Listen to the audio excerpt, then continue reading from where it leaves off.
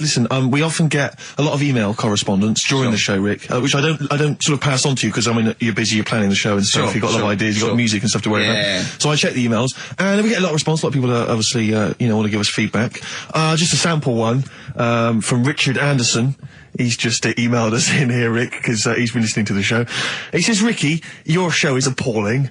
Are you actually aware you're on the radio, or has someone just secretly stuck a microphone on you? That's from Richard Anderson. So that's typical of the kind of feedback, Rick, we're getting today. So, is that good, is it? So that's the kind of, high positive praise that we're getting. So I'm glad Anderson's listening, because I wanted him... I was gunning for him as a fan. I was worried that early on in our career. So I think he's hooked now, though. But thanks, Anders, for getting in touch. Good work. He's fitting through for Hellraiser, though, isn't he? Yeah, well, that's still to come. Still to come. Still to come. What we're playing. Just let me just check Richard Anderson's email again. Just remind myself of. Go on. Ricky, your show is appalling. Richard Anderson, thanks. What I like about Dickie Anders is that he's obviously so angry, he's so annoyed by the show that he's bothered to email just to get the venom out. Otherwise you'd switch over. Well, he's obviously so annoyed, he knows how to hurt someone as well. Exactly, he's really taken the time out to show his disapproval. Of giving up.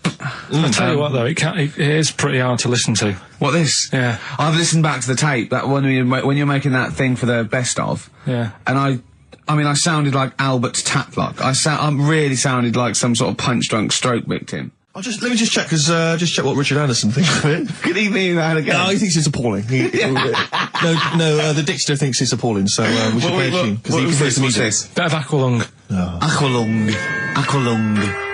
Rockbusters next. Dick Anderson's been back in touch. Excellent. I think so. Obviously, we turned him round. Well, he loves it now. He's been tuning in. He loves it now. He says, Ricky, thanks for a really forgettable 2 hours of radio. I think I'll spend the time next week counting my feet. That's from Richard Anderson. So, we've turned him round. Do you know where the phrase counting my feet comes from? Well, in the olden days, right, and I'm talking ages ago, when you really loved something, you used to, as a sign of respect, like, say, a radio show, you'd count your feet. And that's where that comes from, Carl. Guys, can I just stop you there? I'm just going to email Richard Anderson and tell him I agree. Do you reckon Richard Anderson will be back next week? Yeah, Richard Anderson will not miss this show. Excellent. I'll tell you, our number one fan has emailed again, I'm pleased to announce. Richard Anderson, Dickie Anderson, he was in touch last week. He loves this show. He's such a fan of the show, and this week he's emailed in, what actually is the point of your show? Is it to confuse, irritate, depress, or what? All of those things, Dickie. Thanks for noticing. Oh, he loves this show. He's such a fan. He's such a fan. He's because last week, you remember, Carl, he emailed in to say that he'd rather spend his time counting his feet than listen to this show. Presumably he's done that. Yeah. And he's decided to email in. Well, how many feet? Incredible. Yeah. No, but he loves this show. Good, yeah. So, thanks, R.A. Thanks for listening. See you later. Well, I was just looking at some of the emails, and if I can find it, I got an absolute treat from you. Go on. Dickie Anderson. Is he? Anders, he's emailed in Richard again. Anderson, our biggest fan. Biggest fan. He said, Dear Ricky, sorry for not tuning in recently, only I've been busy watching a puddle evaporate. Glad to hear you haven't tinkered with the show's winning formula by trying to introduce any quality into it. That's from Richard Anderson. So, good to have Dickie Anderson listening again. Because he just keeps us on our toes, you know. Yeah. And good work, Rich. Thanks for that. I wonder what he looks like. Dickie Anderson? Yeah. I bet he's a good-looking guy. For some reason, I've always imagined him as being slightly older, with maybe a beard. Oh, no, Do you know what I mean? Like I think of him sort of cords and now and sweater. Definitely cords. I think he looks like, maybe the Proclaimers. Yeah, but again, with a beard or at least a moustache. Yeah. I don't know why I'm seeing some kind of facial hair. And he's sort of like, he's sort of, he likes the Cure and the Swiss Nut, but, he snarls at everything. He thinks everything's pure. Yeah. I bet he prefers Radio 5. Do you think Radio 5? Yeah. 5, yeah. And 4. I bet he's a real music snob as well. I bet there's certain bands, it's like rubbish. The Blazing Squad, rubbish. All pop music, rubbish. Britney Spears, rubbish. Is this defamation of character? He slagged you off enough times, Rick, and the show. I don't know if and I'm only saying it's my opinion, exactly. I imagine. So, yeah, I mean, we don't know. I mean, you know, you could be a lovely guy. To be honest, I'm getting to like him. What I like about Richard is he's willing to say what he thinks. Well, it's not. It's more than that. He's a bit like Eminem. No, it's more than that. He actually hits on the truth too often for my liking. Yeah, well, I mean, this is a shoddy show with very, very little to offer. You got to remember though, it is a bronze-winning show. We did win a bronze award at the Sonys last year. One of the most coveted of the awards. Yeah, bronze. In my opinion, the bronze is slightly better than the gold. Well, a lot of people don't win the bronze, Rick. You got to remember that there's not many people who win the bronze. Gold, just, gold's got no intrinsic value. It's just a currency, and in my opinion, bronze is better. Well, yeah. In a way. Carl, Rockbusters, your mum, Carl. Yeah, no, listen, we did get a bronze, but this year we introduced Rockbusters. Things will be changing.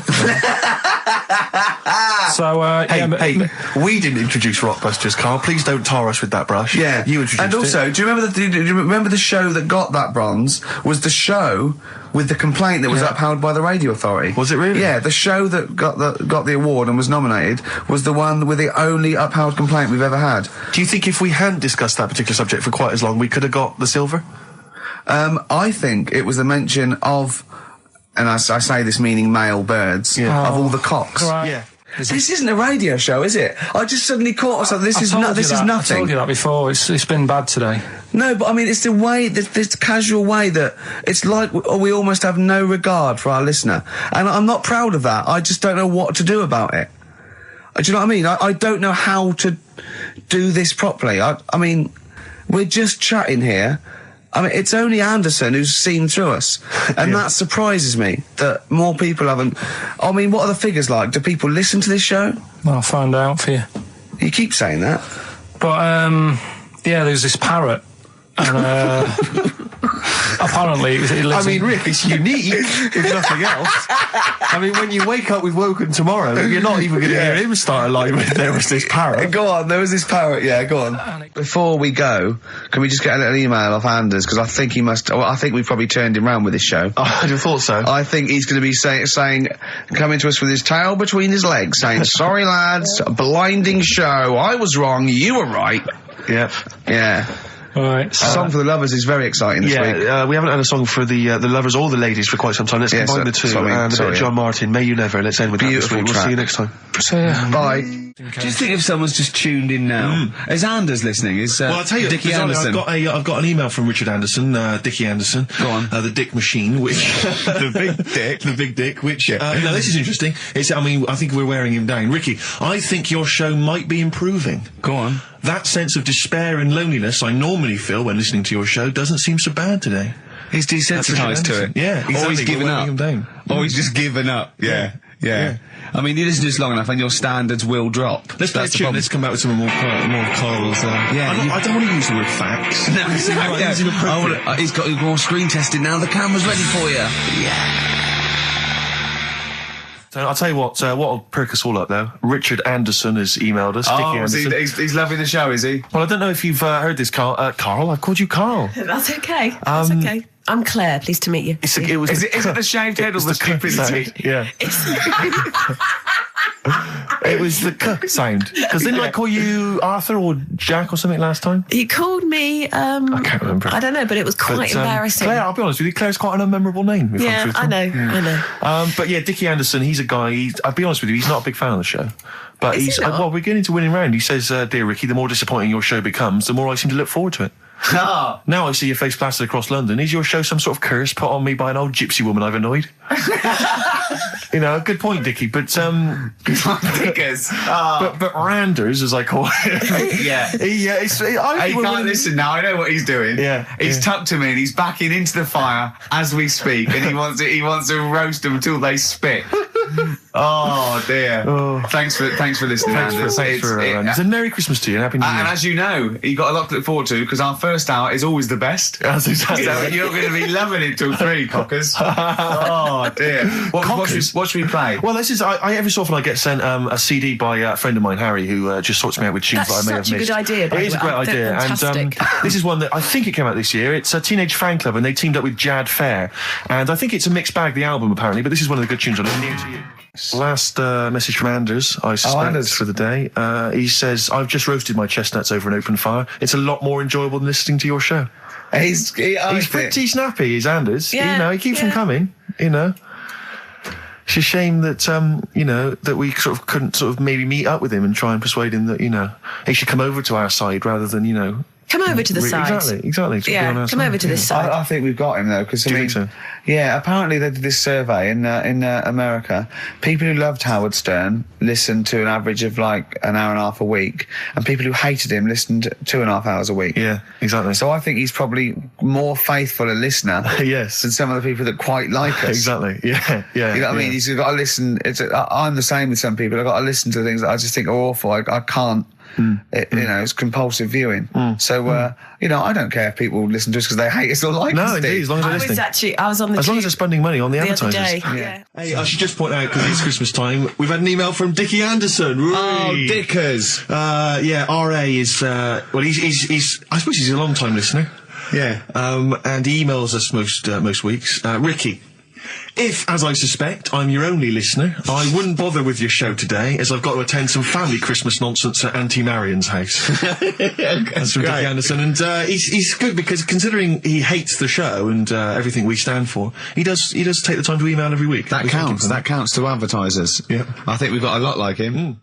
Oasis, Supersonic, still good. Still as good as ever. Still good on XFM 104.9. Ricky Gervais, Steve Merchant, Karl Pilkington. Do be pleased, Rick. Go on. Ricky Anderson has emailed him. Dickers, Danderson. Oh, yeah, what are you doing, Dindo? He's probably our biggest fan. Diddler, you little diddler. Exactly. He has emailed in, as ever.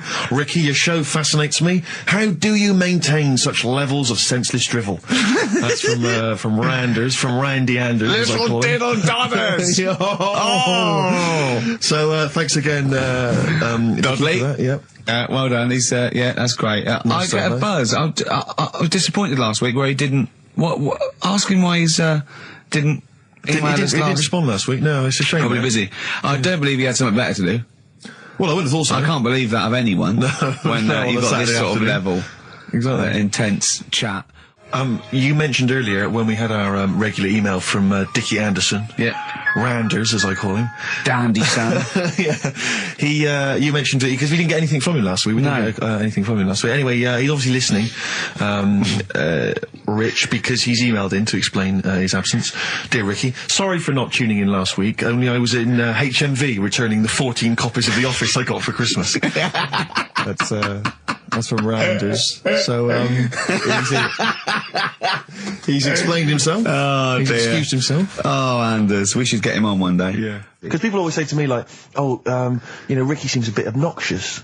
Who says that? No, they say, no. Who comes up to you and just says that? The guy on the tube did it. I swear to God, he came up. He said I was watching an interview with Ricky. He said, he's not a nice piece of work.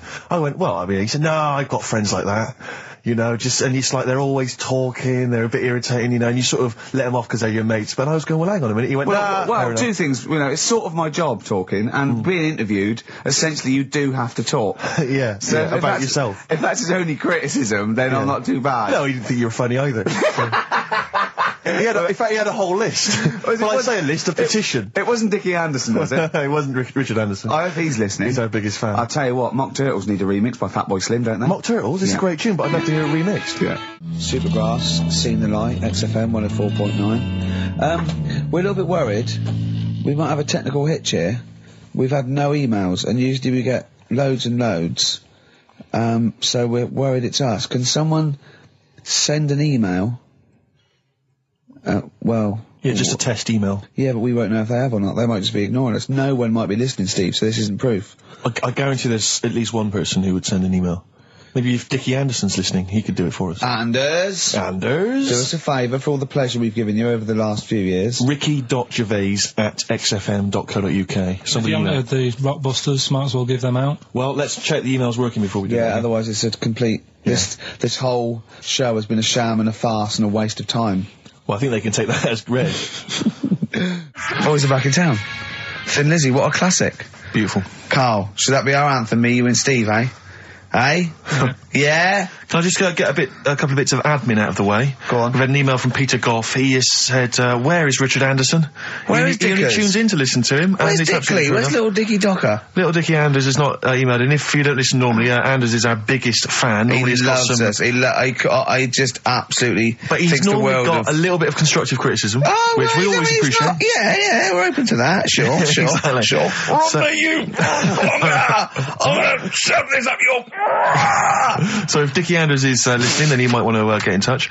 Can I just say before we play a record that we've had an email from Dickie Anderson. Dickers! Richard Anderson. Oh, Dickster, you Dicky Docky Dido, are ya? If you're a new listener, then you won't have come across Richard before, but He loves the show. He's our biggest fan. He's a bit of a... And he loves the show. He tapes it and listens back to it 4 or 5 times. But the great thing about him is he's not afraid to offer a bit of constructive criticism. Oh, well, go on, what's he said? Well, all I'm going to say to you is he said, is it true that companies are now getting rid of hold music and are instead using your show to irritate their customers while they're waiting on the phone?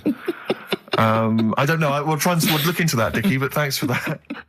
Yeah. Before we carry on with anything, I should just tell you, we're on the subject of emails. There's one emailer we're always looking forward to hearing from. Dickers! Richie Anderson. Dicky Docky Do! Richard Anderson, thanks for emailing. He's my biggest fan. He's now. one of the biggest fans. He absolutely loves me. But not afraid to offer some constructive criticism. Go on, That's the what's he great said? thing about Dickie. And from Anders this week, he says, Ricky, I'm lazy, I talk nonsense, I'm badly organised, and I believe in ghosts. Can I have a job working on your show?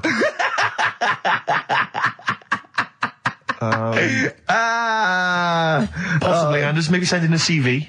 Or email a CV. He's put a little bit of all of us in that, hasn't he?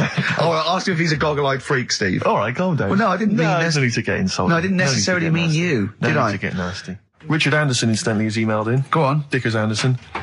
It's not happening, is it, there? Is it? Why not?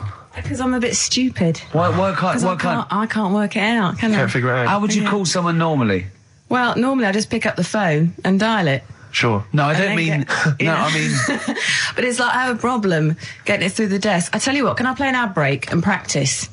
I'll pretend this didn't happen and then come You know, back in a to weird you. way, it's like It's like having Carl. Here. It's like having Carl. Play the ads. I'll get back to you. Richard Anderson, I should just say, has got in touch. Okay. Here we go. Hold on. Oh, Claire. No, I can do it. Just tell All me right. Anderson. This is ludicrous. Yeah, so obviously Richard Anderson, he's emailed in his thoughts. Dickie Anders, Randy Anders. You. Dickster, Dickmeister General. Dickmeister General. And he says there's something making... Have we got it, Claire? He says there's something making strange yelping noises in the thicket at the end of my garden. Shall I go and prod it to see if it's Carl? Let me just tell you what Dick has said. He said, Richard Anderson, he also said, P.S. the show's still rubbish without Carl. Fair enough. Still rubbish without Carl. Now, is that a compliment? It's still rubbish without Carl, which suggests he thought it might be better without Carl. No, I think he means it's equally rubbish. Right. Brilliant. Nothing Thanks. changes. Thanks, Dickers. Yeah, exactly. Dickmeister. What's happened to Anders? Well, I was just going to say, actually, we've not had correspondence from Richard Dickie Anders for some time. The Dickmeister Yeah, General I with know. his naughty, insulting ways. Yeah, Anderson used to email regularly. Anders, get on your computer. Get in touch, mate. What do Just tell you us think what you think of the show. Hold on, though. To be fair, he was listening when we were pretty shoddy. Isn't that If true? he's listened to the last 3 weeks, I think we're owed a little apology from you, Dickster. Exactly. Absolutely. Listen, Piley, we want to send you all those goodies, including Scottish rock, but we don't have your address, so email in your address and we can send that off to you. All right? Yeah. More adverts? Yeah. The Seeker from The Who. Brilliant. Classic rock. On XFM 104.9, I'm Ricky Gervais, with me Steve Merchant, Karl Pilkington. All right, well, unsurprisingly, the overwhelming consensus is that people would like to hear the return of Rockbusters. I should, however, point out just some of the no responses. Let me see what we've got Is here. Dickie Anderson called in yet? Sadly, nothing from Dickers. I think I might make him one of my hilarious sort of comedy characters. What do you think he would sound like? What would he sound like? I sort of probably like that, I think. Ding dong. Hello. Hey, it's Dickie Anderson. I can't believe it. Your show's rubbish. Something like that? I mean, I think you should work on them perhaps before You're saying there's not a lot of substance to these I'm cars? just saying that, once the novelty of the doorbell has worn off... I don't think you understand comedy on radio, Steve. I'm not sure I do, to be honest. Listen to Noel Evans, listen to Moyles. You'll see you don't need to riff with it. It's just, you just do the doorbell and just say they're here. Right. That's all you need to do. Sure. So, that's the main thing. Well, so we've had a couple I'm of thinking of some responses. more characters as well. We'll keep working on those. Yeah. It's interesting. I mean, I don't think our number one fan, Dickie Anderson, Richard Anders, was on the panel, although he here has emailed in. He's got a couple of thoughts as to maybe why we... What is Dickers doing, man? Dickers says, commiserations on not winning a Sony. I can't believe you didn't win, naturally. I mean, apart from your show's obvious lack of quality and effort, having a monkey for a producer, offering the biggest load of tat as competition prizes, saying hairy Chinese kid 48 times every show, Rockbusters, not bothering to turn up for weeks on end, only having 3 listeners, introducing the comedy characters Camp David, Harry Fook, which I think he spelt wrong there, Stephen Merchant. I'm not a character. Apart from insulting every race, religion, and sexual orientation, bickering like schoolgirls, We haven't done everyone yet. We have not insulted everyone yet. There's loads to go. Despite the fact you generally bring misery into the lives of anyone who listens, I thought you were surefire winners. Better luck next year. Well, I mean, a couple of constructive, criticisms there, but generally, I still can't nail it. Was he on the panel? Well, I don't think so. Well, he's a fan, so... Yeah. Well, no, he's clearly a fan. I mean, he obviously loves the show. He has hit the nail on the head. Oh. Which... Yeah. But, by the way, Red Hot Chili Peppers on XFM 104.9. So, a few more shows. And then I hope Sony are happy. They should encourage... we've only been radio, a couple of years. Exactly. You encourage young talent like you. Yeah. Instead of giving it to Radio 1 and Radio 2 and... The old war horses. We just had a quick email. I wonder if you could answer this. It's James from NW1. He says, Ricky, is Karl going to be on this week's show? Please let me know, as I may listen if he's not. Sadly, he is here. I mean, people are already turning against you, Karl, because they've seen what's happened. Yeah. I think they've probably realised that I think we gave him too much. I think we've got a spoiled sort of kid in our hands. It's sort of like, we knew how bad he was, but we were trying to sort of bring him out of his shell a little bit. Yeah. You got to encourage sort of, children like Karl. Well, yeah, exactly. Sort of fend for themselves. But I like the fact that Dickie Anderson had that wonderful rant. It was an articulate email. It was quite long, and he must have typed it immediately. I'm thinking, because he's a fan of the show and he thinks I'm a genius, we need a PA. Sure. Don't we? Yeah. Do you reckon he'd come and work for us? Well, he can't be any worse than what we've already got. I know. So, there you go then. We're giving up radio. We're going to concentrate on television. Karl's going to probably go back to what? Just doing your sound? The thing I won a silver for at the Sonys. Where's Dickie Anderson? Not heard from Dickie Anders for a long, long time. Because I wanted to... if there's one show I'd wanted to hear, it's this one. Because we've pulled out some of the stops now, haven't we? He's excited because he's going away, so he's putting an extra bit of... Come on, let's play a record. Let's play a tune and then let's come back with Monkey News. We have some Monkey News to end with. He's excited. Incidentally, we mentioned that Stargate SG-1, I'm sure you look forward to that, Michelle. That features Richard Dean Anderson. Had a lot of emails, people saying, is that the same Richard Dean Anderson or Dickie Anders that used to email in and said he loved the show? What's happened to Dickie Anders? I've not heard from Dickie for ages. So, Dickie, if you're listening, Richard Anderson, if anyone knows Richard Anderson, what's happened to him? Well, I think we know his top 3. Yeah, exactly. So, Dickie Anders, if you're still out there, get in touch with Anders, little saucer, alright? Yeah. Anders. Embrace and Gravity on XFM 104.9. We've had a couple of texts. People obviously can text in 83XFM. That's the text number for the big quiz that's coming up shortly. Rockbusters, still your opportunity to win some of those cracking prizes. Enter your name in the draw if you can unravel the, I don't know what you call them, conundrums that Karl set. Sort of. We've had a couple of texts. Obviously, we're leaving early today. This is a shortened show and our last show of this run. But we've got to leave early. We've got to go down and try and make poverty history. But Rob's texted and he says, only an hour and a half today. Well, poverty does have some benefits then. He's a fan. He understands the show. Who was that little fella that used to write in who hated the show? I forget his name. I haven't heard from him for a while actually. I don't know what happened.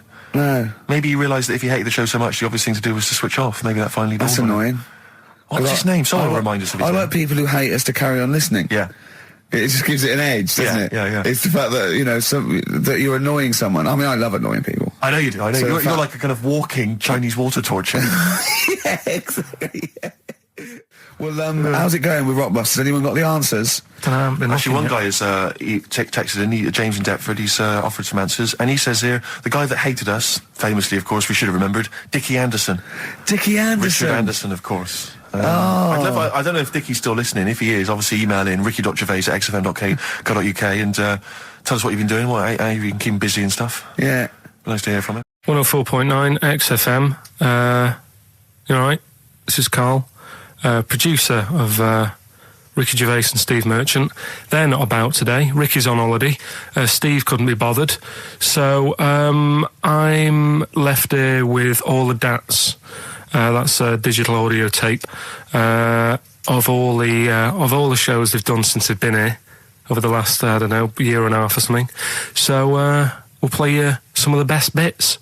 All right, so here's the first bit. That blew me away, right? The fact that he got the name, he got the number. Spooky bit, right? I'm walking home. I called you up a couple of times and I left a message on your phone. Yeah. Because it was just amazing. Not only was he good at magic, but his maths was brilliant. No, well, that thing adding up to 42 was like, how did he do that? I mean, we didn't even make a big deal out of that. He said that to me. He said, all Carol Vorderman's got is the maths. Do you know what I mean? Imagine him on Countdown. Yeah. He'd even know what they were going to write down. Do you know what I mean? So a bit of a wasted talent. I should see him again about that. I think he's... Right. So I get into my flat, right, and what they do in my flat where I live... They put the post in like these little pigeonholes, right? And I don't normally check them out. I leave it for Suzanne to do, right? Sure. But this time, for some weird reason, I thought, right, I'll check it, see if we've got any post. Open it up. There's only this. A letter for Miss Harris. Yep, there it is. Bona fide in front of us. A letter addressed to a Miss Harris. Well, does she live there? No, it's my address. She doesn't live there. Did she ever? Don't know. It doesn't matter. It's weird, isn't it? But we've never had. Normally, I think there was a guy who lived there called Yaki Shoki. Mr. 42. It was definitely wasn't an Harris, right? This is the first time we've had a letter for this woman. Yes. Right. But what are you claiming? Because Darren Brown himself admits that it is not paranormal, it is not supernatural, it is a trick. It's a trick. Is it? But he would say that, wouldn't he? Hitler said that. Play a record. Well, can we open this? No! It's illegal!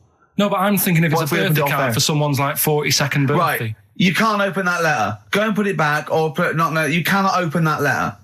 Why not? You can't open someone else's mail because you think Darren Brown's supernatural. What if we steamed it open and then resealed it? No one would know. It's only a letter. You can't, you can, but I don't want any part of it. Carl, I think you should open it. No, you open it. I'm not opening it. It's against the law. You should open it, though. We won't open it then. They won't send you to prison. Forget it. You'll get off. Cure? Yeah. Bit of cure? There's no cure, no. I'm I'm tempted to open it. Well, do you want to, Steve? There you go. No, I'm not going to open it, but I think you should, definitely. 6 Different Ways by The Cure from the album The Head on the Door. We've enjoyed that. The Head on the Door, Carl. Ooh, bit of a coincidence. Spooky, isn't it? It was only 4 weeks ago you were talking about a head and a door. Exactly. Has the door got a number on it? 42. Oh, dear. So we're not opening it? No. Well, I can't open it because as the producer, right? Oh, yeah, because your standing in society is such that they'd make a real example of you. Yeah. A producer of a tin pot radio show once a week. Yeah, he should know better. He can press buttons and talk at the same time. Sending down. But they wouldn't try you in an adult court. You would get away. You would get away with it. Just they'd hear you speaking for a little while, and the judge would end up squeezing your head and letting you off. It'd be like those people who train monkeys to break in. Do you remember down in South London? We talked about it in the past, and they were going around robbing stuff, and they trained them to do it. Yeah, I don't think those monkeys would have got in trouble. It would have been the keepers. So, I think XFM would probably take the rap. Will you open it? No, I can't be seen to open it. No, he's a writer-director. Exactly. So am I. I can't be seen to open it. I'll give it here then.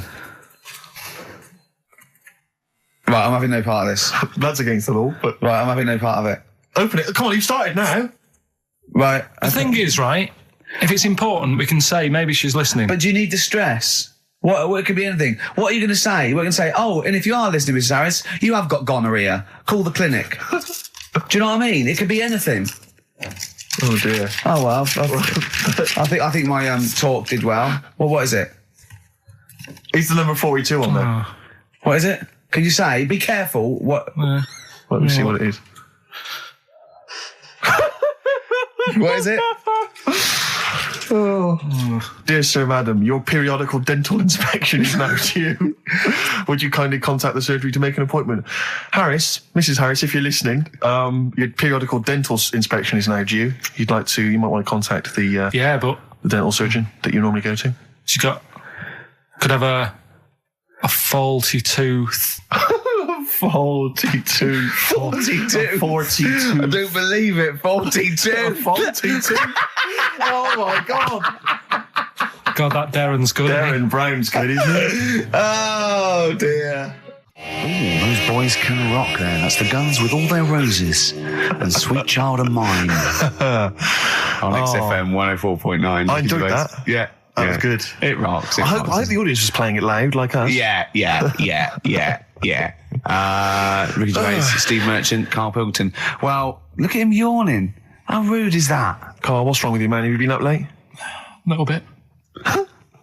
Girlfriend was away, wasn't she, yesterday? Yeah, I always have a problem with that. Because you don't go to bed, do you, early? Do you know what I mean? You sort of think... I just always find that thing that if, you're used to living with someone... Yeah. One of you will go, let's go to bed, then you'll go, all right. But when you're on your own, you go... You just forget to go to bed. I just stay up. Okay, stop eating now, Carl. You've ate all the food. That's just a plate. All right. Okay. Yeah. No, I stayed up and watched... there was a thing on about Dracula. Right. What, Dracula? And I found a flaw in it. Go on. Not the fact that he's the living dead and and drinks blood to stay alive and he doesn't reflect and he can turn into a bat. Well, and you can go on. The mirror thing, you can't look in mirrors, can he? Well, he can look in mirrors, but he can't see himself in a mirror. Yeah. That still doesn't work. Go on. It doesn't work at all, Carl. It doesn't work at all. Well, centre parting's always really neat. His centre parting's always really How does he do it if he can't look in the mirror? Blood on the floor or something it was called. Rubbish. I love the flaw in the Dracula film is that his centre parting's too neat. How did he do it without a mirror? Oh. Was it a documentary about Dracula? No, there was the real Dracula. Yeah, the real Dracula. It's just a film. It had blood on the floor or something. It was called. Yeah, it's rubbish. We had a little lunch yesterday, didn't we? We did indeed. That was a nightmare. Yeah. I hate going out with you two. I was explaining to Carl, right? I like to excite Carl's imagination, right? And if it involves chimps or monkeys, all the better. Brains he likes, parts of the body, deformity. I know where to, what buttons to push. And I told him about this thing. I don't know if any of you out there know about this, but there's an experiment they did in the 50s, a clinical psychology experiment where there's your two hemispheres of the brain, okay? They're joined by a thing called the corpus callosum, right? Which is just a little flap of skin, like a little scarlet lead that joins your two hemispheres. And what they did, they cut that in half, and they thought it was a cure for schizophrenia, but what it turned out to be, or epilepsy, I think, I can't remember, was that your two sides of your brains didn't function together. You couldn't get information. I was telling Carl all this thing, and one of the things I told him was that they did it on a monkey, and it fought itself over a nut. Like its right arm was connected, by its left lobe of the brain, and it was fighting over itself. And Carl went, instead of thinking this is amazing experiment, he went, would it have been happy if you'd given it two nuts? Yeah, I know. Well, you started off by explaining it, and I remember you mentioned, because I was watching the two of you as you were describing it to me, you said, of course, one side of the brain deals with symbolism, and as you said the word symbolism, I noticed Carl drift away from looking at you, pick up his mobile phone, and start pressing buttons randomly. And I thought it was the word symbolism that got him. And I noticed it took you just a moment longer. And I think the first thing you said was, when did I lose you? Yeah, I know I'd lost him. It's extraordinary. And he doesn't even try to disguise it. I said nomenclature at one point as well. Right, yeah. And I knew I was dicey with death there. Yeah. But, but I told you tried to look it up, didn't you, on the web? You didn't find anything about it, did you? The spelling of it's, what is it again? What's the word? Corpus callosum. Yeah, so I couldn't do it. No, don't bother. Give up. Don't bother. Give up. So if anyone knows any interesting facts about that, but yours hasn't been cut in half, has it, Carl? That would, again, might explain something. I'll tell you what we will be talking about later. I don't know if you're sort of aware of them, Steve. Go on. Bonobos. Oh, I don't know much about bonobos. I told him about he was looking for stuff. I said, put in bonobo. He was having no luck with chimp. And they're a form of chimpanzee, but they're even closer to us, evolutionarily speaking. They've got their social groups are more like ours. They're more intelligent. And he was loving it, weren't you? So is it human bonobo Karl? Is that how it works on the evolutionary ladder? Chimp Karl. Yeah. Talking about 'em. So we're talking about bonobos. You're excited about that? Yeah, That's coming up in Monkey News? No, I think it's a bit of a monkey bonus. All right, XFM 104.9, Ricky Gervais, Steve Merchant, Karl Pilkington, not here. It's the best of. You've been voting in all week, sending your emails. So here's the clips that you wanted. Another holiday. Well, it wasn't holiday. Well, it was. You had 5 days off work. Why isn't it holiday? You had 5 days not working for a living. You know how many days holiday gets a year now? 29. Oh, that's more than teachers, isn't it? It makes me sick. It makes me sick. Well, I know the kind of hours you work, Rick. It's mad. I mean, if you're not in work by midday, you're furious. No, but I mean, I'm always... 29's normal for the normal working person. Yeah, but, you know... And anyway, it wasn't a proper holiday. I went to see my mum and dad. It's nice to see them and everything, but it's not holiday, is it? Why? It's not going away. It's not getting on a plane, is it? Going away. Oh, is that definitely a holiday? What happened before 1950? I don't know. People used to go... Yeah, exactly. People used to go to Blackpool or Brighton. That was holiday. Yeah, but I didn't Where did go you to... go? Went to Wales. There you go. Lovely holiday. Lovely holiday. Have a holiday in Wales. That's what they say, innit? Come to Wales and have a holiday. That's what they say, innit? So come to Wales and meet your parents. Come to Wales and have a lovely holiday. Right. Well, anyway, it was good and that. It's always good to see him. Right? Yeah. But week off work. Do you know, like my mum likes gnomes and stuff. Yeah. Right. Of course she does. She's lived with one for 30 years. She said, get your dad to take us to this park where they've got 6-foot gnomes and stuff, right? Have a walk about. Sounds like a nightmare. Yeah. Sounds like a living nightmare. Keep an eye on Karl. Yeah. So anyway, he stood still for 2 minutes. Someone bought him. No. You can't buy them and that. It's like a little exhibition thing, yeah. Right? And it's part of a hall, right? This big hall that you have to pay to get in. But we didn't want to see the hall. I just wanted to see the gnomes. Of course you did, yeah. So anyway, my dad says, yeah, well, we can get in there for free. Of course he did. Clever. Right? So we parked up on this little country lane, right? No one about. How much was it to go in? Like £2? About £3 each. Yeah. But he said, well, yeah, but if you don't have to pay, do you know what I mean? You enjoy it even more, don't you, when you're walking about and you think, I've got this £3 in my pocket, no one's having it. Yeah. Right? No, looking over shoulder for a bloke with a peak hat saying, can I see your ticket, please? I wouldn't enjoy it more, no. Go on. Yeah, but you don't worry about it, do you? You got a bit of money now then, Rick. You've changed. So anyway, so we had to walk across about 4 fields. For £3? Right? And what happened was, we're walking through all these fields and what have you, big grass and muddy bits and all that, 'cause it'd been raining, and climbing over fences and stuff. And we're in this field, right? And I look to my right, and there's about 30 cows all staring at us, right? And Suzanne started to panic a bit. She said, we shouldn't be here. Dad says, of course we can. We're allowed to go wherever we want. All this land, it's ramblers' rights and all that stuff. Yeah. And take a cow if you want, unattended. Serves him right for leaving him in the field unattended. I'm having one. Yeah. And keep us fed for a week. Anyway, these cows start surrounding us. Surrounding us. Oh, brilliant. Oh, no. Face off. And Suzanne's panicking, going, this isn't right. We're not going to make it to the fence in time. They're moving faster than us, and he started sort of running a bit. Wow. And it's like some kind of bovine West Side Story. A gang of cows coming at you. Don't worry about it and stuff. But my dad had to sort of stand there and wave a stick at him. Of course. And we got away, but Suzanne was having a bit of a sweat on. Got away. Saying, we could have got killed. Sure. And my dad saying, no, it never happens. And I just wondered if it does, if there's a risk of... Yeah, it is rare, but there's been a couple of cases of being trampled by cows. They're not aggressive. They sort of run through you. Well, they're aggressive if they've got a calf. They do have kids. What? You had kids with them. Kids, yeah. That's goats you're thinking of. Yeah. Maybe they were trying to sneak into the gnome thing, and they were worried that, like, if too many people did it, and they thought some cows, we can just sneak in where cows, no one's expecting cows. And the cows were going, walk upright like a human. Don't walk upright. They thought you'd blow their cover. Yeah. Yeah, people have been killed by cows before. Yeah, that was like the highlight, and then... So when you arrived there, you were presumably covered in mud, looking like something that had just come from Glastonbury, staggering around this exhibition. It wasn't that bad, it was just like a woods, and it had like a funny sort of funeral, like a graveyard thing. Right. Yeah. With bodies sort of hanging out the ground and that, and we had these 6-foot gnomes. Right. And then we just set off again, walked back. But we're sure this wasn't a dream? No, it was good. And... called up Ricky. I said, right, are you about? Have a chat and that. So he said, I'll just come round. It's a nice day. Have a drink and what have you. So I got round there at about 6:30, right? Go up to his door, knock on his door, right?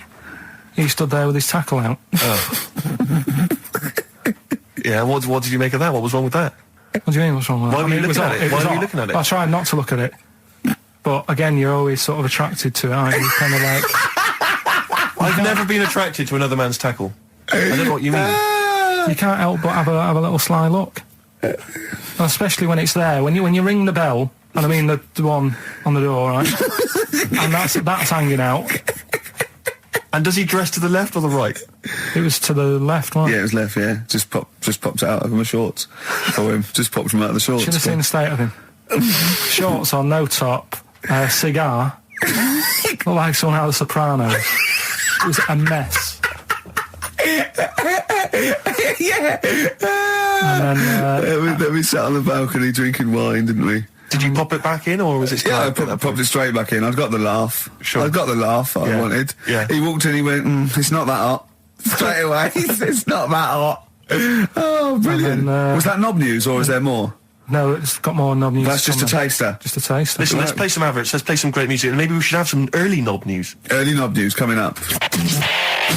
XFM. Yeah. You know, you just mentioned there about sort of no knickers and that. Is this going to be your Auntie Nora? No. Right. It's just, like the last flat that I lived in, I always had a good view across the road, and I could see, it was the hairy... There was the hairy Chinese not hairy Chinese kid, he was just a Chinese kid, actually. Yeah. Because that's rare, isn't it? Hairy Chinese kids are very rare, isn't it? Yeah. There's only one official sighting, isn't there? In one of those shit little magazines that you buy. And there was the old woman who didn't move, she was just sat there reading a book all the time. Who we think possibly died and no one came round for weeks, But, and now I've moved, right? And it was quiet for a bit. I always look at what view I'm getting, right? Looks across, and it was just sort of empty, sort of flats ready for people to move in and that, right? Anyway, people are in there now, right? And they've put all the furniture in, but I haven't put any curtains up. Oh. Right. So anyway, I'm sort of washing up, just having a look out the window. Yeah. Right. Girl sort of wandering about, knickers on. Right.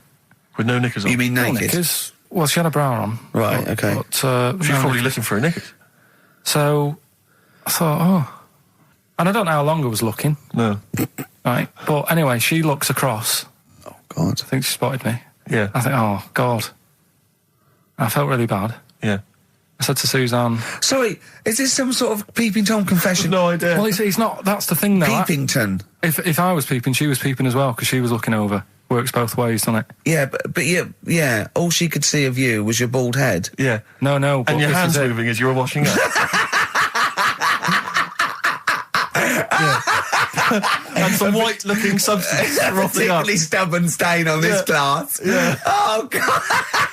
Imagine that. Imagine if she looked across. I'm assuming your sink is lower than the window. But didn't she just cover up or something? Or she looked back and go, oh, you looking at my fanny? Well, the thing I did... What? I thought, just sort of drop me boxer shorts. Because I thought... Well, Suzanne said, what are you doing? What are you talking about? What are you talking about? No, just so they can see me cheeks of me. What are you talking about? No, because I thought if she thinks I'm walking about in the nude as well, then we've both got something out of it. Carl! This sounds like a bad excuse in court. I know. So sorry, you immediately... So you were looking at a woman dancing around naked, right? So the only thing you could do was immediately drop your boxer shorts. So she looked across, saw you fully clothed, saw you took your boxer No, she wouldn't have done, because it's sort of just the top half and the sink's at a side angle, so I was sort of looking out. So This she is wouldn't have, genius. so she wouldn't have seen your trousers then anyway? No, she did. I moved in front of the window more. So you then made them... You actually climbed in front of them. Oh, this is amazing! So you climbed in front of the window to show off it wasn't your naked obvious. lower half. Suzanne said, "What are you doing?" And I I said, bet she did. What are you looking at? I sent you in here to clean What up. are you doing? I'm just taking my trousers down, standing by the window. Why? Because there's a naked woman across the road. What do you think I'm doing, Suzanne? I'm exposing myself while looking at some free fame. leave it. What's up with you, Suzanne? Anyway, Wait a minute, can I just check? A final question. What did the woman across the way... What happened? What was her I reaction? didn't look again. I just thought you've seen a bit of action as well. We're both happy. Let's leave it. Brilliant. So were you waddling around like a penguin with your trousers around your ankles? I just was walking about, and Suzanne said, "What are you doing?" I said, "I'll explain to you in a bit, but don't look out the window because then it's Excellent. obvious." Then he sees that she calls her husband to look at Carl walking around naked. He goes, "Oh, she's got a... Quick, Suzanne, get him out. There's only one with him. Get some more friends. They've gone one more." Oasis and Songbird. It's a nice little ditty It's all right, yeah. of a It's not so Saturday. bad. Yes, thank you. XFM 104.9, Ricky Gervais, Steve Merchant, Karl Pilkington. I think we should go straight into it, Karl. I think we should do the competition. There's Karl in the corner. It seems a little premature. Do you reckon? Yeah, I Do you think reckon so. it's so Yeah, good? We should tease it out of them. Well, it's a big thing. It's just that I've got absolutely nothing to say. Sure. I haven't really... Well, I mean, like often I know you all have spoken to Karl in the week. This week, for some reason, I've been speaking to him. Oh, right. I spoke briefly to him about Michael Jackson and the documentary. Yeah. Now, of course, I thought that was extraordinary. Amazing, and I asked amazing Karl's piece of opinion. work. Yeah. And he didn't mention to me the fact that Michael Jackson likes to climb up in trees. No. He didn't mention anything about his bizarre relationship with children. He didn't mention anything about his obsessive billionaire spending sprees. Right. He didn't mention anything about the mannequins he has in his thing, or the fact that he drives around his sort of 7 hotel suites in Las Vegas in a little kind of old people's scooter. The only thing of note for Karl was he said to me, "Did you notice how big his hands are?" I'll tell you what, though. I did. What? Yeah, how are you looking? The man's got like a face that he's had reconstructed. Well, I can't know. say that. It's libelous. Yeah, But, no, he hasn't. He's got an old he's had two nose face. jobs. Yeah. And you're But looking at his hands. But I think it's because you look at him and he looks a bit like... there's a bit of androgyny there, but it's sort of like it is quite a petite sort of old lady's face in a way. But then you see these labourers' hands come out. That's always the way with a tranny, isn't it? You know what I mean? Well, you can't accuse him of being a tranny. No, he's not. No, he's not. What are you saying? No, I know He's got enough issues now. You're accusing him of being a tranny. I like him. I thought he came out that brilliant. I thought it was really... I really felt sorry for him. No, I think... He cleared up a few things as far as I'm concerned. I thought it was a fascinating piece of work.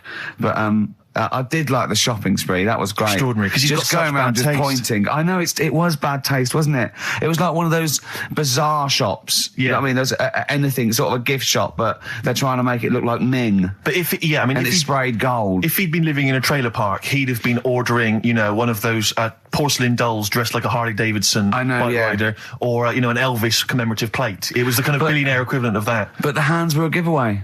It's the same as those sort of What do you mean the hands transvestites. were Well, given- it's like you get. What's it about his hands? I didn't Well, even see you know his when you hands. get like a cab driver or something, right? And he decides to turn transvestite about 60, and he goes on Kilroy. Do you know what I mean? Right. That way, he got a twin set of pearls, and he goes, "I've never felt so comfortable." But his hands are still big. He's got a little wig, and he's got the lipstick on, and he's with his teenage kids who are going, "Kill me." Do you think he's been having surgery on his hands to make them larger? Bigger, yeah. Is that why he was wearing that glove through most of the Exactly, because but I think he wants to be a goalkeeper. Right. And they said, well, you can't, Michael, you got big hands. It would help him climb the trees. It's right, yeah. And he can play tennis now without a racket. Yeah. So what did you make of it, Karl? Were you intrigued? The Michael Jackson thing. It's it was all right. The brilliant Blur, Out of Time on XFM 104.9. One of my post-Christmas. favourite singles of the year, and that's another thing. We'll be playing our favourite singles of the year, as well as our favourite clips of our own show. Rick, I imagine if people have got a bit of Christmas money, they're wondering what they can spend it on. Office DVD. Well, other than that, these guys have got some ideas. What, adverts? Uh-huh. Brilliant. Good to hear that again, isn't it, Steve? Oh, fantastic. Waiting on a Friend by the Rolling Stones. Yeah? Go on then, Carl. On XFM 104.9, Ricky Gervais, Steve Merchant, Karl Pilkington. Go on. Right, this one. Remember Blockbusters? Uh-huh. Right, this one is good, and we'll do this one. Rockbusters. And remember how Bob Holness used to give you a letter? Yeah. And it'd give you a question, and the answer to that question is that letter. Yes. Right, well, it works like that. So if I said to you, we'll test it out on you, Steve, right? Right, welcome to the show and that. Hello. Let's play, right? And I say, right, your first one is W. Mm-hmm. And the cryptic clue, because it's done like crosswords. Okay. So not quite like Blockbusters. Well, this young man prepared for his death. And it's a W, so the answer. And it's not always going to be like our sort of music, it can be any sort of music that's out there. So the W is the name of the answer. I understand that, but is the answer always the band name, or is it? Yeah. It's always the band name, is it, or the artist? Yeah. And so would the W be the surname, or would you have both the initials if it was someone's name? Would Elvis Presley be EP? Don't get annoyed, no. Carl. These are questions that I knew would be asked. I know because you tested it on me. So you've got to tell them. We need That's to the know point. the rules. If it was Elvis, I'd probably do E. No. Give him the answer. Give him the Right, answer. did you hear the clue? No, give me the clue again then. So the letter is It W. is a cryptic clue, and It's the clue's W. fine. Listen, but- and the go on. clue is, this young man prepared for his death. This young man prepared for his death. Yeah. This young man prepared for his death. And it's a W. And it's his first name. That's what he needs Well, to see, know. that's the, yeah. Yeah, but I don't... Well, shouldn't we have the initials? Wouldn't that make it easier? I mean, Yeah, wouldn't- but they didn't do that on Blockbusters. It just had one letter. No, they did if it was if. The gold one they often had us for 3 or 4. Did they? Letters, yeah. But it was normally just one word. It wouldn't have been a name or something. All right, then. W. W-Y. W-Y. Will Young. Excellent. I Right, didn't so understand it. What was this the young Will man... prepared for this young man. So he's sort of mixed sort of cryptic. Yeah. But I mean, you know, that's a good effort. That's better than Yeah. usual. No, it's that is better than It's not usual. bad, is it? So do you want to play? Let's play Rockbusters. Yeah, Rockbusters. All right. Sam, Hello. is it sounding all right today? It is. It's just about. All right. Cheers. That is worse. Right, then. Yeah. And so we've got Sam on the line. Who else have we got there? So we've got Tim as well, haven't we? Hello. All right, Tim. Tim and Sam. Right, You sound quite similar, lads. Could one of you affect an accent or something? Which one's Tim? Yeah, it's me. Okay, which one's Sam? It's Sam. That's slightly deeper. Bit Slightly deeper, deeper. yeah. Sam, And they're not against the clock anyway, are they? So it doesn't really matter. I suppose not. So I think Steve just wanted a bit of variety. Okay. you understand the rule, lads? Could you explain them to us? Right, play it. Okay. Hang on, wait. Well, let me explain, because I mean, life is too short. Now, Carl's going to read out, say 3 clues, yeah, and just shout your own name and answer it, or shout the answer. Shout your own name, then the answer if you know it, and it's the person who gets the most right. Okay. Is that all right? Yeah. Yeah. So, Here we go then. okay then. So Shouldn't it be the first to 3? Well, yeah, but then he hasn't got. I've got enough. It's fine. You've got enough clues for that. Right then, here we go. Welcome to the show. Oh God. Right, the first initials, S-T, right? Is that right? Well, I don't know. Oh, we don't know, do we? How do we know? Here we go, S-T, and the cryptic clue is better than the average homeless person. Okay? Sorry, I think, is that a band? Yeah. Is it an old band? Yeah. I think that's one word. Alright then, S. S, it's an old 70s band. Better than the average homeless Tim. person. Tim? Go on. Supertramp. Yes, Supertramp well it done. is. Yeah. Well done, 1 point to I have you, no idea Tim. why that's right, by the way. You don't understand why it's right? He's a super tramp. Oh, right. Better than the average homeless cryptic, person. Yeah. Yeah, cryptic. Yeah. Okay, second one. Come on, Sam, you got That's actually quite good for Carl. Trust me, Tim. I mean, take that as a good clue. Because, yeah, okay. We won't do this again.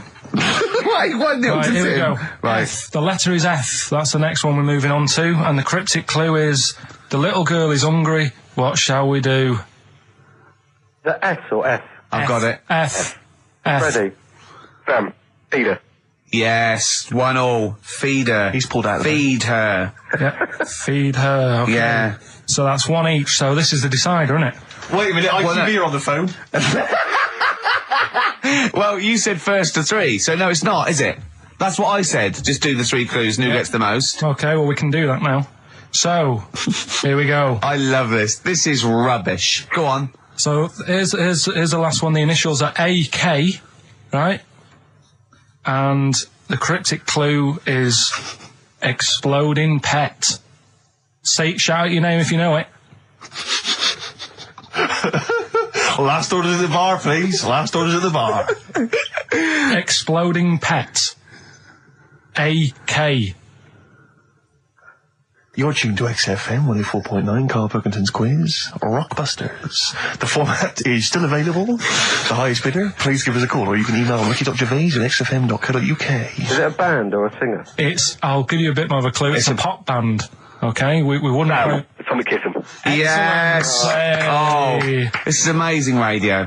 So who was that won? That was Sam who won. So it's 2-1 to Sam. So he wins. What does he win, Karl? He wins some CDs and some videos. No, he's got obviously now, Sam, if you're ready, take the spot. You're going to do the gold run. Away you go, Karl. I haven't got any more. You're a fool. Right, stay on the line. We're giving both some presents. Play a record for. Rick, I'm going to shoot off. Not come. Well, listen, still to come, right? We've got the monkeys thing. Oh, chimpanzee that. And when I was out last Sunday, right, at Johnny's birthday party, Steve was there. Yeah. Got talking about stuff. And a debate that we didn't really finish cropped up. It blew your mind, didn't it? Amazing. Oh, I know about this. Steve told me. This is the infinite amount of monkeys. Or a monkey with a typewriter and an infinite amount of time would eventually come up with the works of Shakespeare. Yeah. There was no debate. It's a philosophical, mathematical problem. There's no debate. It's true. It wouldn't happen. No, listen, Karl, listen. Infinity sorts it all out for you, right? An infinite amount of monkeys at a typewriter, right? They do everything. They type everything. Infinity just sorts it all out for you. There's no getting to it and they're going, oh, well, let's have a look what they've done. This one's come close. Did Romeo and Juliet. It would do it all. It would type everything ever possible, conceivable. Yeah, but... It's a mathematical... Well, we've heard your side of the argument, Rick. And I'll be honest with you, it's a persuasive one. But let's hear Karl, because he heard about this in a pub last week. Yeah, so he's got some strong What's your problem with it? What's your problem with it? Well, first of all, right, you're saying it's a load of monkeys. It's not just one monkey that depends. can live forever. No, wait. It's either a chimpanzee with a typewriter with an infinite amount of time. He would eventually, by definition, mathematically, type everything ever possible, okay? Or it's an infinite amount of chimps with typewriters, and one of them will type it first time. But already that's not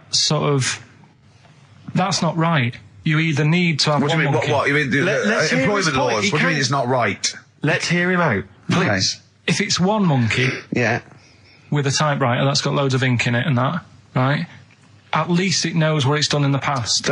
It's not... Keep going. Crime. If you've got a load of monkeys, it's like if you have too many, what's that saying about too many chefs? Too many chimps spoil the soup.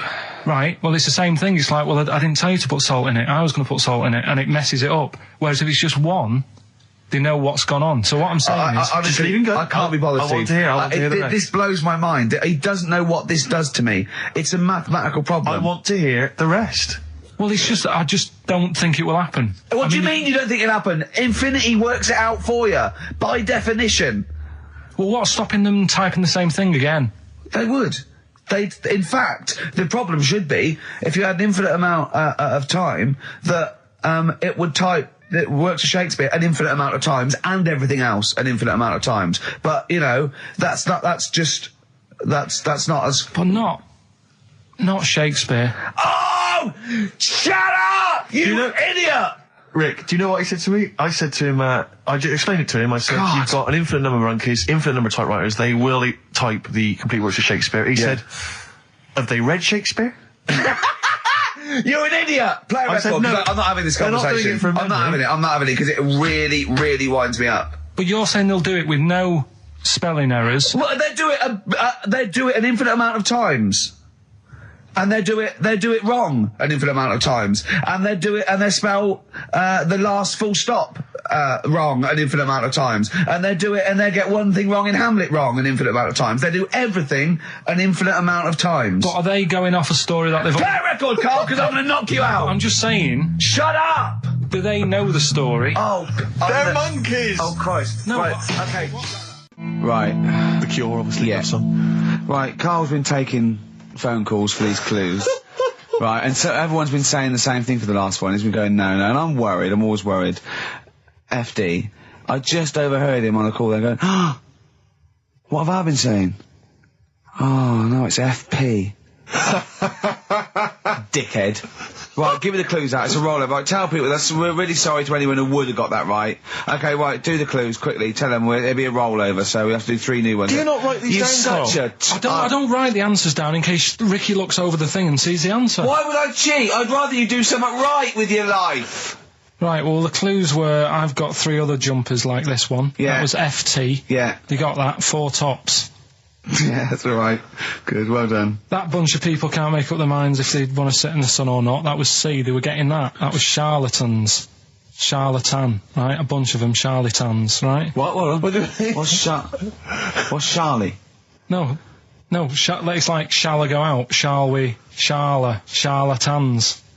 They got it, right? Where I went wrong with this one, the Jamaican fella, he had to have some aspirin. Why? It's my fault, you know, I'm not cutting, there's no point passing the book or anything. I said FD, a lot of people were saying, Fred Durst, like, forehead hurts, which is a good one. Yeah, which would have been as good as any of yours. But I made an error, so we'll roll it over. No. What is the answer? What is the answer? Over. Jamaican fella what? Add some aspirin, why do that? What's the thing? FP. FP, it was Frida Payne. Frida Payne. Frida Payne. Frida Payne. Frida Payne. That's awful. Carl, you've got to write these down next week. This is I'm right. sorry, You're the producer. I know, but I've had a busy week, haven't I? That's not an excuse. That isn't an excuse. Our excuse is we don't care. Yeah. You do put care. the work in and then make a mistake. Yeah. It's better not to try than try your hardest and be rubbish. Do you see what the point? We don't care. But you've got standards. Yeah, and you're not meeting them. Think of that. You're not even reaching your standards. God. Right, well, that's that, I guess. Well, the prizes will be giving those away next week. Bollocks again. Just completely... Song for the ladies to end the show with. It's from Nick Cave's new album, Nocturama. This is a track called He Wants You. Back next week. Remember, Frida Payne. This is the Best Of Show on XFM 104.9. I'm Ricky Gervais, with me, Stephen Merchant. Yes. I hope you're enjoying the Best Of. I know what you're thinking. If this is the best, my Christ, what was the rest like? Well, we'll be back in a week's time, so you can judge it for yourself live. But anyway, in the meantime, this is one of the best clips I've ever heard. Oh, I'm laughing just thinking about what it might be. Do you know why people tink the glasses before they have a drink? Why they tink? The verb to tink. I do know that, Carl. Is it about poison? It is. Here we are. What, would it make a different noise? Nope. Brilliant. Go on, explain Why? it. You explain it, Steve. No, don't, Steve. You explain it, Carl. Go on. Oh, I've started, so I'll finish. Come on, Carl. Explain why they tink the glasses. Ages ago, Yeah. only people with money had drinking or something. That's like one of my film reviews. Years ago. Welcome to History Now. Now, ages ago, only people with money had drinking or something. Keep going, Carl. Keep going. Like spirit and stuff, so they'd, it's like businessmen with money. It's easy for you to say. This is getting to be cruel, isn't it? This is amazing. Yeah, go on. Why did you open your mouth, Carl? What were you hoping was the best that could happen? Because you were trying to make me look stupid before with the planet, so I'm... Whereas you know... Yeah, go on, no, come on. Businessmen with money. I've got to drink and ching. Okay, so then with all the drinks. So they'd nip round to have a chat about whatever they're earning money with. And they'd say, right, do you want a drink then? And they'd go, oh yeah, that'd be alright. Yeah. So, rather than like, just pouring it out of a bottle into a glass and saying, there you go, it could be going, hang on a minute, it could be poisoning me here and trying to, like, nick my business idea. Yeah. So what they do, it sort of pour a bit of his drink into the other person's glass, and you get that tink noise.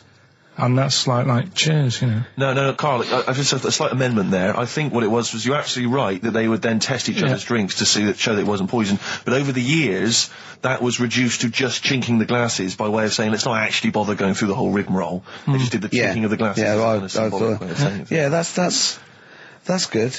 It was exhausting though, wasn't it? I know. Was it worth it, do you think?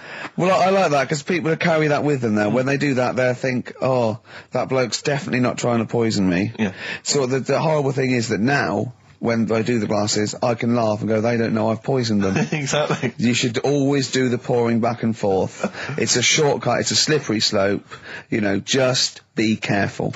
Karl Pilkington in the chair now, the talked about, the acclaimed Educating Ricky. Right, well, just in case anyone's new, doesn't normally listen, basically, I'm educating Ricky. Do a bit of research in a week, find stuff, news, history, anything that's interesting. 3 stories, I give them a nice little headline. You take your pick. Between now and 3, you're going to learn 3 things. Yeah? Yeah. So, the headlines are, I'll be no buying one of them. Give us that again. I'll be no buying one of them. Nice, okay. Yeah. We've also got hippopotamus news. Okay. Okay. And can you believe it? Can you believe it? Well, I'm going to go for hippopotamus news. Hippopotamus news? Hippopotamus news. Right, well, this one, it's... I'm not going to take the credit here. I heard Christian talking about this on breakfast, right? Because it's a good story that happened. Basically, I don't know if I told you about it last week when we were having our spaghetti, but I think you did. Right, I know what it is. I know what this is. Okay, I've not heard this. Right, there's a little midget. Right, there's a circus. I'm loving it already. Circus going on somewhere. I think it was in America. And is that present day or old times?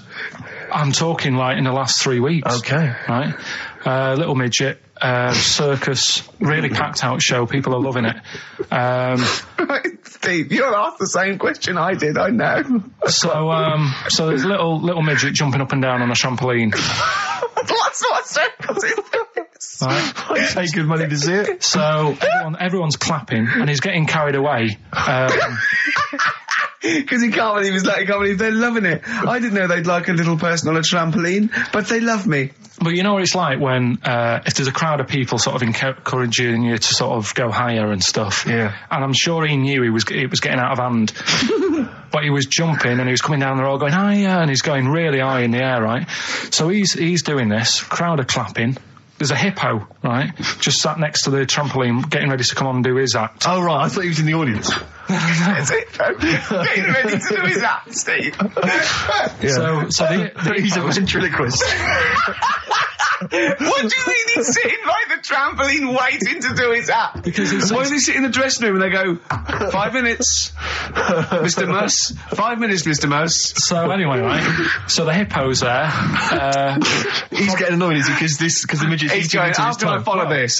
This is really annoying. They're going to be, no. So he's thinking, he's already done the trampoline, my pogo stick act is never going to work. Yeah, go on. So there's a hippo waiting. Here's a great story, and I just know he embellishes it or it gets slightly wrong. Go on. So there's a midget jumping up and down. The hippo's getting annoyed. The crowd are going mad. The midget's loving it. Can't believe his luck. Although you think he probably knows he's dicing with danger. Yeah. So next thing you know, they're all saying higher. He gives it one big, heavy sort of landing on the trampoline. Goes really high, but goes off at a funny angle. Oh, hypotenuse. Okay. Yeah. And sort of flies up. Hypotenuse! Sure. Flies off at a funny angle. Ooh, Hippo's there, swallows him whole. Crowd are clapping, thinking that's why the hippo was waiting there. Rubbish. Rubbish. It's not rubbish, though. But no, maybe there was an accident in a circus with a midget and a hippo, but at no point was this hippo waiting to go on, going, come on. The midget flew off at hypotenuse and landed in the hippo's mouth and was swallowed whole. This is what you embellish it. That is great. And what's I that? have to say though, Rick, when I heard midget, trampoline, hippopotamus, I was thinking accident waiting to happen. Yeah. So. Yeah, maybe. I mean, it is that you should never put those three together. Never. It's a recipe for disaster. Everyone knows that. Midget, trampoline, hippopotamus. Are you mental? You're asking for trouble. Well, you know when he told me it, he said, and the midget. He didn't mention the hippopotamus, and he said the midget went on, and soon he fell off, and the hippo ate him. And I said, sorry, what was the hippo doing there? He went, it's a circus. I've never heard of a circus having a hippo. No, what do hippos do? What can they do? You can't train them, can you? What do you? Aren't they like very deadly? They're huge, aren't they? You can't have a hippo in a circus. Are you sure? You're not thinking of Zippo. He's neither clown. Yeah. No, and it wasn't some sort of where Zippo was eating a midget and it's some sort of horrible sexual act. No, it was definitely. I heard it on breakfast, right? Oh, okay, sorry. No, it's definitely fact. Yeah, okay, right, truth. okay, good. Carl's found love on the street before, haven't you? How's it going with your bird, Carl? Are you married? No. How long have you been out with her? 7 years. Because, I mean, you're quite a simple man. Yeah. You're sort of a simple in a nice way. ways. I mean, yeah, you're like Helen from Big Brother. Yeah, you're sort of nice enough, but I look normal. Well, yeah, you sort of do. But you could be one of those that just suddenly go mental with a pen. Yeah, do you know just what I mean? stab people through the eyes. Yeah, you sort of look normal. But if I wouldn't really want to wind you up to a point of frenzy. How did you meet your girlfriend? Through work. What, through her work? What, you phoned up and said... We worked at the same place. Oh, you're right. Yeah. You're quite an enigma, aren't you? Could you give us more on that? At work. You met her at work. What, she came in selling sandwiches? She was going through the bins outside. What do you mean you met her Why at are you work? having an attack on me? You're the one who's sad and lonely. No, he's done you again. He's done you Yeah, but what I thought was interesting was I just scratched at him and he just went mental. Yeah, no, it's like a bear caught in a trap. It's funny, isn't it? You'll never learn. No, I was just interested to find out what the story was, because it might be a really romantic story. Well, it's not.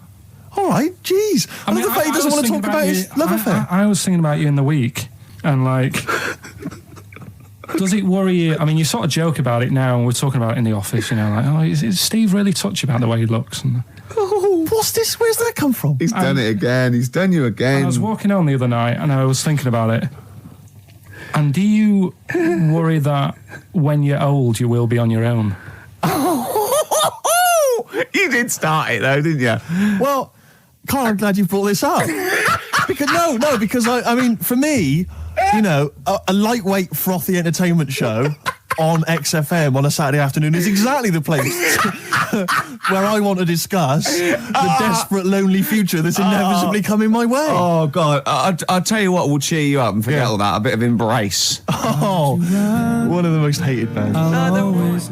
Probably you're thinking, Rick, isn't it time that we do our usual roundup of what's been happening in the news? Yeah. Which we always do every week. Yeah. We always do something, which is, I mean, basically, if you're listening and you're a new listener, say you work at a newspaper, we always try to be informative, just try and put stuff out there that just educates people, informs What are you people. thinking? Well, I said Monkey News is coming up, but what have you got? No, I was just looking on the net there and just found a couple of quite important news stories, probably worth mentioning. Policeman caught photographing. I don't know why it makes me laugh. It's just the phrasing, I suppose. It's a headline. Policeman caught photographing up woman's skirt. No, he wasn't up there taking a picture of Big Ben. He wasn't going, can I just sit up here? I'm just going to take a picture of that seagull over there. No. He was facing the camera up a woman's skirt. He was indeed. Right. A policeman in Japan is facing disciplinary measures after he was caught photographing up a woman's skirt with a hidden camera while on duty. The 42-year-old sergeant, who's not been named, used a digital camera to secretly snap the shots when the woman was reporting a stolen bicycle. So he was actually doing his proper job. He'd obviously thought to himself, I'll bring him a digital camera today. On the off chance a beautiful woman comes in to report a crime or robbery, I'll have it ready, I'll have it positioned, you know, in such a way. But this is interesting. This is how he got caught. Okay? The woman became suspicious after she saw a flash go off. Brilliant. I mean, this Not so secret at all. Sorry, did I just see your shoe? Your shoe just seemed to just bring into life there. It was light. There was light. Yeah, I think I've had someone set fire to some magnesium that was on the end of it. It won't happen again. Well, it's only you and I in here, and your shoe was just suddenly lit. Why are you standing like that? Why is your shoe just sort of like between my feet? There's no reason. This is how I always stand. What did the bike look like? Flash? Are you taking pictures of my family? No. And no, I'm not. And you should be wearing knickers anyway. Well, how do you know that? What? How did you know I'm not? How did I know what? I'm not wearing any... I didn't know you. I don't know what you've got up there. Well... I don't know what it looks like, and there's no way I could. Of course, it would be roughly that conversation in Japanese. I know, yeah. 4.9, I'm Ricky Gervais, with me Stephen Merchant. It's the best of. You've been voting in all week, sending your emails, so here's the clips that you wanted. Wu-Tang Clan and Gravel Pit, we love that, don't we? I love it, yeah. Yeah, brilliant. Classic track. We're talking about embarrassing stories and stuff, and I don't know if I've told this on this radio before. Have I told you, Carl? I'm not sure. But this was when I was working at the BBC. This is not even long ago, and I'd moved to London, and I was fairly new in London. And I was working at the BBC, and I had this BBC hire car, and I've never told it. If there's anyone listening who works for the BBC, I don't know if I can still get in trouble for it. But this BBC hire car, and it was like I'd been ferrying kind of actors and people and production people around all day in this car. And I was driving back, it was quite late, it was about sort of 7 or 8, and I was driving back, and I pulled in to get some petrol to fill up the car every day. And I went into this garage to fill up some petrol, and I was there, and two blokes came in a white van, right? They pulled into the forecourt, and I was filling up the car, and they went, "Hey, do you want to buy a couple of speakers?" And I said, "Yes, I do." Yeah. Because I'll tell you the reason. It was like I was so flattered that they thought I'd be the kind of bloke who would A, need some kind of classy speakers, and B, would like to buy them on the sly. Do you know what I mean? Yeah. I thought, they like the fact They've seen me. They've seen I look a bit of a hustler. Exactly. Yeah. I'm a street sort of guy. You can see by the way I use my walk. Exactly. Yeah. So I couldn't believe my luck. So they drove behind the garage, the little sort of garage bit at the back, and I went round there, sort of casually went round there, sort of locked the car, went round there.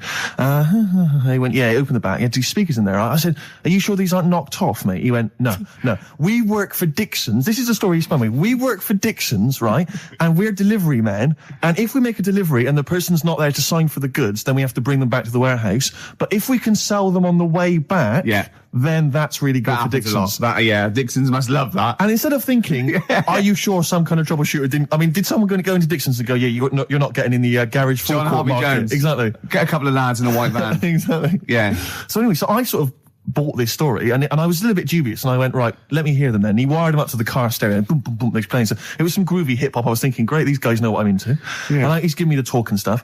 And I said, I'm a bit worried these are knocked off. He went, no, listen, we got a bloke at Dixon's who can confirm this is fine, right? Phone him up, use my mobile, right? And quote this reference number, right? So I phone out, they go, and I goes, I go, hi, some guys here in the garage forecourt trying to sell me some speakers. Just wanted to check. He went, it's fine. I went, should I just read the reference number or whatever? He went, if you want. And X14, and I went, yes, fine. Yeah. Okay. You know what that was, don't you? That was actually Mr. Dixon himself. Exactly. Yeah. Exactly. So I'm thinking, well, they sound great. They're giving me for a knockdown price. I'd say they were like 400 quid. They were like 200 quid or something. It was a good bargain. I was in the market for some speakers as well. Yeah. So while they were loading it's them all kosher. I phoned Dixon. Exactly. I phoned Dixon. That's fine. Yeah. So while they're loading them in the back of the BBC hire car, right, I'm in there paying for the petrol, right, and the guy who's serving goes, right. He goes, what were you doing around the back with those blokes? Right? Because obviously there's security cameras filming this whole transaction, right? And he goes, what are you doing around the back? And I went, brilliantly, there's some old mates. Some of my mates were just having a chat and that. He went, oh, right, okay, like giving me obviously the evil eye. So I went back to the van. So I'm in the car now and I'm driving with one of the blokes who's in the van with me because I didn't have the money on me. So I had to go to the cash point to get the cash, right? So I'm driving with him and the other guy's following me in the van and he was like a northerner like you and he was giving it all all right, I tell my girlfriend's a DJ, she's got some of these speakers, they're fantastic, and he's giving me this. And then my mind starts working. Now that I've got a bit of time to think, I'm thinking, wait a minute, this all sounds a bit dodgy. Yeah. It dawned on me, Rick. Fool, are you? You're streetwise. Exactly. You're streetwise, Steve. Not only that, I was thinking, how am I going to get them home? I've got to drop the car off at the BBC. How am I going to get these huge speakers back to where I live? And how can I pay for them? Because I've just spent £100 on Find the Lady exactly. with a couple of blokes in the square. It seemed like a fair game. Some of his friends were winning. But so I explained to him, I said, I can't get them back to Brixton where I was living at the time. He went, don't worry, give us an extra 20 quid, we'll take them home for you. Oh, that's good. Deliberate. They do a whole service, you see. And there's also a backup guarantee. Did they have the guarantee? The 3-month guarantee? They didn't. No. But so I said, I'm not sure about that. He went, well, why don't you put them in a cab, send them back, and your housemates can collect it? I was like, oh, no, there'd be no one in. And I was beginning to sort of get a bit conscious of, like, maybe this was a bit of a scam, after all. So I pulled into, like, a little side road, and I said, I'm not sure I'm into this now, actually. He went, what are you talking about? It's 200 quid for pair of speakers. It's a bargain. You never get a bargain like this, mate. I'm going, not too sure, actually. I don't think I want them. He went, 150 quid, mate, 150 quid. I went, no. He's 100 quid now to you. And I'm thinking, wait a minute, this doesn't sound like the kind of work that Dixons would be doing. Dixons don't do that when I go in. This is it. Dixons never negotiate in that way. When I go there, look around and I leave, they go, where are you going? Exactly. I go, no, we'll have anything then. Have anything for a So quid. I stopped the car and the white van pulled up behind me with his mates in. Sure. And I said, can you get them out? I'm not interested. And he went, 100 quid, mate. Oh, and he was just going, you tosser. You obviously want some speakers. And he was having a go at me. So I was carrying the speakers out and putting them back in the white van. And he was just shouting at me. He was going, 70 quid. I was like, 70 quid from 200. This is ludicrous. You realise that wasn't Dixon's policy then. Exactly. They don't usually shout you tosser as you leave the, leave the shop and walk down Camden High Street. They're not usually shouting you tosser. You should have took the offer of, like, the monthly payments they've got on at the moment. So I eventually put them in there, and I sort of knocked the deal on the head, and I got back in my car, and they were in theirs, and I just looked in the rearview mirror, and they were punching the dashboard, like, with aggression and venom, like we let that deal slip through our fingers. And I've never been so terrified in my life. I just sat there, and I was just thinking, oh my God, all I was thinking now is, what if I go back to the BBC, and they go, we've had a call from the police, the man at the garage, he saw you doing a dodgy deal. I love it. Yeah. Well, what you do is you put the hire car in a drain in your front garden, and then go in and out of the toilet, just pouring bleach down, or Ajax, and they never know. One of my uncles, right, Tattoo Stan, he's just caked in them. Right.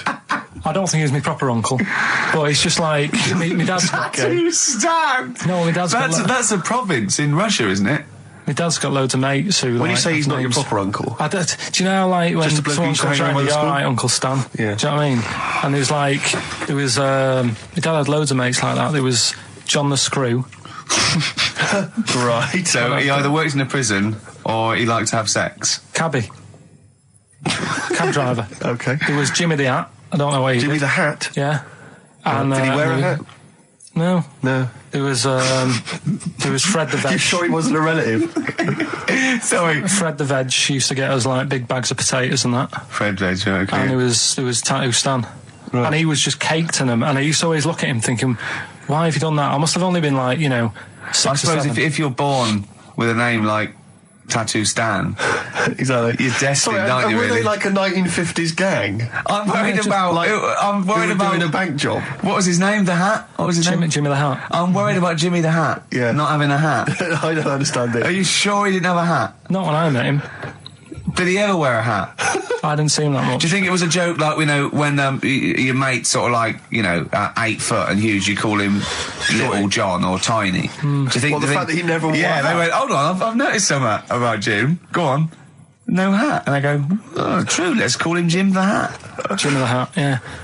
But my Uncle Stan, he had, like, loads of them. He did them himself. Oh dear. And it was always that thing. God. What was it things like? He had, like, the cross. cut here. Cut here, made in Britain. And if you're going to do them yourself, I'd say at least make sure you're sort of a good drawer. Yeah. And don't do it in the mirror so it comes out backwards. Well, that was the other thing. But, like, I remember he did... names are all right. He had, like, all his kids' names down his arm. And, what are they called? Yeah. Oh, God, it's... Tattoo Stan Jr. Yeah. And, Paul shits to bed. I'm trying to... Oh, Wabbai Kate. yeah. But he had... Frankie never amounts to anything. Oh, God. So he had, like... Johnny, I don't think he's mine. So he did all this... I don't even know why I'm telling you about Tattoo Stan. No, nor do I, Carl. Right, there was this. This is what it's like about getting presents and stuff, right? With my mum and dad. Go on. My mate Colin, right? Colin Makin? No, Colin Bailey. Oh, right? yeah. He had a little Sinclair Spectrum, right? Yeah. Computer, Yeah. which was like the thing to have at that time, right? Yeah. You used to always go round to his house. The deal was... Not the one you had to play through the window because you weren't allowed. No, that's another lad. Oh, right? yeah. This is a different lad, and the deal was he came to our house and my mum gave him a pie. And then I'd go round to his, and I'd stay there for a few hours playing, Hungry Horace and stuff like that on it. Sure. Right? Now, My mum and dad knew that I really wanted one of these computers, right? So I waited about a year. Came round to Christmas Day. I thought, I reckon might have one. Turned out they bought me the wrong one. They bought me a ZX81 instead of a Spectrum, right? And Christmas Day, I'm there trying to load the games up. It's not working. I'm thinking, what's wrong, right? And the thing with me, when I was a kid, I used to get quite sort of agitated. This is the moment, right? I found out that it needed a RAM pack to make it work, right? Looking in the thing and it's saying, and make sure you put your RAM pack in the back. And I was like, oh, where's the RAM pack? And my dad's going, I don't know, I've got you the main bit. That's it. So I was that wound up, I just was sick, right? Just sick. I didn't feel sick or anything, I just was like, oh God. Went to the sink, just sick. Because I was that on edge about it. I said, come on, we've got to get one. And my dad's like, Tandy's shut. We're not gonna get anything today. Ruined again, Christmas Day. That was after the year when my train set got blown up by our kid. The following year, no RAM pack. And now you ask me, why don't I get good presents? He's scarred. He just I'm gonna die. Honestly, I'm gonna die. He's just screaming sick. Yeah. There's no RAM pack. What? Did you get to the bottom of it? Why wasn't there a RAM pack? You have to buy them separate. Oh, okay. What do you mean I can't play Frogger? Oh no. So, wasn't there another incident when you spontaneously threw up? Through sheer anxiety? I do get it. It's not so much now because I've relaxed a bit, but as a kid I used to be quite on edge all the time with certain things. Do you think that's what happened to your cat that kept being sick? That it didn't get the food it wanted and it just threw up? Do you remember that? Yeah. God, so they shaved it. Well, here we are again, XFM, on a Saturday, just gone 1 o'clock, Steve, if I'm very much mistaken. But we're not here, as such, we're away again, gallivanting around. We've got to do the special sort of best of again. Okay. Which we did a few weeks ago, so this is the best of the last 3 weeks. Which I think is the best 3 weeks we've ever had. But I'd like it condensed into 2 hours. Yeah. Yeah, some great music as well in there. Yeah, there'll be some great music interspersed with fine chat that you've already heard. Yeah. Except this bit. This bit's new. We've actually, out of the kindness of our heart, we've come in last week. Yeah. And we've done a few clips just because we felt a bit guilty about shooting off. Yeah. I mean, even now, having heard this link, I'm beginning to wonder if it was worth our time. Yeah. Well, should we play a classic link? Let's play, what, from the last 3 weeks? After this is Feeder. Alright, so, here's the first bit. Ash, and Sometimes, lovely song. Got to apologise to our producer there, because he was worried about, there was nothing wrong with it. It's just like saying, you like watching birds in the garden. It's just that I think you're better than that. I know, it's cheap, isn't it, to say, like, we like tits. I like tits. Yeah, I like cocks. So, we're a bit more literary now. One of my favourite things is Fanny by Gaslight. Really? That's interesting. I'm a big fan of Moby Dick. The book, Moby Dick. Yeah, not the medical condition. There's nothing innuendo. No, it's the big, horrible thing that used to swallow semen. Yeah. Now, in the winter... Yeah. Steve. Go on. There's nothing I like more than to keep my hands warm in a muff. No, sure. You mean those kind of furry things that sort of classy-looking ladies... Yeah, posh ladies often put their hands... you know when you have a nice, like, a party and they're all leaving... a winter party. And you might take the wrong hat or something. There's nothing I like more than to see 2 posh women with their hands in each other's muffs. Oh, that's always funny. And they're going, oh, this must be yours. Yeah, that is always funny. Yeah. That's always funny. Yeah. But, seriously, no, I'll stop this, you're right, I've got a degree... I just remembered that my favourite Beatles song is Come Together. Yeah. Now, we're going to stop this now, Carl, because it's childish.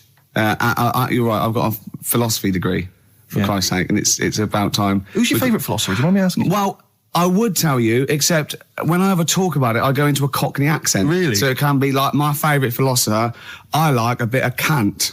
Right. Is that Immanuel Kant, the philosopher? Yeah. That's strange. Yeah. That's strange. What's his name again? Kant. Oh, yeah. That can be weird. Can be strange. Look at Carl's face. Look at his face. Join in, Carl. Undo your trousers. We'll be like Stan Boardman when he told the Fokker joke. Yeah. We won't do local radio again for 10 years. Finally, White Van Man, What do you make of the fact that Sainsbury's are bringing in square tins? Is that a true? concern for you? Is that true? Apparently so. Why? Dunno. Like it's easy to stack. This is what the guy in the Sun has said. That should be interesting. That should be his comment on Sainsbury's are bringing in square tins. Is that should be interesting for meatballs.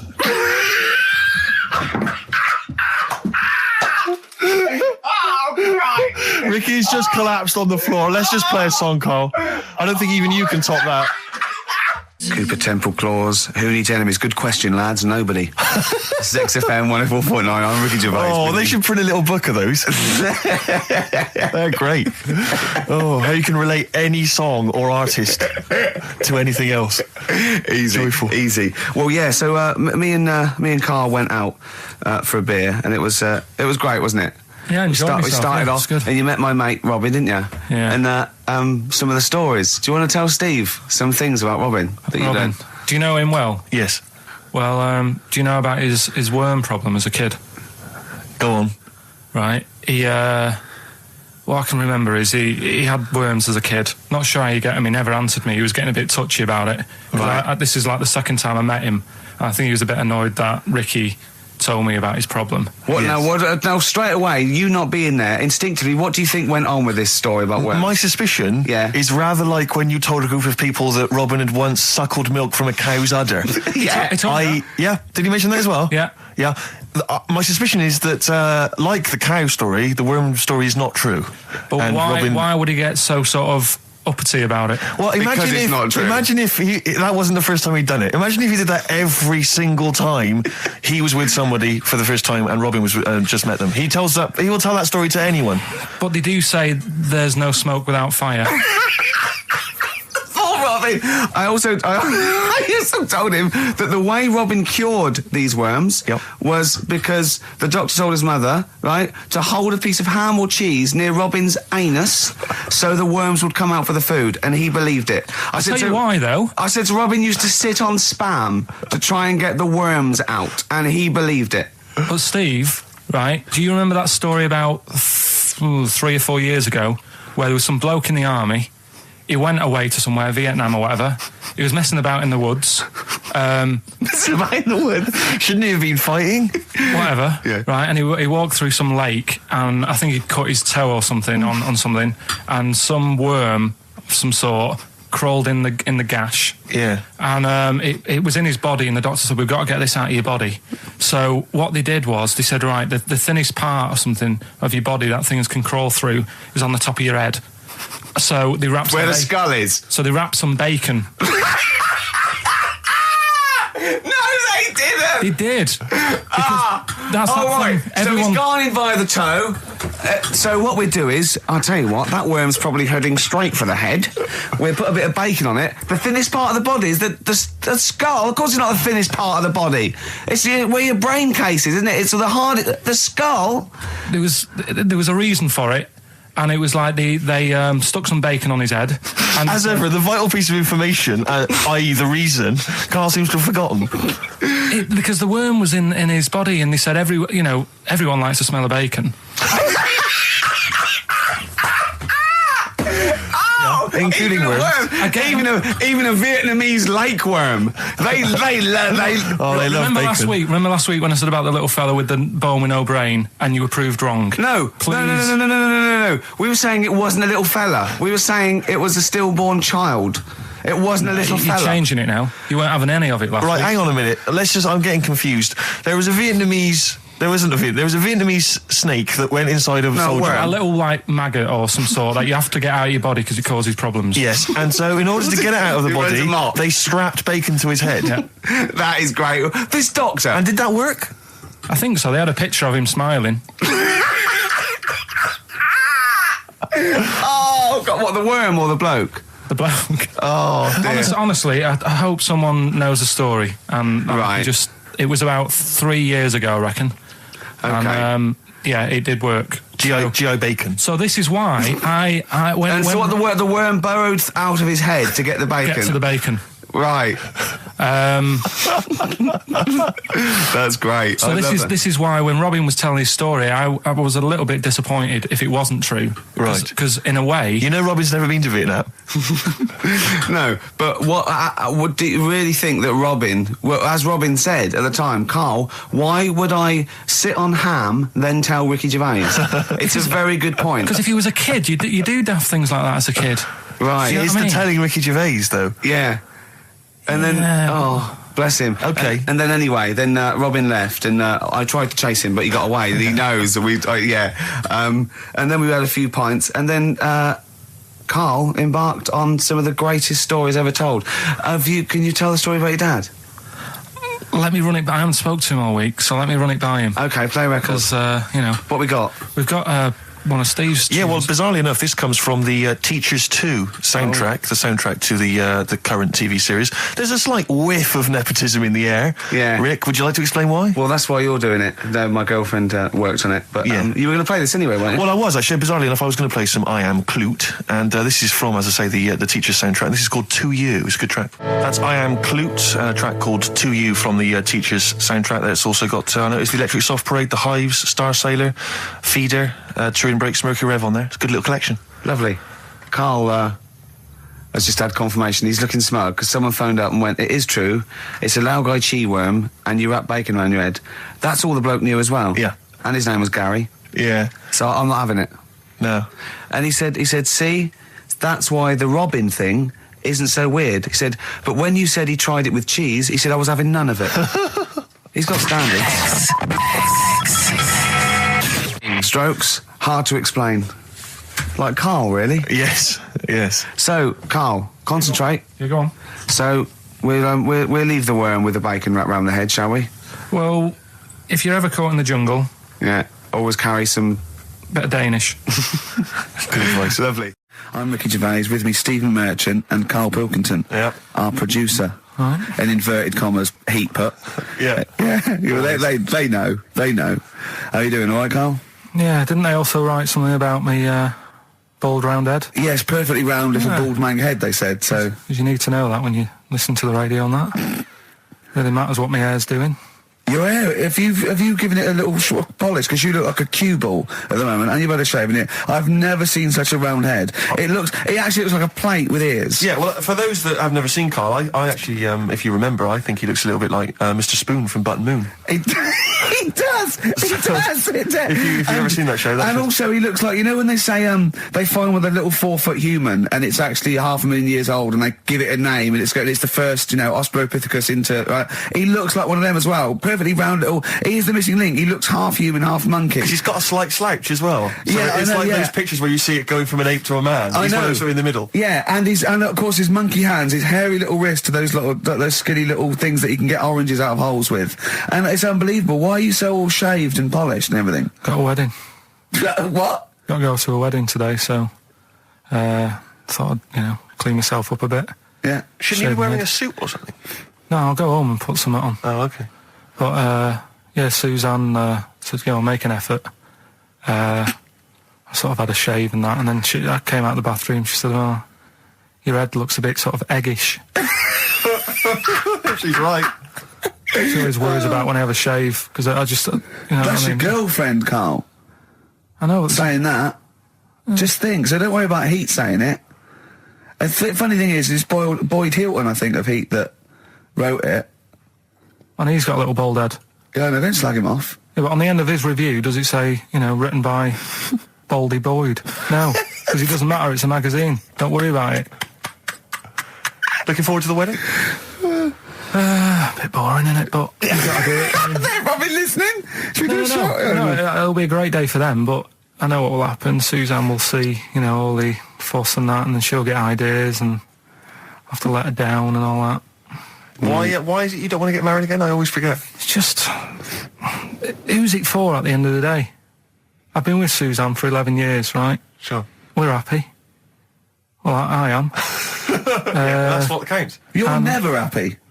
I am. I'm all right. Yeah, no, I know you're happy with Suzanne and everything, but apart from that, you're never happy. You are the most grumpy, moany thing in the world. I mean, I get annoyed but I'm always happy. I was annoyed here. I was happy coming here, but there was a bloke behind me walking and scuffing his feet. He had a pair of those stupid skulls on, and he was clicking and scuffing. Wear some shoes. You don't have to click. Pick your feet up. Flip-flops annoy me. You know, but I'm happy. I'm just annoyed. You are just like, oh, the world's on me. It's rubbish, this. I know the world's great. It's just sometimes people annoy me by being there. You know.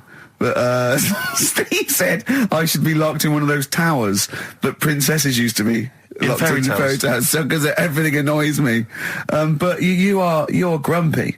I'm not, I'm alright. XFM 104.9, we're not here. This next clip is one of my favourite clips. Look, it needs no introduction. Here it is. Right, okay, educating Ricky. What have we got? Hairy Chinese kid, go on. Right, yeah. This is the... I didn't want to do this. What do you didn't want to do it? Well, I wanted to give you 3, and I gave you one. It was like the alien man gets a beard or whatever. Yeah, which was total rubbish, so this one should be better, maybe. Hairy Chinese kid. Right, well, we've talked about hairy people in the past. True enough. Haven't we? Yeah. You know, the little kids who grew up in woods and hung around with wolves and that. Yeah, again, you're confusing it. Yeah, they're not, there were some people that were born very hirsute. They were not the people who were brought up with wolves. Yeah. You just put that together in your Homer Simpson type mind. Right, well, this is like a sort of close to that sort of story. Yeah. But the weird thing is, right, Chinese people aren't that hairy as a nation. No, seriously, that's a well-known fact. They don't have that much body hair and stuff. Okay. So this little kid who was born over there, he was like covered in stuff. Was he? And it was only his nose that wasn't hairy. The rest of his body was caked in hair, right? And his hair sort of. What sort of hair was it? Was it thick hair? No, what I mean is, was it sort of like a pony's mane? So he just looked like an Ewok. You know what I mean? Just like hanging down, sort of straight, dark hair. In the picture, it looked like it grows from his eyebrow. It grows from his eyebrows quite thick, and then it just goes all the way over his head. You don't think it was just really long eyebrows that he'd done a comb over? No, it was all over his body. It had a picture of like his back and that. Yeah. And had he styled it? Had he styled it at all? Did he have it a quiff or? No, it was just all over him. Yeah. And they were like, you know, this is a bit weird, happening in China, where we're not normally that hairy. That was the scientist speaking there. And the local press and that were getting him down, calling him Monkey Boy and all this. Oh. And thinking Chinese press. But the doctor, yeah. Oh, they're cruel, aren't they? It's like those game shows. Well, that's Japanese, isn't it? Yeah. And the doctor said, I was talking through all that time while we were just like talking to each other then. Because I turned round and I still saw he was talking. So anyway, the local press came in to see the hairy boy, the monkey boy. Yeah, and they were like being tight and taking the mickey out of him, and the doctor said throwing him nuts. Said he's only hairy. Said he's a healthy young kid. The only faults he's got is he's got a little bit of eczema and a boil. And he said everybody should just treat him the same, and I think he grew up a healthy kid. Yeah, so that's the that's the end of the story. That's not a story. Why? But I've got nothing. I don't know what to say to that. So someone in China was born slightly hairier than the rest, and he was normal apart from eczema and a boil. That to me isn't a story. But if it is, I've got a million. I mean, it's sort of like bloke from Manchester went a bit bolder than the rest, got a job on radio. He was normal. I mean, that's not a story, is it? So we'll move on to this next one, right, which is brilliant. Dead short story. So, right, old woman, about 70 years old. She's normally fit and healthy and stuff, nothing wrong with her. She's having a good life. And one day, she goes for a check to the doctors, just to check herself out, because she's getting on a bit. He says, take your clothes off and that. So she does, and checks her out, says, yeah, you're looking good. Turn round. He said, oh, God. He says, you got a tumour on your buttock. Right? So she goes, oh, what, can you do anything to sort it out? So they go, yeah, we could book you in for an operation. It's best if we remove this. Books are in for an operation. Operation day comes, strip her down and that. They're all stood round, the doctors. Start to operate. It only turns out it's a pork chop that she sat on 5 years earlier, and it had stuck to her buttock. Right, Carl. I can forward you. Honest. Right. No, listen. Serious. Right, okay, Carl. I'm telling you now. I'm leaving. I'm never doing this show again. No, I'm serious. Honestly. You're talking. I've never had such. What do you mean? You couldn't believe it? No, when I read it, I said I've got to tell Ricky This that. woman had a pork chop stuck to her arse for 5 years. You mental case. Of course she didn't. And Karl Pilkington with his brand new show, What's the Song? What song am I thinking? No, I mean... You're nervous about this, aren't you, Rick? I am. You're worried. Well, because I've heard some of these clues before. And they're ramblings... Sometimes they're close to ramblings of a fool. Right? And it really is like those, what am I thinking? Yeah. I don't know, though. I actually was genuinely impressed by Born Slippy. I have to give him the benefit That's one of the better ones. Because that was short, sweet, and it worked. Some of these that you say they're not going to be quite as pissy. Some of them are like Emily Bronte novels. Now listen, we're just going to go for it then. You do it, and we'll just get people to call up because I want to see the general public's confusion of trying to work out. Why don't you give us your next clue, and then we'll play a track, and then we'll hopefully have people on the line after the track to try and answer it, and you can recap briefly. So give us your clue now for what song am I thinking of? Right, this one. It's about a woman. And she's just normal, nothing wrong with her, or so she thinks, right? But there's the twist. Is this like the Tales of the Unexpected? And she's got she's got her mates and she's having a normal life, having a good time and that. And then this thing happens, right? And she starts to stink. And she can't have a bath, right?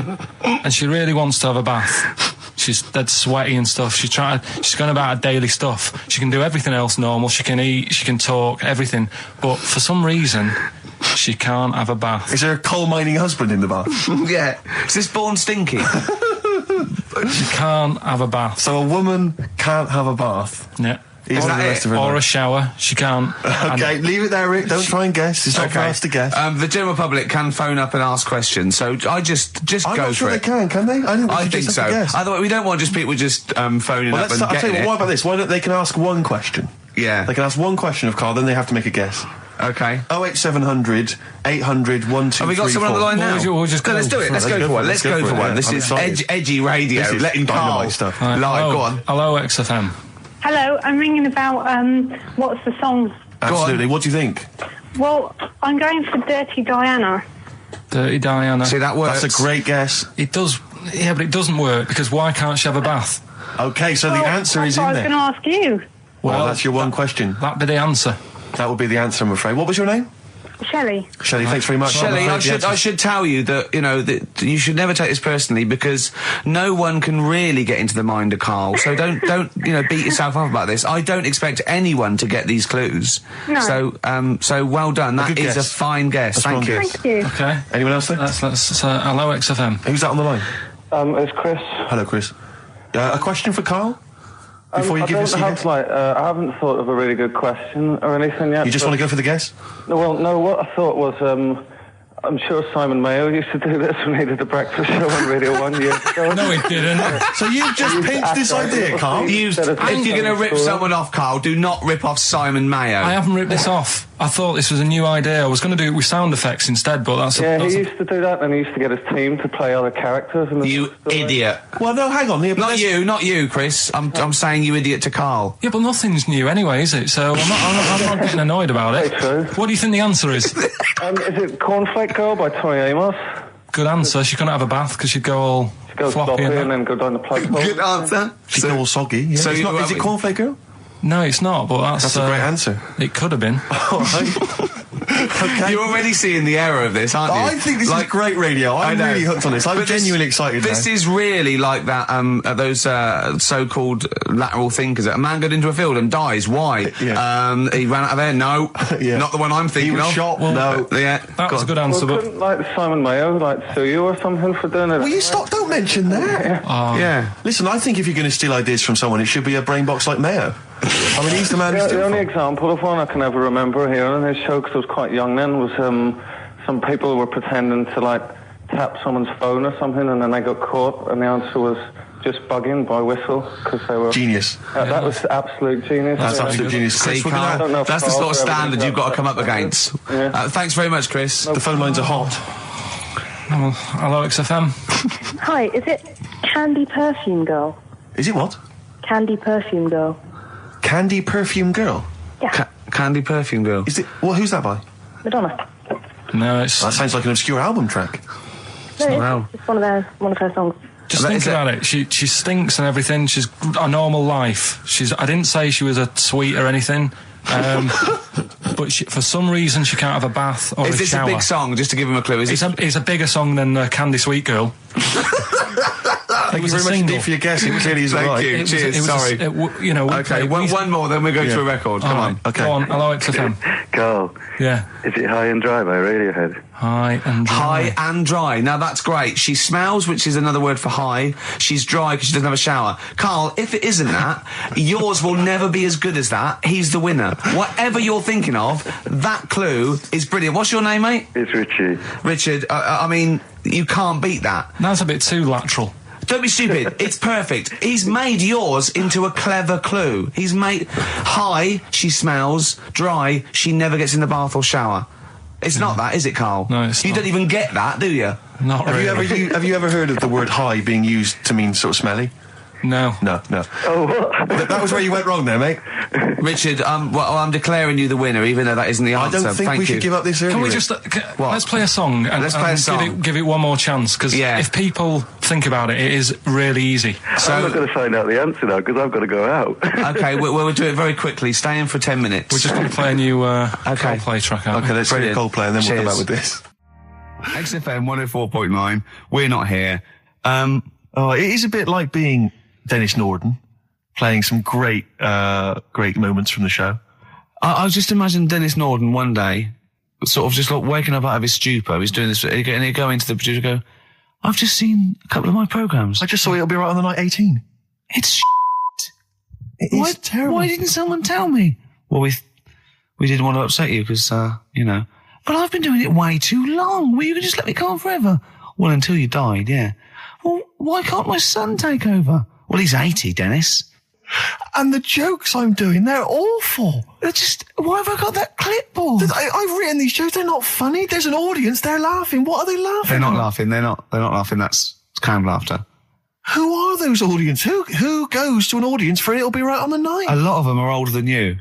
It can't be right. Do you know we have a 15% fatality in one of your audiences? But I went home at Christmas, I watched one of the episodes. Yeah. I was with my family and friends. I said, watch this, you'll love it. Stony face, no one laughed. They all thought it was Well, it is Well, why didn't you tell me earlier? We didn't want to hurt your feelings. You're an old man. You may be upward of 102. I didn't realise. Yeah. A quick query for you. This is from Jay. He's got a problem here. He says, my parents won't let me ditch my studies. He's currently reading modern languages at London University. Sure. He wants to follow his dream, but his parents won't let him, of being a dancer. Carl. Worse than that, he says that they're trying to arrange a marriage to a bunch of minging daughters of people they know from good families. He doesn't know what to do, so he's got the arranged marriage coming along, and he's also got, he basically wants to be a dancer. His parents are forcing him into something more practical. Well, the first thing, right, I don't think live your dreams. The arranged marriage thing is such a bad idea. Okay. Because I think too many people go on looks. Right. And then you soon get bored of that, and you find out the person who you're knocking about with, it's actually not your type. Right. Why don't you arrange marriages for people? Well, I'm just saying, right, so I'd say, Jay, go along with that. I wouldn't worry about it. Okay. I mean, if they're really ugly, then, don't go along with it. But if they're half bad, put up with it. That's sure. right. The dancing. Brilliant. Right? That's that solved. Brilliant. I wanted to be a dancer. After I did the boxing, right, I joined a dancing thing just near Man United's ground, right, called Twiggy's. Went along, I wanted to learn some moves. How old were you? Well, it was when Michael Jackson was, pretty big, so about 85, 83, 84, 85, something like that, around there. Wanted to do it. When I went, it was shut, and it had become like a warehouse for toilet rolls. So in a way, I wonder what would have happened. Sorry, how is that an anecdote about you going through dancing? You've told me before you did boxing for a while, you did dancing for a while. You had a true fight in the boxing. You didn't even get in the. That's not an. Imagine if that was a film. This is a boy's dream of becoming a dancer. Oh, it's shut. Next on. I mean, how is that a story? Yeah, that was Billy Elliot. Do you think it won quite as many awards? Yeah, brilliant. Footloose. All right, Yeah. I'm fed up. They banned it. Let's go. Oh, it's shut.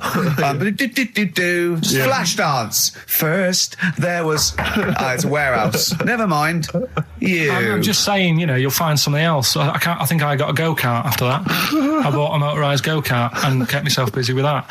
So there's always other just things. think, Alan Bennett has to sit down and really sweat over his stories. Yeah. He just opens his mouth. You are a living Alan Bennett character. So that's solved. Well, Jay, don't worry about that. There's no emotional problems I can foresee if you follow that advice. So the advice there is do an arranged marriage. If she's not ugly. minging, she's not completely minging. Yeah. And don't worry about dancing. Get a go-kart. Cheers. Great. Well, I didn't really want to make it a Christmassy type show because I don't really like it. Oh, he's done it again. What, you did Christmas once, didn't like it? No, my dad always said... Oh, right, steady on. Dad said Christmas morning was for for me. So he used to stay in bed. So he never... That's brilliant. That's a great thing to say, isn't it? Yeah. Christmas morning's for you. Run wild. Do what you want. Just don't bother me. I'm going to Honolulu for 2 weeks. That's great. Dad, it's Christmas. Do I have to do anything? No. So my mum used to get up because she used to like to see my face light up, when I open my presents. And then... to give fireworks. And then I'd have to go to my bedroom from about 6 o'clock onwards because my mum and dad were into having big Christmas parties and I wasn't old enough to go. Right. So they'd say, right, you've had your fun there, you go up to your bedroom, stay in there. Really? Yeah, I remember one year, right, I got a train set, that's what I wanted. Yeah. Right? It's brilliant. Playing with it all day. I thought, I don't mind about the party, I'm happy staying up here playing with this. Brother comes in, he's had a few, right? He's going, I'll give us a go on your train. How old is he? He's a bit older than me, so he might have been let's see. Well, let him be 18. Probably about 18, 19, something like that. I had a train set, so I don't know, about 14. something like that. Yeah. Right, so I'm playing on that, loving it and stuff. And then he comes in and goes, give us a go. He turns the transformer up to 14. He went really fast for about 5 seconds, broke it, and then he went back downstairs.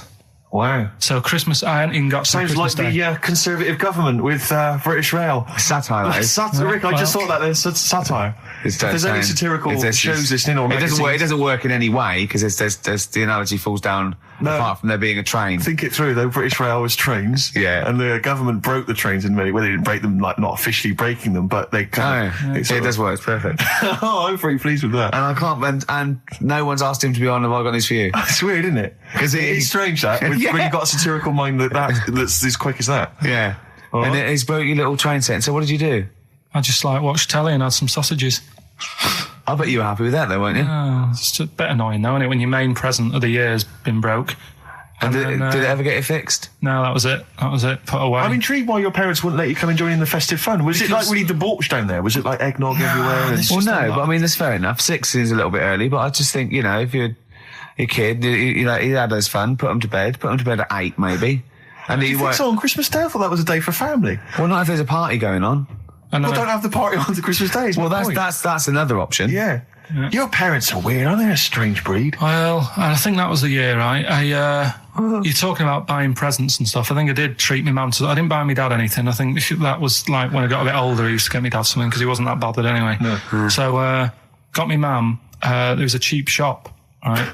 Of course. Thank God for that. Called Snips. Right? So I went in there and I thought, let's see what I can get her. And remember Victoria Plum? I don't think so. Well, it's like a fairy character. Right. I mean, mum's into gnomes and stuff, right? So I thought, right. She must be pleased with you, then. Victoria Plum. I was thinking, is that one of the neighbours? Is it like a brandy liqueur? Do you remember Victoria Plum? Victoria Plum. Victoria Plum, yeah. It's like a little fictional sort of character, right? Okay. So I saw it. I thought, yeah, she'll love that, right? So I did my paper round, saved up for 2 weeks, right? Got that sorted. Went to Snips. Bought the Victoria Plum. Next day, I'm in town with her, right? So I think, I know what I'll do. I said, come in here a minute, right? So we go in and we're looking around, and I tested her, right? I went, look at that there. That's all right, isn't it? And she goes, oh, it's bloody awful. Oh, Carl. Oh, Carl. Oh, God. So then Christmas Day comes, I said, don't bother opening it. She said, no, why? I said, Oh, "Don't." no! Why did you still give it to her? So, well, it was too late, I'd already bought it. Oh, Carl. So she opened it, and I was like, and she said, oh, that's nice. I said, why are you saying that? I said, the other day, she said, it's bloody awful. She said, oh, no, I thought you were pointing at something else. Oh, no. So that's why I don't get anyone anything anymore. Oh, God! Play record. Oh, God. Oh.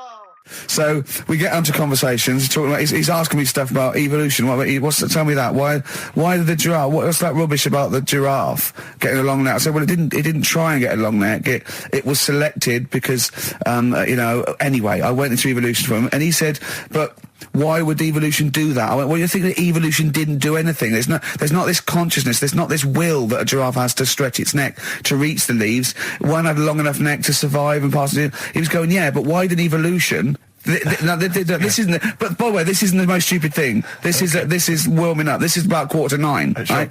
He said, why didn't evolution make a giraffe good at carpentry so it could build a ladder? Right. Yeah. Okay. All right. Okay. So he's thinking around it. He's trying to pick holes in evolution. Yeah.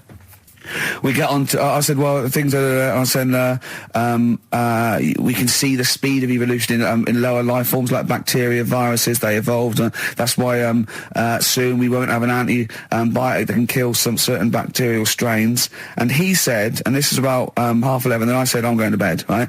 He said, in the future, they reckon that you'll be able to wake up and eat a yogurt you can have a chat with. I don't know what that means. Let's put a song on, right? And we'll come back to it. So you're going to explain that? Yeah. You've got an explanation? The Verve and Sonic on XFM 104.9.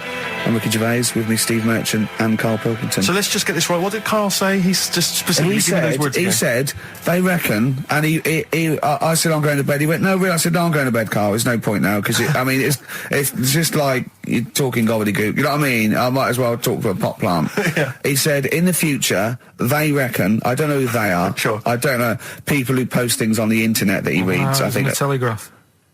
Anyway, complete the sentence. They reckon that in the future you'll be able to wake up. I love it. There's a little scenario, an embellishment, like this little.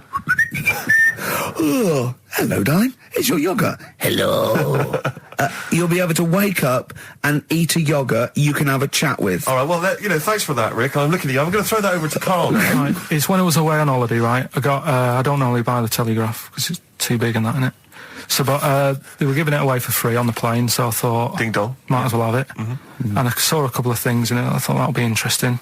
I saw this thing about the future, and it was talking about evolution and what have you, right, which I always find weird, because I always think that maybe we've sort of done it wrong anyway. Do you know what I mean? I sometimes think by definition, evolution can't get things wrong.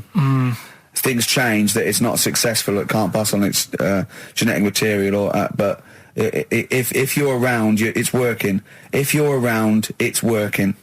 Slugs are as evolved as they need to be. Slugs are as evolved as you and me. That's true enough.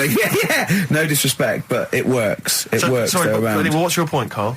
No, I mean, I think we probably would have been better off staying as a fish. Just because there's more water than land, isn't there? Right.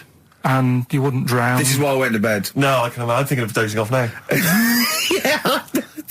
No, but do you know what I mean? From, what was it? It was bacteria, it was fish, mermaid, man, onwards and what have you. So anyway.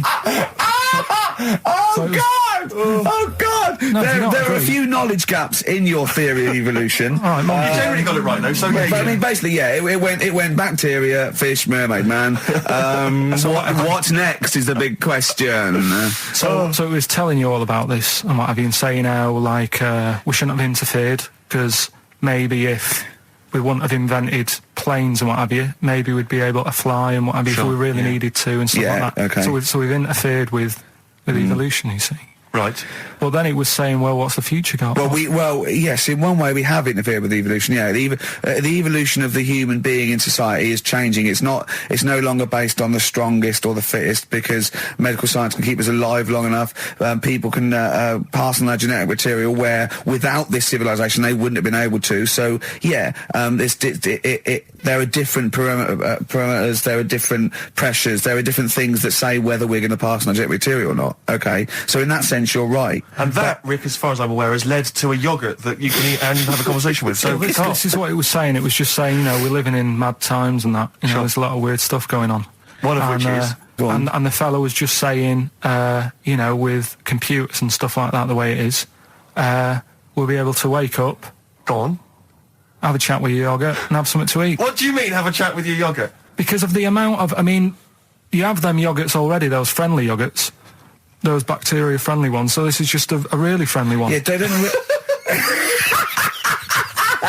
Oh, God! I'm like bears! Do you know what, sometimes, Carl, I think that we're having a chat with a yoghurt.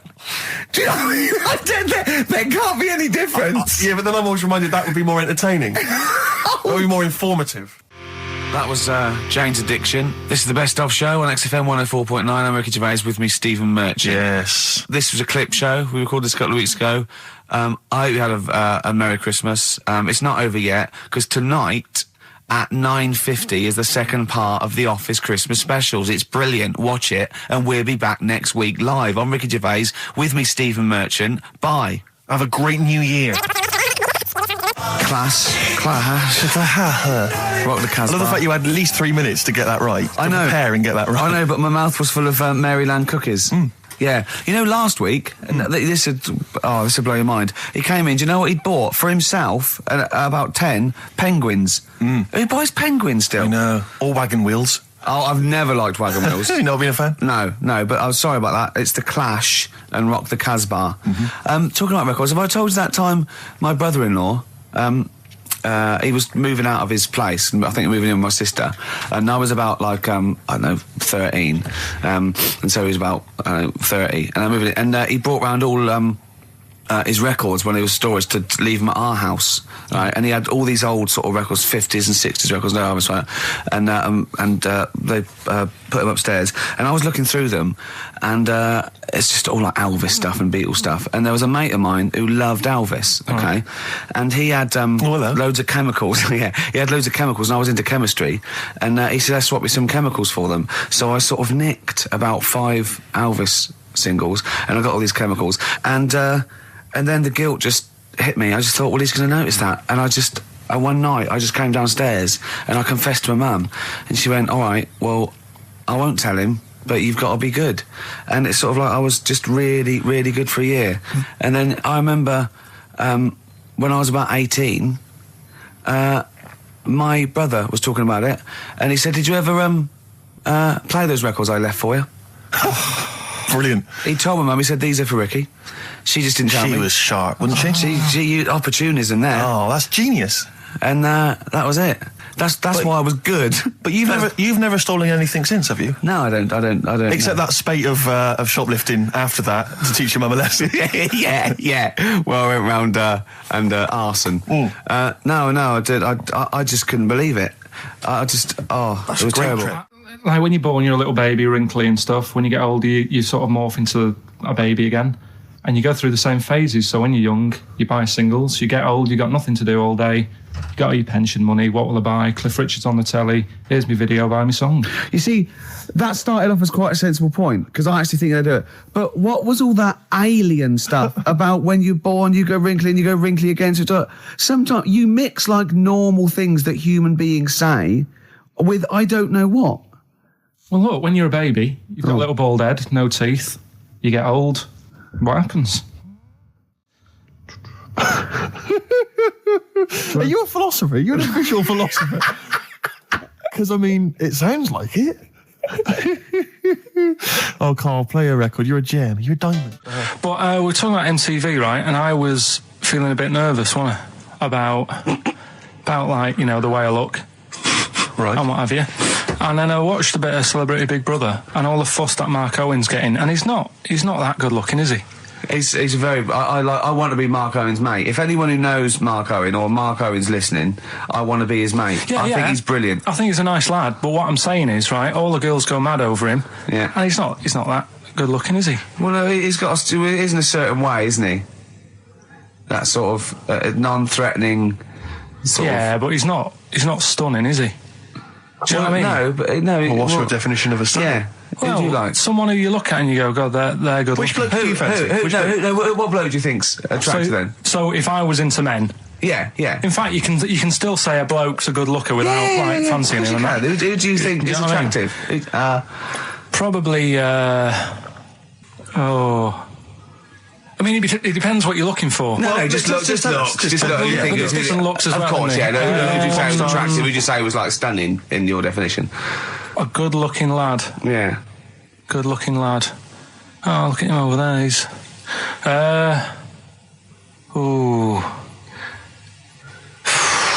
Do you find, Robbie Williams? Do you find him attractive? Boy Next Door. Look. No. Who do you? Carl, hurry up, because it's we've only got 2 hours. Probably. I can't think of one offhand. Mark Owen is pretty good looking then, really. There's not. Just name one bloke that you think's an attractive guy. There must be one bloke that you've either met or that you've seen in a pub Who do you think on a is poster. attractive? Tell you what. Go on. Tell you what. Works here. Young Alex Zane. Alex! Well, we know Alex. Maybe we can fix you up. I love you, Alex. You've got so I just like the way, the things that interest me, I remember. Things like snakes not having ears and stuff. Yes. I didn't have to read about that. No, you just learned that, yes. You saw it on the telly, didn't you? You saw it on that Ian Wright programme. Yeah. Yeah. And this is what Carl said to me. He said, it's actually, I called Carl up in the week, and Reese was with him. Reese used to be on XFM, and he took the phone, and he went, Carl's worried, I've seen that programme. He said, snakes don't have ears, right? He said, so you can creep up on them and pick them up. And he said, Carl's worried. He said, how would you ever put them down again? Because then they know you're there. I woke up the other night, quite late. Worried about that. And I said to my girlfriend, I said, how do you put a snake down? And she said, what are you talking about? I said, that Ian Wright thing, this guy managed to pick up a snake. And do you know that thing where they clamp its head on a jar to get the poison out? I do now. Right? They did that, but they didn't show you how they got rid of it, and I thought, it could really get nasty, because it's obviously annoyed that you've had its head pressed in the jar. Yeah. Right? They hate that. Now... Especially as it's in front of their mates. When you lift it off, right, you've got hold of it. Yeah. If you go to chuck it down, it's going to turn on you. It's going to go wild, isn't it? So... I just wondered. Well, what you do is you never put it down, Carl. Yeah, that's why that bloke has got about 11 or 12 just carrying him. Exactly. Yeah, you never put it down. You sling it. Who cares? You just throw it, don't you, really far. That's not that. I don't think you should throw snakes. But Carl, listen, don't worry. We're not asking you to get involved with snakes. Rick, I sometimes get off at the tube at Tottenham Court Road if I want to look at the record shops before I come into XFM, and I always cut through Chinatown. Oh yeah. And every time I come through Chinatown, the same thought always strikes me. I always feel like I want to just gather all the little locals, all the little Chinese fellas, just gather them round and just go, guys, in what way is this a town? It's not, is This is not, at best, what you've got here is a novelty street. Yeah, Gerrard Street is not a town, mate. No, it's not a town. You've had this for like 100 years. It's not expanding. Yeah. You can't just call it Chinatown and claim it's a town. If I was them though and you do that, I go, what are you talking about? It is a town. It is a town. It's our town. It is a town. It's our town. We got all lots of stuff. Where's your church? Where's your mayor? We got a betting shop. Not enough. It is. See, all you've got here is restaurants. No. That's not a town. No. Got a little supermarket with snacks. What does it sell? Snacks. Specifically, I would imagine crackers. Yeah. Do you want to buy a dragon? Do you want to buy an ornamental dragon? If I wanted to buy one, this is where I would. Do you want to buy a gold dragon? Is it made of gold? No, it's made of plastic, but it's sprayed gold. Do you want to buy that? It's not a town. It is a town. It's not a town. Yeah. And it annoys me because when I first came to London, I genuinely thought Chinatown was going to be this amazing, what they've got there is you'd hear a gong and every time we went in there, and there'd be rickshaws and people walking on those little sort of wooden shoes. You know those ones? They're brilliant. They are just clomping around in them, but nothing. It's nothing. It's just. Yeah, exactly. Yeah. It just reminds me of, have you ever been to any of those sort of museums? You tend to have them up north where they've got like, you sort of sit in a little cart and it sort of rides you through kind of, I don't know, it might be, Newcastle, the Victorian era. Yeah. Could I have half a pound of those sweets, please? Exactly. Of course you can. If there was some animatronic then, it would just be an exhibit. Yeah. Although their concession to being 100 years ago is that there's some scales in the shop and there's a horse outside. Yeah. That's it. That's it. Exactly. Yeah. The traditional sounds and smells of old England. And the voice of going, of course, there was no television. Exactly. Amazing. Yeah. Amazing. Brilliant. Yeah. Welcome to Chinatown.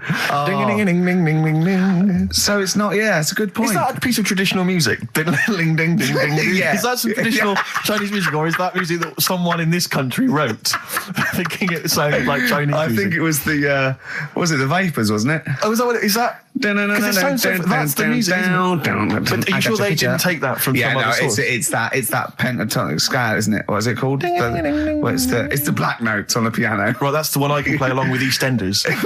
Yeah. Do you know what I don't get with it? Go on. Chinatown. Yeah, Chinatown, because I always walk through it on the way to work. A couple of things annoy me. First of all, I think it's bad business, just because if you've got a Chinese restaurant, put it somewhere where there isn't any others. It's a good point. Yeah, but it's also a community. They're not just a theme park for other people. I remember going out one night with Suzanne and some friends, and you got there and there's so much choice. It's that dilemma of, forget it. Well, not really. Specifically, do you fancy Chinese? Well, no, but why don't you go to the one with the dead ducks hanging in the window? That's my favourite. That's the other thing as well. It's like, normally you put your good stuff in the window. If that's what's in the window. Yeah. Right? Yeah. And the other thing that annoys me, walking through it today, there's always lard on the floor. What, in the street? In the street. It is, honestly. I'm scared I'm going to slip over. It's because all the restaurants and that. But why is it? That's another point. Well, it's not oozing out of the restaurants. No, but why is it? I don't know what they do.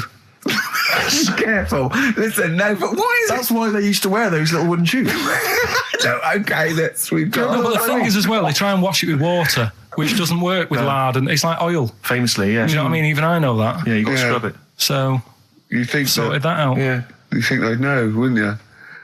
Yeah. Right. Anyway, thanks for your thoughts on Chinatown, Carl. That worked, didn't it? See, panic over, calm now. You're on holiday soon, aren't you? Yeah. You got to go off early. Well, about how many holidays have you had? Because I only ever have time off when I'm working, like doing another job, like, filming or something. But you seem to have a lot of holidays, just like, and you were sick as well. You was just like, because you had wet trousers, which is a little bit... Do you not care about the job? I mean, I've got to ask because, you know what I mean, if I was in charge, I'd worry about your motivation or... Because yesterday we were trying to work out what you enjoyed doing, and we got to Manchester United and moaning. And that is the two we came up with. I don't know where you get the moaning thing from. You're always whinging. About what? Everything. When? When did I last have a moan? Just before we came on air. Right, and why was that? I don't know, I can't remember. Because we were in good mood. We were in a good mood, me and Rick. I'll tell you why. Go on. Because you brought a song in at 10 to 1. Yeah. With a load of effing and jeffing in it. Yeah. And saying, can you edit this? Yeah. But that's your job. You could have brought it in yesterday.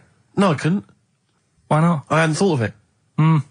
But why are you whinging? That's your job. And I didn't come in 10 minutes before. It was a good 20 minutes before. It just took you ages because you were whinging and moaning to even get started.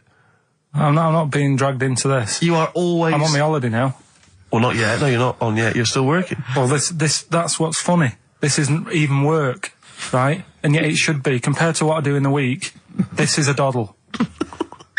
Well, it's because you're not putting any effort in, clearly. Where are you going anyway? Where are you heading? Cornwall. Yeah? What's happening down there? Well, there's a monkey world. You're excited about that? We'll go and see that. Probably go twice to that. Yeah. Whilst I'm down there. How long are you waiting for? The whole week? Yeah. Yeah. So, this is with your parents, isn't it? Yeah. Taking them out. Your father, what do you think your father will be up to? What's he going to be nicking on this holiday? Well, tin. There's a lot of tin in Cornwall. Since they've shut the mines. He's just called Suzanne, said they've got there, said it's a nice little place. Mm-hmm. There'll be no towels when you get there. So what are you going to do? What are you going to do? Just going to chill out and sort of like go to the pub and stuff? Yeah, like I say, I mean, all I've got planned is probably probably Tuesday and Thursday at Monkey World. What about Wednesday? What are you thinking of Wednesday? Just wandering around? Just sort of think about, you know... King Arthur and that. Where he was down there, wasn't he? I don't know, but I'll tell you something. Going? What town? I don't know. I don't know where it is. Susan sorted it out. Yeah, she's sorted it out. I had you on the phone to her saying, well, pack 2 pairs. Poor woman. She's packing your bags for you. Yeah. Right. But, you'd spend more time at home if Steve didn't come in at 10-2 with a rap record with, like, obscenities all over it. Yeah, well, we'll play that next week. Well, you didn't even get the job done, that's the thing. We can't even play it because you didn't get finishing time. I'll tell you what. Kings of Leon, Red Morning Light on XFM 104.9. I'm Ricky Gervais, with me, Steve Merchant and little Karl Pilkington.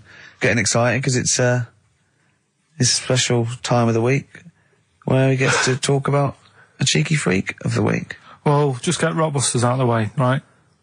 Because I've got to put these prizes in the post bag now, so I'm shooting off. Yeah, because you got to go early. So I don't know how you do your job. You went to Manchester, you went to Madeira, you had a day off because your trousers were wet and you had a cold, and now you're shooting down to Cornwall. You're leaving early. How do you get your work done? And you've got one job. Me and Steve have got loads of things to do. The man fast let me work. Like I said, the prize is ready and packed up. Here. No one's being affected by me shooting off early. Right? Okay. Are you actually going to be here next week, or are you still going to be in Cornwall? No, you see, there again, I'll be back in time. Oh. And in the week, when I go to, you know, Cornwall, see the Monkey World. Yeah, you're 2 days past the Monkey World. That's still work. Yeah. That's still work? What?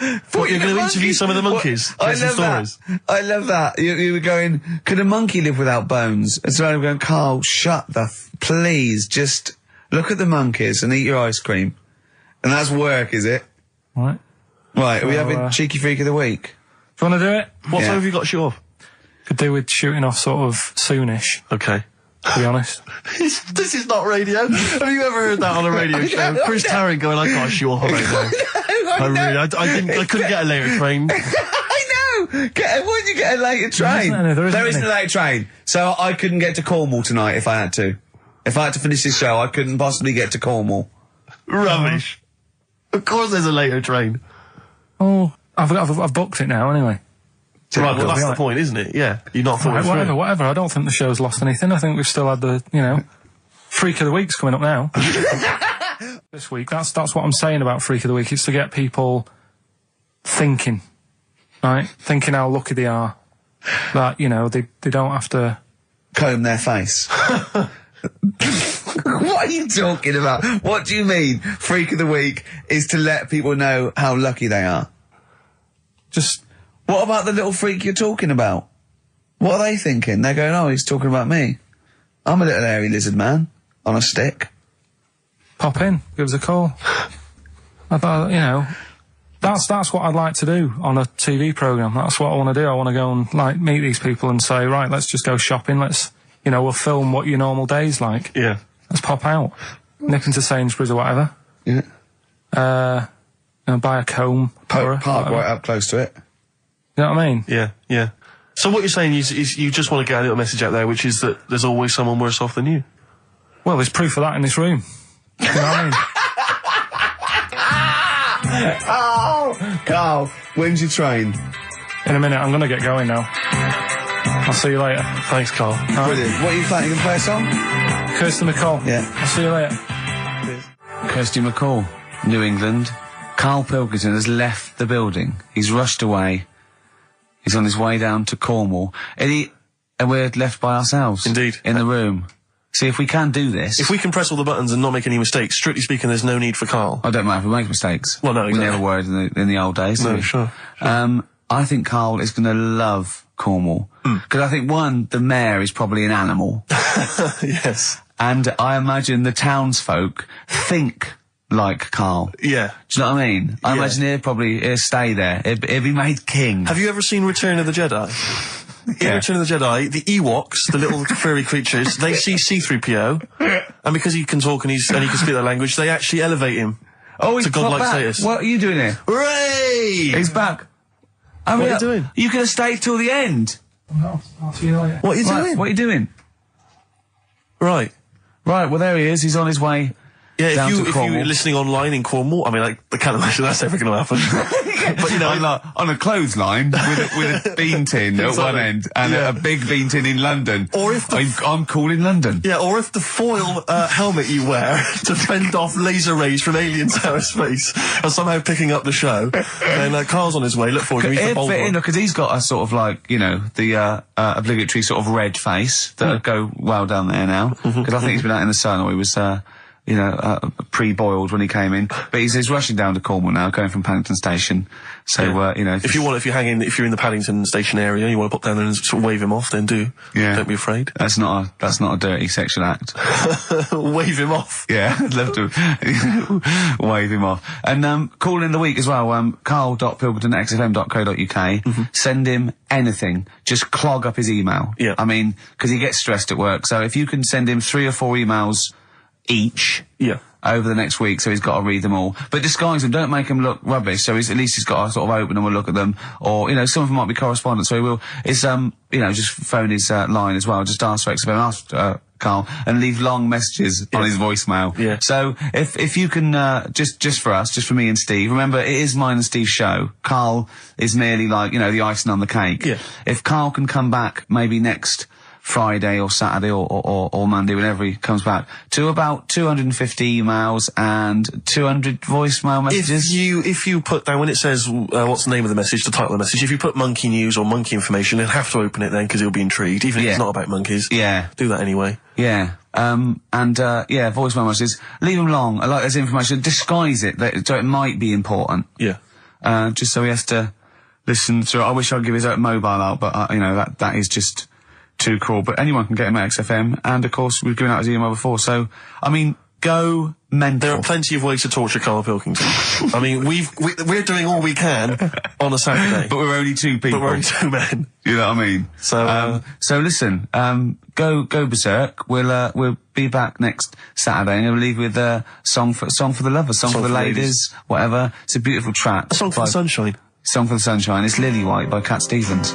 And we've done it. We don't need Carl. Definitely not. See you next week, Rick. Bye. Well, there's the darkness. They believe in a thing called love. Carl, do you? This is XFM 104.9. That is my favourite band at the moment. You love them? I absolutely love them. I think they're funny. I think they're straight down the line with a little bit of tongue-in-cheek. Oh, brilliant. Did you see them on Jules Holland last night? I didn't, sadly, no. Brilliant. Were they good? Yeah, absolutely jumped. Oh, I mean... Jules didn't know what to do. was he playing some Boogie Woogie? They wouldn't let him play Boogie Woogie over their song. That's what I mean. That's why he stayed back. But I can't imagine it was very good. Then. He shook the. I'm surprised you say they were good. Jules wasn't thinking. I mean, I thought. Hold on, this is missing something. Yeah. This is missing someone from Squeeze vamping over them. Exactly. But they did well without him. Extraordinary. Yeah. Well, here we are. Then we're back. XFM 104.9. Carl had to leave early last week, but you stay to the end this week, mate. Or yeah. You don't need another holiday. Oh, he started already. I mean, Steve's made you look like a bit of a twat already, and it's only 1:05. But the only reason you don't go on holiday is because you have to spend money. Oh, and he's come straight back. Well, he's gone straight back. I can't come back to that. Oh, it's just dynamite. It's just absolute. That was searing. The last holiday Steve had, he sort of found a third world country so he could live like a king for a week. It was Cuba, wasn't it? Going to Cuba, amazing. You can almost rule the place. If it weren't for Castro, I'd have been in charge. Kind of cash I was flashing around. I mean, they do anything for $1 over there. It's extraordinary, literally. I mean, it's amazing. Yeah. Oh, definitely. And I went to Kenya before that. So he thought, and the prostitute said no. You were going. Yeah, well, it was $2. I mean, I'm not made of money. Did you have a good holiday, Carl? Yeah, it was all right. It's all right. Went down to Cornwall. Now you're going to the monkey some odd sanctuary. people down there, Steve. Well, don't look at me. I'm not from Cornwall. Well, you're from that sort of area. Well, not really, but never mind. Genetically, he means. Right. They're weird. Well, you must have slotted right in. What are they weird? What do they look like? Just all sort of odd people. A lot of old people, but not just old, sort of messed up old. What do you mean messed up old? You can't just say that. There was a woman with a funny neck. Okay, in what way was it funny? What did she have a funny neck? If you were writing an essay, you wouldn't say there was this woman with a funny neck. How would you describe it? She sort of had her head, like, pointed down all the time. Like Don't do it, it's his radio. No, but just for you, I do like that. Yeah. About like that. Yeah, okay, right.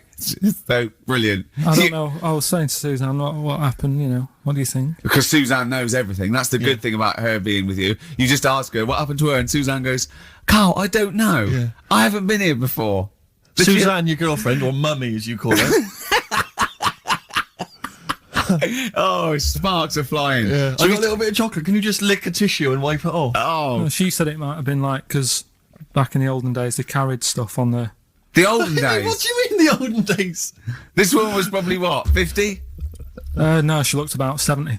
Yeah. But like I do on Cheeky Freak of the Week, right? I always turn it round and we get like something good out Something of it. positive, yeah. I said to Suzanne, I bet she finds a lot of money. Yeah! Always staring at the ground, yeah. Oh, So dear. it was always good. So, you're Maybe back... she just had new shoes and she was admiring them. Yeah. Did you think of that? Before you point the finger and judge? Or a necklace was too heavy. Exactly. So, you're back refreshed. So, what have we got for this week? Have we sort of... Because we didn't meet last night, which we usually meet No, sort of I Friday. called you and said it'd be good if we could, you know, I wasn't getting back into London. Well, I was up till- for it. I was till up for it, 7:30, you know. but Yeah. but we all need to be there. It's not Yeah. just me and you being there. Yeah, so... Yeah. No, you're right. I mean, you're absolutely right that I wasn't there yet because I wasn't willing to just be governed by your particular schedule. You want to jet back in from another of your holidays It wasn't a at holiday. 8 o'clock. Wasn't a holiday. That Well, was, so what? You What were do you out mean? of town. What do you mean it wasn't a holiday? What was it? it was a treat, wasn't it, for my mum and dad? So it wasn't a holiday. I What, took so them you away. didn't enjoy the 5 days off? You'd rather have been here moaning 8 hours a day, 7 hours a day. You see, we said last week that you're always whinging. Here you are whinging now. I'm not And you're moaning. saying it's not even a holiday. You're saying it's not even a holiday. What was it then? Would like a nurse who take sick children to Florida, would they say having a great holiday? Sorry, what particular ailment did your parents have for the week that they had to fly in? Karl Pilkington, MD. Yeah. What are you talking about? Well, all right, it was a holiday. Well then, good. Now some honesty, now some truth. So you came back from your holiday. You wanted to start back to work straight away. Steve couldn't be bothered to meet. Is that what you're saying? That's what I'm saying. So we've got nothing prepared for this. Well, you can rely on Rockbusters. Right, that's coming We've got up. nothing. Monkey News. Even though you were away, you were still working. Still doing stuff. Did you go to That's- the Monkey Sanctuary? I'll tell you about that. Tell us later. about it. Play a record. All right. Do you want a Smashing Pumpkins? Smashing Pumpkins. I thought an old classic from them, Cherub Rock. Yeah. Smashing Pumpkins, Cherub Rock. That, of course, Rick, is available on their greatest hits. Brilliant. If you want. I mean, that's how I rock. So Yeah. I know they. I'm very much the shape of a cherub as well. Well, indeed. Naked with a couple of and a rosy big arse. and a trumpet. Yeah. Do they have trumpets? I don't know. I've just had an email here. Monkey news Yeah. from a listener. Monkey spotted holidaying in Cornwall. A chimp was spotted holidaying in Cornwall last week after befriending a family of 3.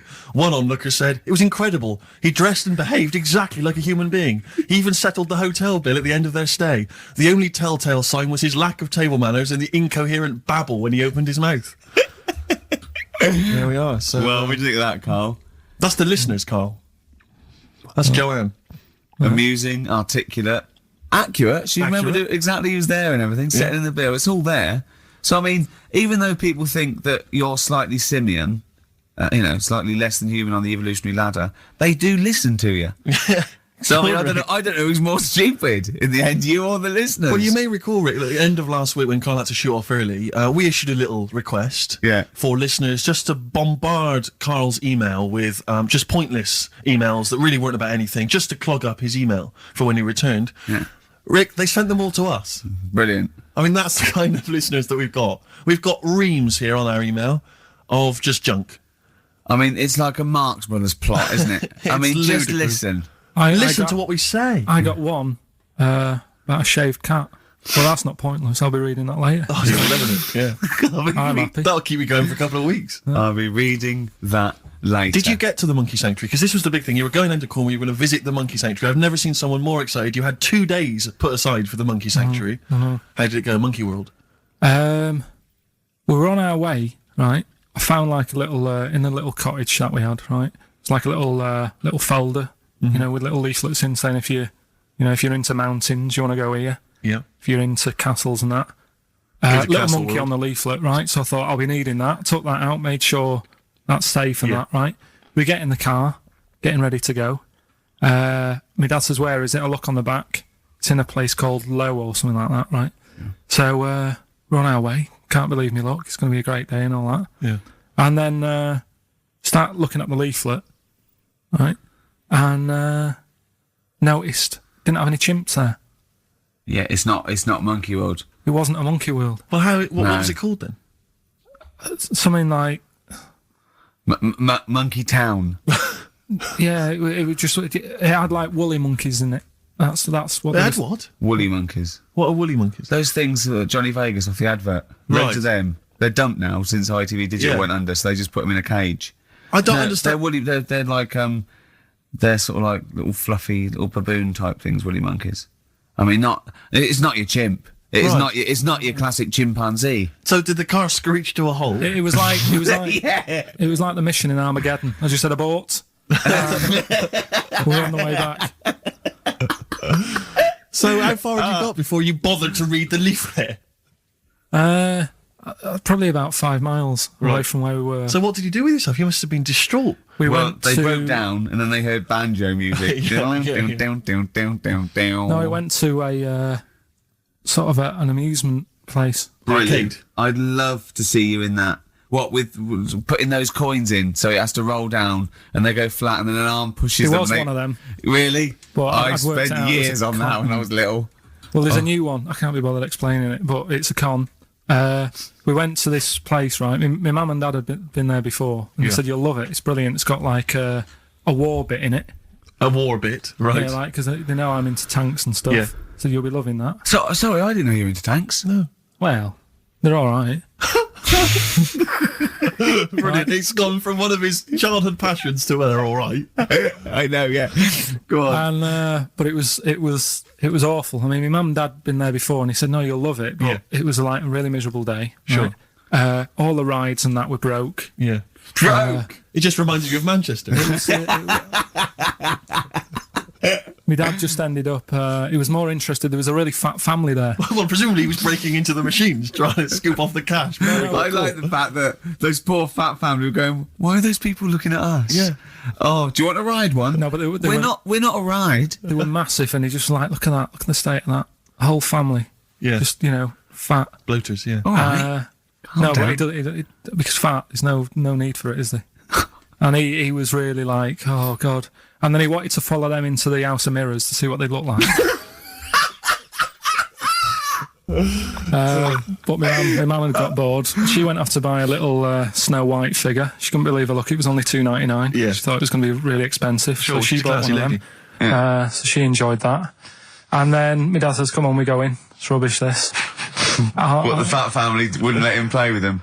So he just said on the way home, he said, I can safely say that I never want to go there again before I die.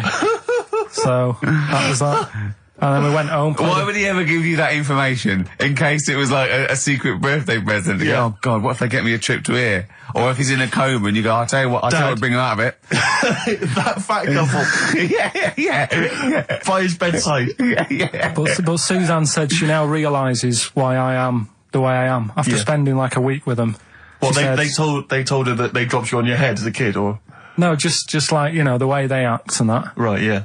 They were saying things like, Suzanne, so why is the moon out at night and the sun in the day? Oh God, yeah. Oh God, there's 3 of them. Suzanne, can you tie my shoelaces again? It was the bit when my dad said, "Don't waste money on a coffin for him. Just put him in a bin bag." Your father said that about himself. Yeah. Oh, that's a great idea. I'm glad you mentioned that, because That is great. that gives me an idea. Saves a bit of money. My dog. Nelly, Ride With Me. That's featuring City Spud. I don't know if you're aware of that, but there we are. Good, nice summer tune. Carl, tell Steve what you just told me when Steve was in the toilet then. Right, I'd just been away with my mum and dad and that. And one of the things I always like doing is having a good chat with my dad about stuff he got up to when he was a kid and that. Yeah. Right, because he got up to loads of stuff, and every time I see him, he tells me something, and I was like, why are you just telling me that now? It's brilliant. Yeah. Right? So, I mean, to me, he's kind of like Ronnie Biggs or someone. He's just the most extraordinary kind of. Well, this happened. Right? I can't remember. There was a delay yesterday. There was problems on the Paddington line, and he was saying, "Oh, trains aren't what they used to be." Sure. He said, I was looking. They used to be horses, didn't they? Well, he was looking in the booklet, and it was saying how you can have your bags collected if you want, but it costs you £5. Yeah. So that's outrageous. Sure, of course. Right, so he said that's the problem with this country. We've got good with computers and that, but when it comes to, like, getting service, it's gone out the window. Yeah. Right? So he said, when I worked on the trains, you know, and he was going on like this, that and the other. So I said, I didn't know you worked on the trains. He said, yeah, when I was 18, right, it was his job to get the coal, right, and chuck it in the engine. Uh-huh. Right? And one day he's in Grand Central Station in Manchester, which is now the GMX Centre. Right. Right? And that was like the main station. And he was in there. The fella who should have been sort of driving the train, right? He said, I'm just nipping to the pub. Sure. So you just stay here, keep the engine topped up and stuff. Yeah. So he's like, yeah. For a quick getaway. Yeah. Right? So the fella goes in the pub, and my dad's in there, you know, putting the coal on. He did his bacon and eggs on a little shovel. Yep. And anyway, fella comes up. He says, right, can you move the train forward now? Oh, blimey. So he was like, oh. So he didn't want to say, the fella's in the pub, because he'd know, he'd say, what's he doing in the pub? He should be working, right? So he said, yeah, no problem, I'll sort it out. Right, so he puts it into gear, or whatever you do on them trains. Sure, right? puts it into first, yeah. Starts going forward. Now, people who don't know about trains, something that I learnt is if you're carrying a load of coal or whatever on the back of it, they don't have brakes on each carriage, right? It's only the engine that has brakes on it. Uh-huh. So when you pull the brakes on the engine, the whole weight of what it's pulling is pushing you forward. Sure. Right? Yeah. So he doesn't realise this though, because he's just used to cooking bacon and eggs and chucking coal. Of course, and things, yeah. right? So you've got to slam the brakes on sooner than you would normally. Yeah. Well, you have to anticipate it, I suppose. Yeah. But he didn't know that, so he's pulling in, he's thinking, right, Well, I'll put the brakes on now. Yeah. Right? Puts the brakes on, the train just keeps going, he's going, oh god, it's not stopping. Sure. It ploughs right through the signal box. Right? Loads of damage. Pulling the signals, don't know what they're doing. Yeah. Loads of damage done. Apparently, if it was today's money, it'd be about £3 to £4 million worth of damage.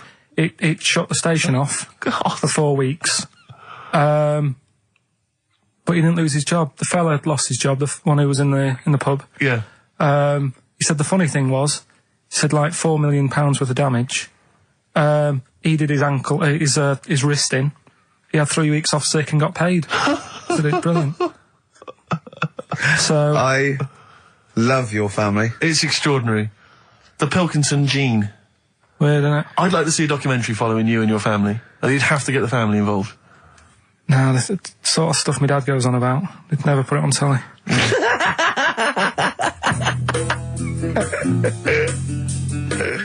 Carl, have we still got monkey news? We've got monkey news coming up. Now, you must be disappointed because you didn't make it to the monkey sanctuary, but you still managed to scrape together monkey news on your holiday. Yeah. That's so impressive. I found some of that. We've got... How do you get so many breaks and holidays? Because you went away with Suzanne's parents. You've just been away with your parents. That's a couple of weeks, 10 days. So that's probably about 3 weeks in all. You had that. You went to Manchester. You had that day off because your trousers were wet. I mean, and I suppose because you've only got one job, and I've got a lot more. This is just one of my jobs. But I mean, don't you ever count your blessings? Go, God, thank God, I can have time off. I don't work too hard. I'm not stressed too much. No. It's just all to do with when you do work, do a lot. So I get a lot done. Yeah. What do you mean? I'm always doing stuff. I mean, even though when I was in Cornwall, right, I'm sat there on the grass. I'd love to just sit on the grass. Oh, yeah, you're too busy. I know, yeah, well, Me dad and Suzanne are playing crib, right? I'd sort of fallen out with him at Your that dad point. and Suzanne are playing crib. Why did you fallen out? Because you do with live who? in the 1940s. Yeah, why did you fallen out? Because with crib, have you ever played crib? Yeah. Right, you've got to be pretty good at maths. Sure. Well, you've got to make your cards add up to 15 and all. Well, yeah, I was just gonna correct you on you've got to be good at maths. Yeah. What? Algebra, quantum physics, what? No, just adding up. Adding up to 15. Brilliant. I mean, You can almost do it on your fingers. You could in Cornwall. Yeah. But my dad's really good at maths, and like he said, how many have you got? And he always counts his, and it's like 15, 2, 15, 4, 15, 6, 3 for your at, 1 and all that. Do you know what I mean? He adds it up really One quick. for his knob. Right, so I was like, right, hang on a minute. And he goes, no, what do you mean, hang on? Add it up, what have you got? He says, oh, forget it. I said, this isn't fun if you're going to start getting all arty with me. Sure. So, forget it. Yeah. I love it. But I don't know him, but I'm sure he's just winding you up. His victory is you going, forget it, I'm not playing. Well, anyway, right, so it doesn't matter. I think I'll go off and do some prep, right? Yes. Do some research for Saturday. Found one of Suzanne's magazines, right? Flicking through, because there's always interesting stuff in there. There was something about swingers. Right. I was like, what's all that about? Yeah. And it had an interview with some people talking about, how they sleep about a bit. Yeah. And I thought, if my wife looked like that, I probably would. Because there was a few pictures of them, and they were all pretty ugly. Yes. I thought, right. So I took that in, soaked that up, thought, there you go. Carried on reading. There was a bit in there about how women still have crushes, right? Yes. And the woman was going on about how she's 38, right? But she still fancies Chris Martin from Coldplay. And, even though it'll never happen, she's still got that little bit in her head that thinks one day she'll leave Gwyneth, right? And end up with her, right? Right. Anyway, so I'm thinking this is a bit boring, but I'm flicking through it all. And, is this a Rockbusters clue? No. Right.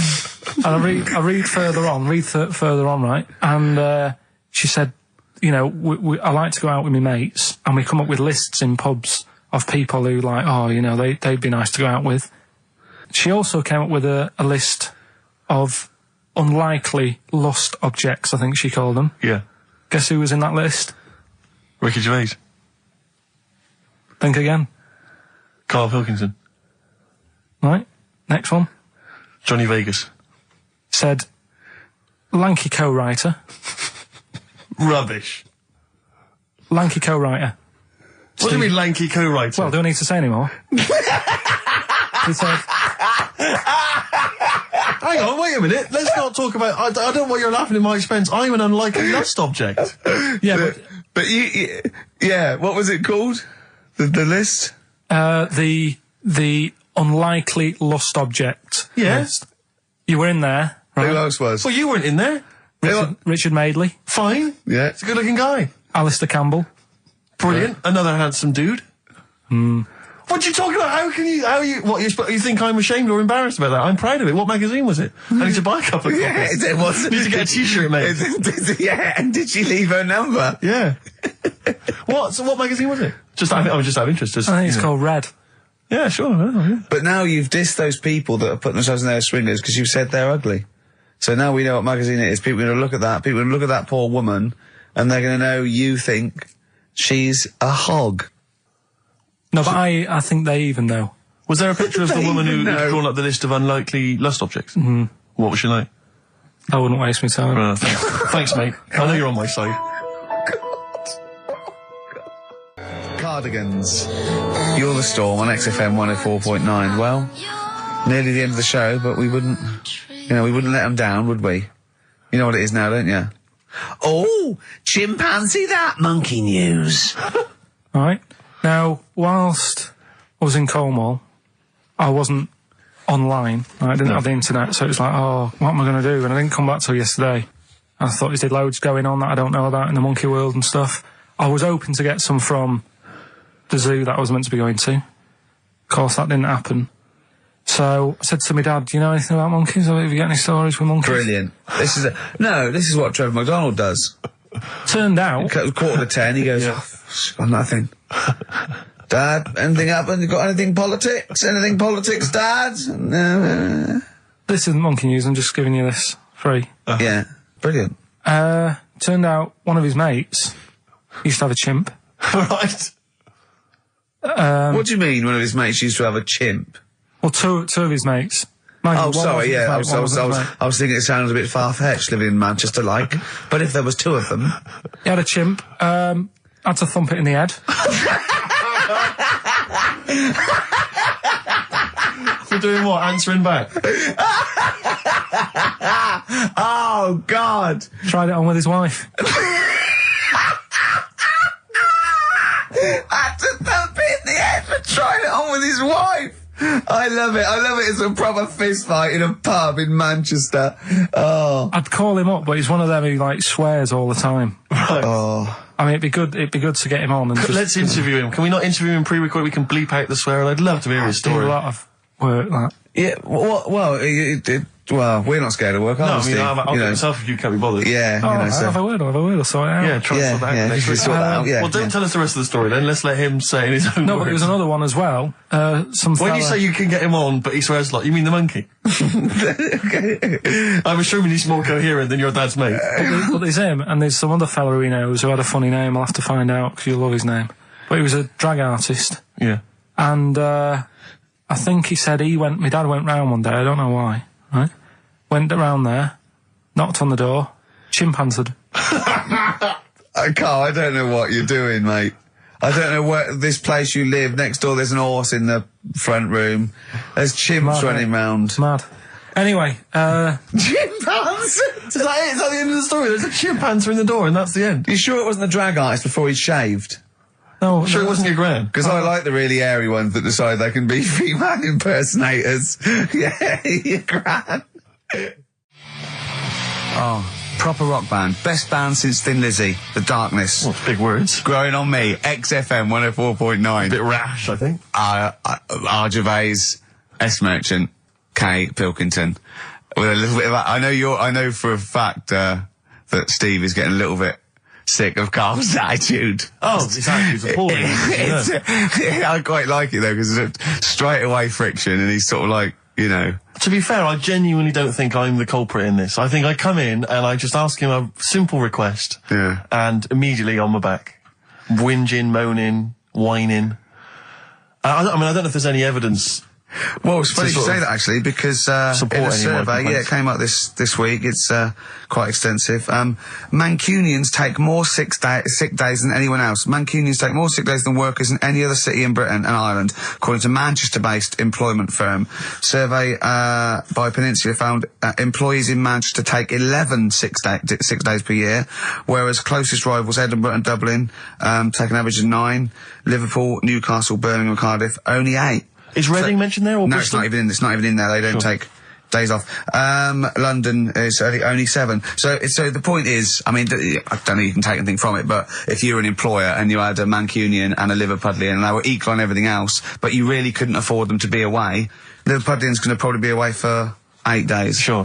The Manc's going to be away for 11, phoning in sick. And so what can you, I mean, just analysing the data there, what would you extrapolate from that? I really don't know. I mean, call in if you've got any clues, or email us in if you've got any. I don't know why I think maybe, I don't know, Mancunians... I don't really know many people from Manchester. Well, I only know one, but I know he was off sick because he put on wet trousers and he got a cold, I think. Yeah, well, he just said he was... Didn't come in for... Yeah. He left early as well once. Yeah. But I don't know. I mean, that's the survey, I don't know. I mean, it's evidence because it's statistics, so... There you go. It's guaranteed evidence that's proof. Any thoughts on that, Ricky.Gervais at xfm.co.uk? I mean, oddly enough, you're from Manchester, Carl. Yeah, I am, yeah. What are your thoughts on that? On what, sorry? On the survey. Oh, wasn't really listening. Sure. Well, Mancunians take off more sick days. They call in sick. I mean, presumably spuriously. Yeah. I mean, because they've got the same body. They're biologically the same, so... they're obviously making up. They're lying. Yeah, some of the days. Maybe there's just the 3 extra they're making up. Yeah, they're moaning. Probably because we work a lot harder than the others, so we're tired, so you're sick, so you need time off. Probably. Seems unlikely. I mean, the Scousers, to be honest, take them on, let them work in your office. But you know how many computers are going to go missing? Right, that...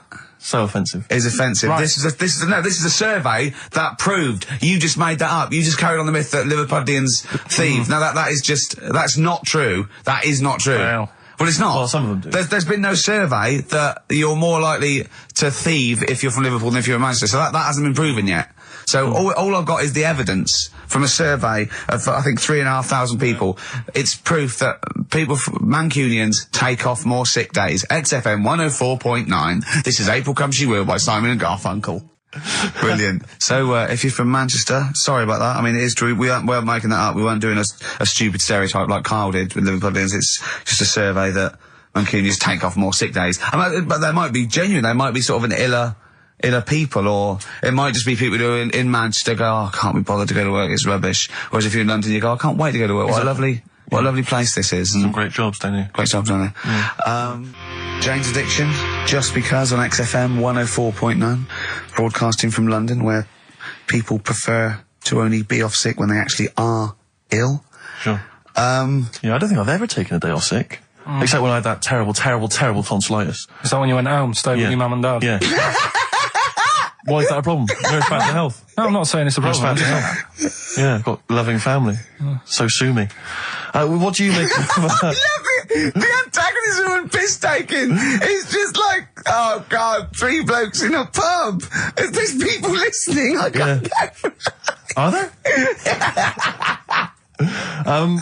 So what have we got? What have we got? It's 1:20. What have we got? We're on till 3. Well, we've been talking, we've been doing well, we've been playing some great rock and roll, we've been playing some lovely songs, we've told them, we've explained a survey, just for employees, be careful. Yeah. We've, put that out there, we put a shout out there, people know would you say it was probably safest if you are an employer to never employ Mancunians? Well, I wouldn't go that far. I wouldn't go that far because, you see, that's only an average. So I imagine some Mancunians, like, Londoners, are nice, reliable people. It's probably just a few bad eggs that throw the stats up a little bit. People that would go, I'm not coming in today, I'll put on some wet trousers. Sure. All right, stay in bed. Yeah. Stay in bed. Yeah. You still got them on?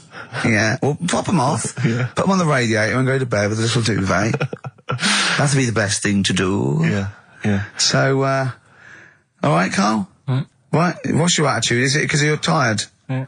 Well, why are you tired, though? You weren't saying that watching those Channel 5 films again, were you? Did you ever go on a picnic, Carl? Was there places to go in Manchester, or was it like Quarryland, mostly? The problem with those adverts, like when I was growing up, they'd sort of give you ideas, because remember the Charlie's one, right? And we were on holiday, right? And I met these 2 lads who are knocking about with, like, mates and that. And that advert came on, and we thought it'd be a good idea to wind his mum up, because this advert had just been on saying, kids are going missing in Wales, right? Yeah. So we said, oh, this will be a good laugh. We put the kid in the wardrobe. His mum came back from shopping.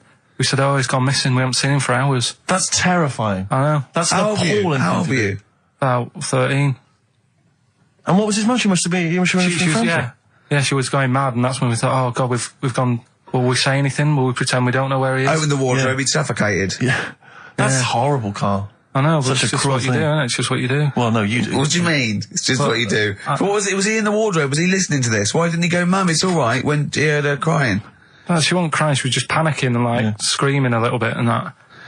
Screaming a little bit. Okay, we'll tell her when the screaming starts. Exactly, yeah. And then, what's the other thing? Like, on the same, all this was going on when I was growing up. And, one time we're on holiday, and my mum says, right, if you're going on the beach, it's a big beach.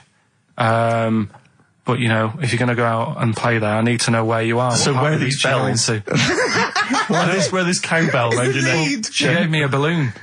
Good idea. A balloon. And it just, sort of attached to my arm, so wherever I was playing in the sea and that, you can see the balloon and that. Brilliant. But then the problem was, everyone else thought that's a good idea. And it was just like loads of kids with balloons and that. Oh, I ruined it. So that didn't work. Yeah. Had to bin that idea. Yeah. This is what we were talking about, actually, weren't we? We were talking about the fact that you're quite proud of the fact that you've got no formal education, really. And yet you've pulled yourself up with the bootstraps. Yeah, well, I know people who've got results and that and don't do anything. Sure. Do you know what I mean? They're on the street. So I've used all my energy as I've got older rather than burning myself out as a kid. Right, yeah. Do you know what I mean? Sure. So I don't know if that's advice.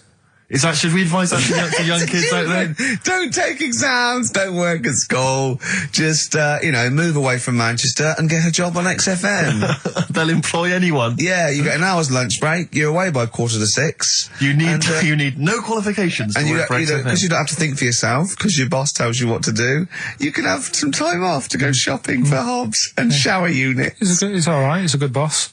Yeah, I know. He'll let me have next Saturday off. He knows how tired I am. How many Saturdays has he had off? He's going away again. He's had 2 holidays. He gets 26 holidays, 6 days a year. 26 days a year. It's unbelievable. He was sick because he put on wet trousers. Yeah. And now you're going down to Hastings. Are you leaving early? Because you left early last time, didn't you? No, I wouldn't do that again. Now, what are you going to Hastings for? Just having a break. The Verve. And lucky man. That's for Carl, who is a lucky man. 2 hours every Saturday, yeah? Just a little bit of chat and laughter. Some great records. All right? What are you going to Hastings for? Just to chill out? Yeah. What are you going to do? Just chill out. What specifically is in Hastings that's of interest to you? They having another battle? Nothing, it's just cheap, isn't it? You can get a B&B for about 40 quid. Sure. The weather's good, so... Well, let's all go. Why not? Yeah, why not? Do you want Ricky to come down with you? No.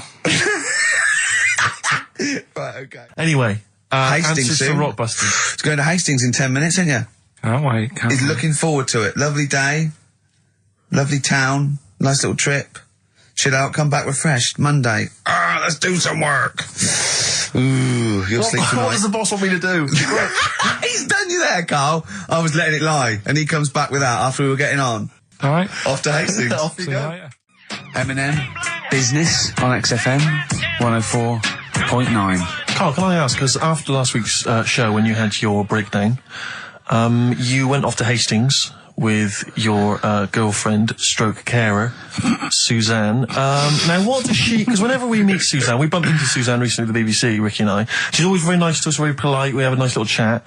But I'm always wondering, what is it that she thinks of us, really? You know, because I'm assuming you immediately go home and whinge. So, but they tortured me. You saw they tortured me on air. Now, what does she make of us? Did she listen to the show last week? Yeah, she did, yeah. She knew I was annoyed. Right. So, she sort of gave me a look like... You know what I mean? Like that, when because we went to Hastings. That wasn't because you had, like, Marmite or something over your face. No, it was just like, that's good, that's good. Last week, after your nervous breakdown, you went to Hastings. Yeah. Can I ask, why the hell did you go to Hastings? It's so arbitrary. What do you mean? Why go to Hastings? You lost him on arbitrary. Why did you choose that above all other places within... It's amazing, isn't it? You look at his face when you say a word that, you know, he doesn't understand, and it just goes dead. It's like when your computer freezes. Yeah, it is like that, yeah. Is there an equivalent to Control-Alt-Delete when Carl just doesn't understand, so we have to press, like, knob, bollock, finger up arse. It takes him out of his sort of stupid, doesn't it? Now, that's three things to press, but you've only got two hands, so... Wow. Yeah, I know. God, what would I do? I'd have, hold on, so I could have the thumb of my right hand, pop that up his arse. I'd have probably my index finger of my left hand on his knob. How would I press his testicles? What would I use? I'd have to use some other part. Should we try it? Yeah, let's go around there. Let's head out. Look, come on. What? Sit I just think it's time to have a little kiss. Sit down. No, you've done so well. I've already had a little, What happened, Carl? He loves it. I'm just going to give you a little kiss. Just for the webcam. Right, hurry up then. All right, on the lips. No. Oh, come on. Oh, God. I love it because he hates it so much. You wouldn't get that radio on. But maybe I could have kissed Chris Moyles. What? I could have kissed Chris Moyles on Radio 1. Milesy. Give Milesy a little kiss for all his good work. Do you enjoy that? Yeah, it's good, yeah. What happened to Chris Molesy's show? Is he not on anymore? On the TV? Yeah. No. Turns out he was too fat and talentless. Do you want to tell us about Hastings? Where did that come from? Eh? What? Yeah, Hastings. Yeah. It's alright, yeah. What's there? Not much. It's just one of them Is there places. Yeah, it's good. I think that's what's good about it. Nobody knows, right? Because last weekend it was roasting, and you saw pictures of Brighton, and it was heaving. Yeah. Right. Hastings, hardly anyone there. And yeah, it's got a nice little beach. Yeah. Sand? Sandy No, beach? pebbles. Well, that's all right, isn't it? You don't want the sand. Why does he want sand? Of course you want Just sand. a little bit, don't it? It's a murder building a sandcastle.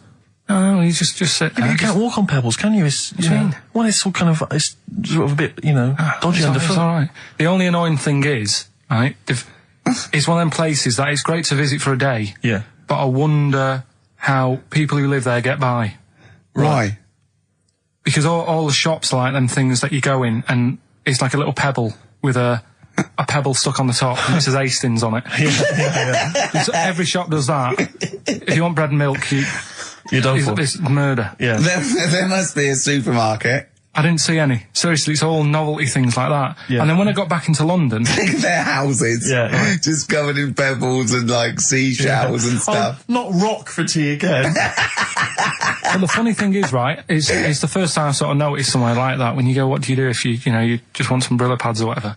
With the slang thing, did I tell you I was trying to read that book about the governor?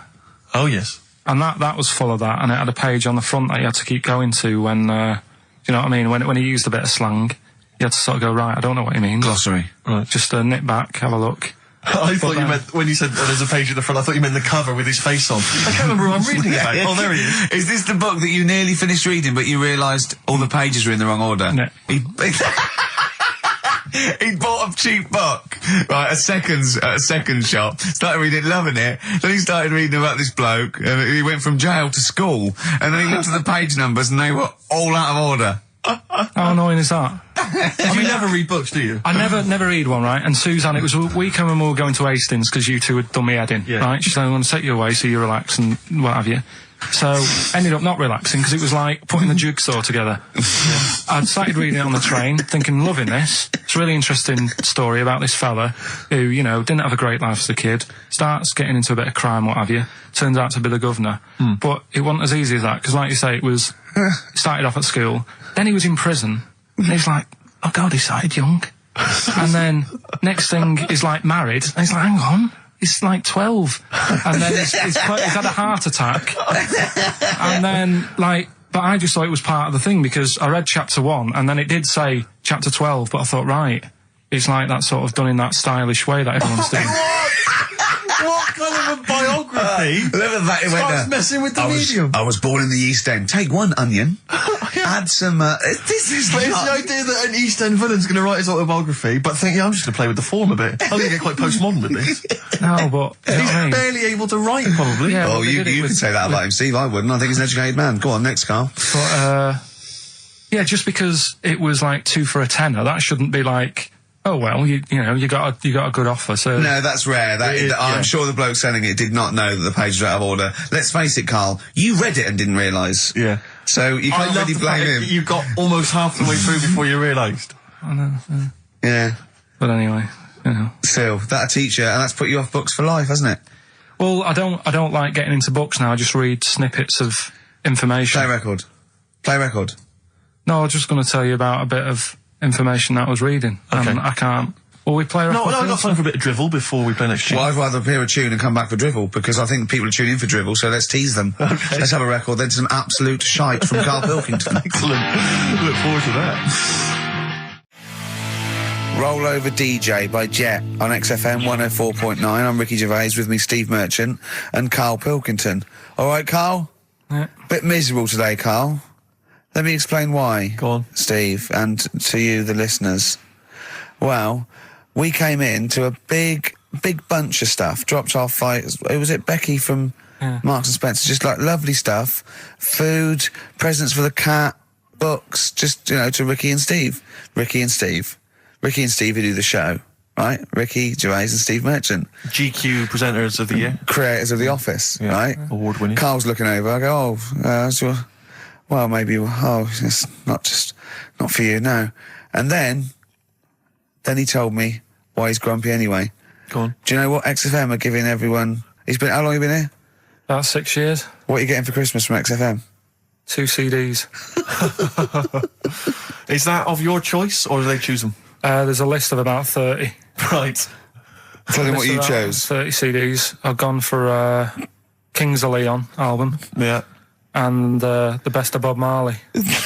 Haven't we, like, given them away in the past or something? Or you could have burnt them off, couldn't you? You could have done copies. Illegal, but you could have done that anytime you wanted. I don't think Bob Marley minds if you bootleg his CDs.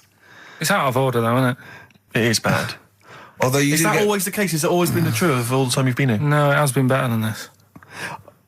Yeah, although you do get paid quite well and you do have an easier time. Yeah, but don't give me the CDs then. If it was a milkman, you don't go, have 2 bottles of semi-skimmed. Happy Christmas. Yeah. That is a valid point. Do you know what I mean? Have you complained? Who is it who made this decision? There's no point. No point, is there?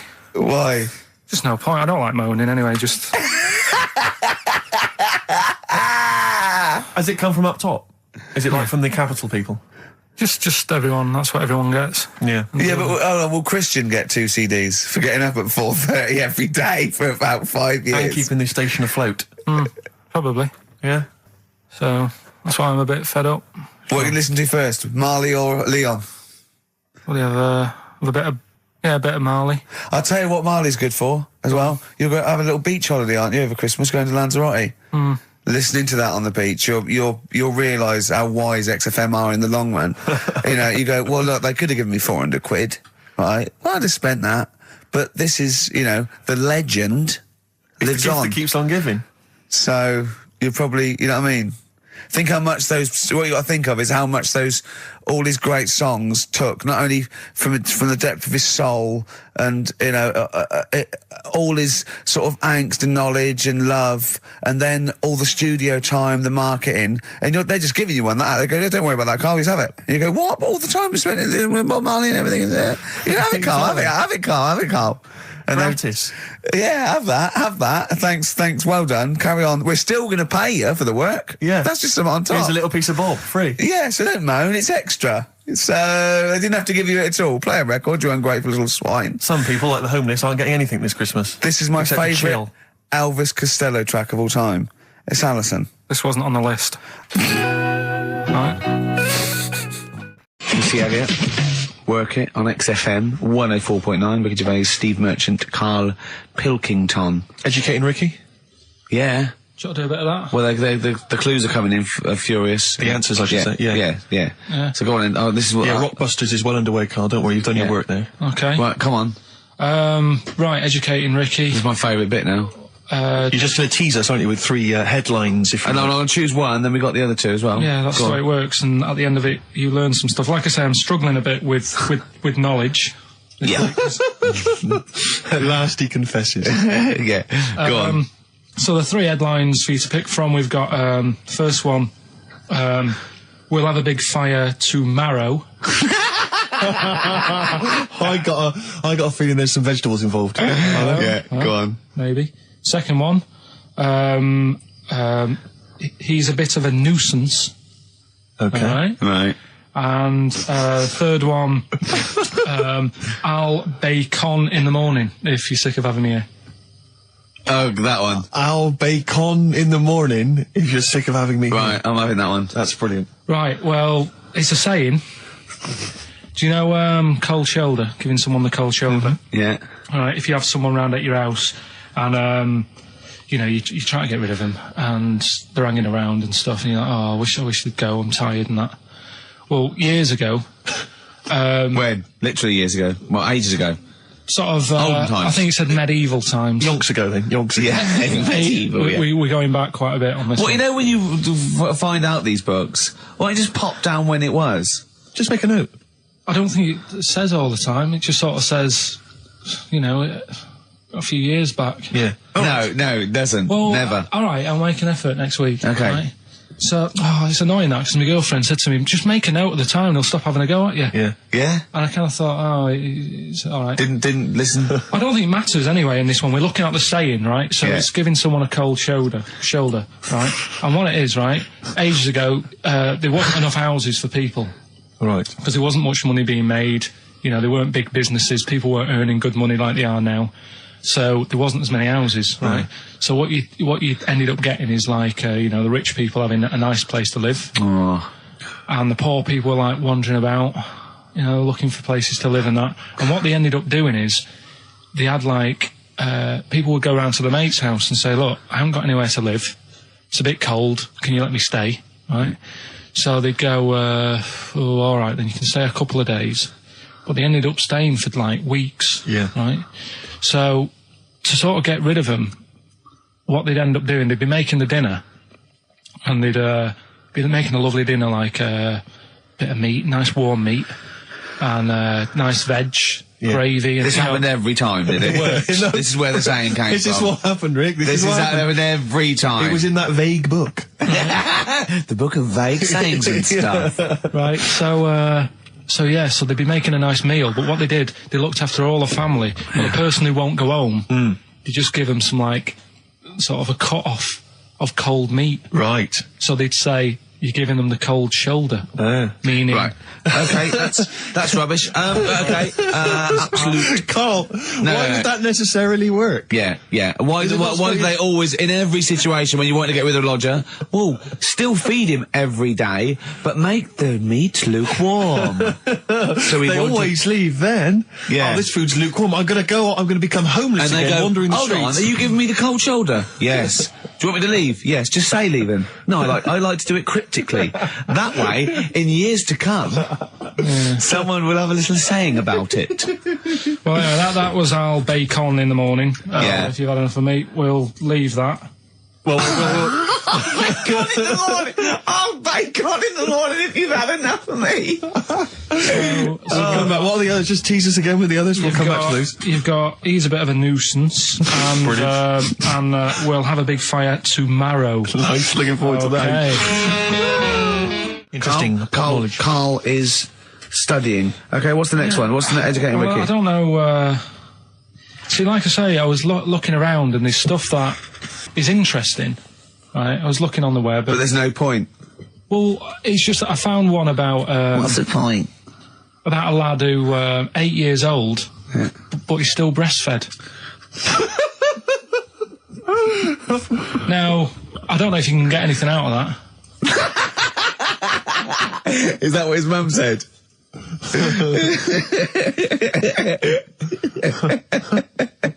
So, what do you mean I don't know if I can get anything out of that? You don't need to. No, it's just that, you know... Where did you read that? That was on the internet. Oh, well, yeah. You're always unspecific when you mention it. It's just it was on the internet. Well, I'm trying to think what I put in. I think I put in Y to see if I'd confuse a computer. And then, Go! You are... No, I did, honestly. I did a search, put in Y, and it came up with funny things that, like, why is this person doing that? Why is that? And it had a picture of this 8-year-old lad, sort of, you know, on his mum's nipple. And it was saying, you know, is this healthy? You sure that wasn't asking you that question? What? I put in Y just to confuse the computer. Like, the computer go, what do you mean? Yeah. Stop it. Yeah. Oh, look, last week, I was walking, home with him, and I went, he was saying something stupid, and I went, I've got a competition for next week. Let's do a phone-in, and it's called Karl Pilkington, Genius or Fool. Yeah. Right? And he went, No. I went, why not? He went, well, they'd be confusing, because they say there's no difference between genius and being a fool. We do that, don't we? No, but it's rubbish, and people say there's a fine line between madness and genius, and, you know, it's a ridiculous soundbite. They don't say there's a fine line between a genius and an idiot. Well, the people who do are idiots. Yeah. So what would you do there, though, just to sort of wrap that little thing up? What would you do? That lad loves his mum's milk. What are you asking me to come up with? No, I'm just... A title for the story? No. It's just what would you do? Right. What do you mean, what would I do? Well, it's causing a bit of a problem in the area, right? What area? In America, I think it was. Oh, America are a problem, are they? George Bush is worried about this kid who's breastfeeding at 8. Imagine it like this, right? Right. No, so Carl, what are you asking me? About this spurious story you saw on the internet? I saw on the internet, there's an 8-year-old lad, he likes his mum's milk, and it's saying, is this right? Should it No, be it's going not. on? But what do you want Ricky to do about it? It's not his responsibility. Yeah. No, but the little town that he lives in, they're all causing an uproar, right? Going, this isn't right, you know, I can't let my kid play out in case he's in the garden with his mum getting a bit hungry, right? So, what should they do? Because his mum's saying, well, he likes it. Yeah. And he, you know, what do you do? I don't know the laws. No, but I'm not asking you to sort out the laws. I'm just saying, if you lived in that neighbourhood, what would you say? If you went up to him and said, look, everyone's getting a bit fed up with this, look. I'd say, what would I do? What do you mean, what would I do? what are you asking me? Right, it doesn't matter. No, what are you asking me? What are you asking me and Steve and the public? I'm just saying, say if you live next door to this woman. Yeah. Right? The kid's hungry, 8 years old, he's out playing on his bike and he goes, Mum, I'm getting a bit peckish, and he goes, all right, son. She whops one out. and he starts having his milk, right? You live next door, you're putting your washing out, and you see this going on. You're getting a bit sick of it, because it's gone on for months. 8 years, I assume. Why is it your business?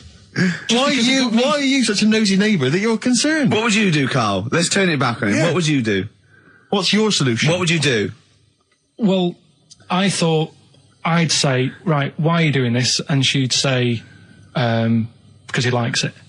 And I go, all right then, put it in a bowl first. And you think that would sort that out?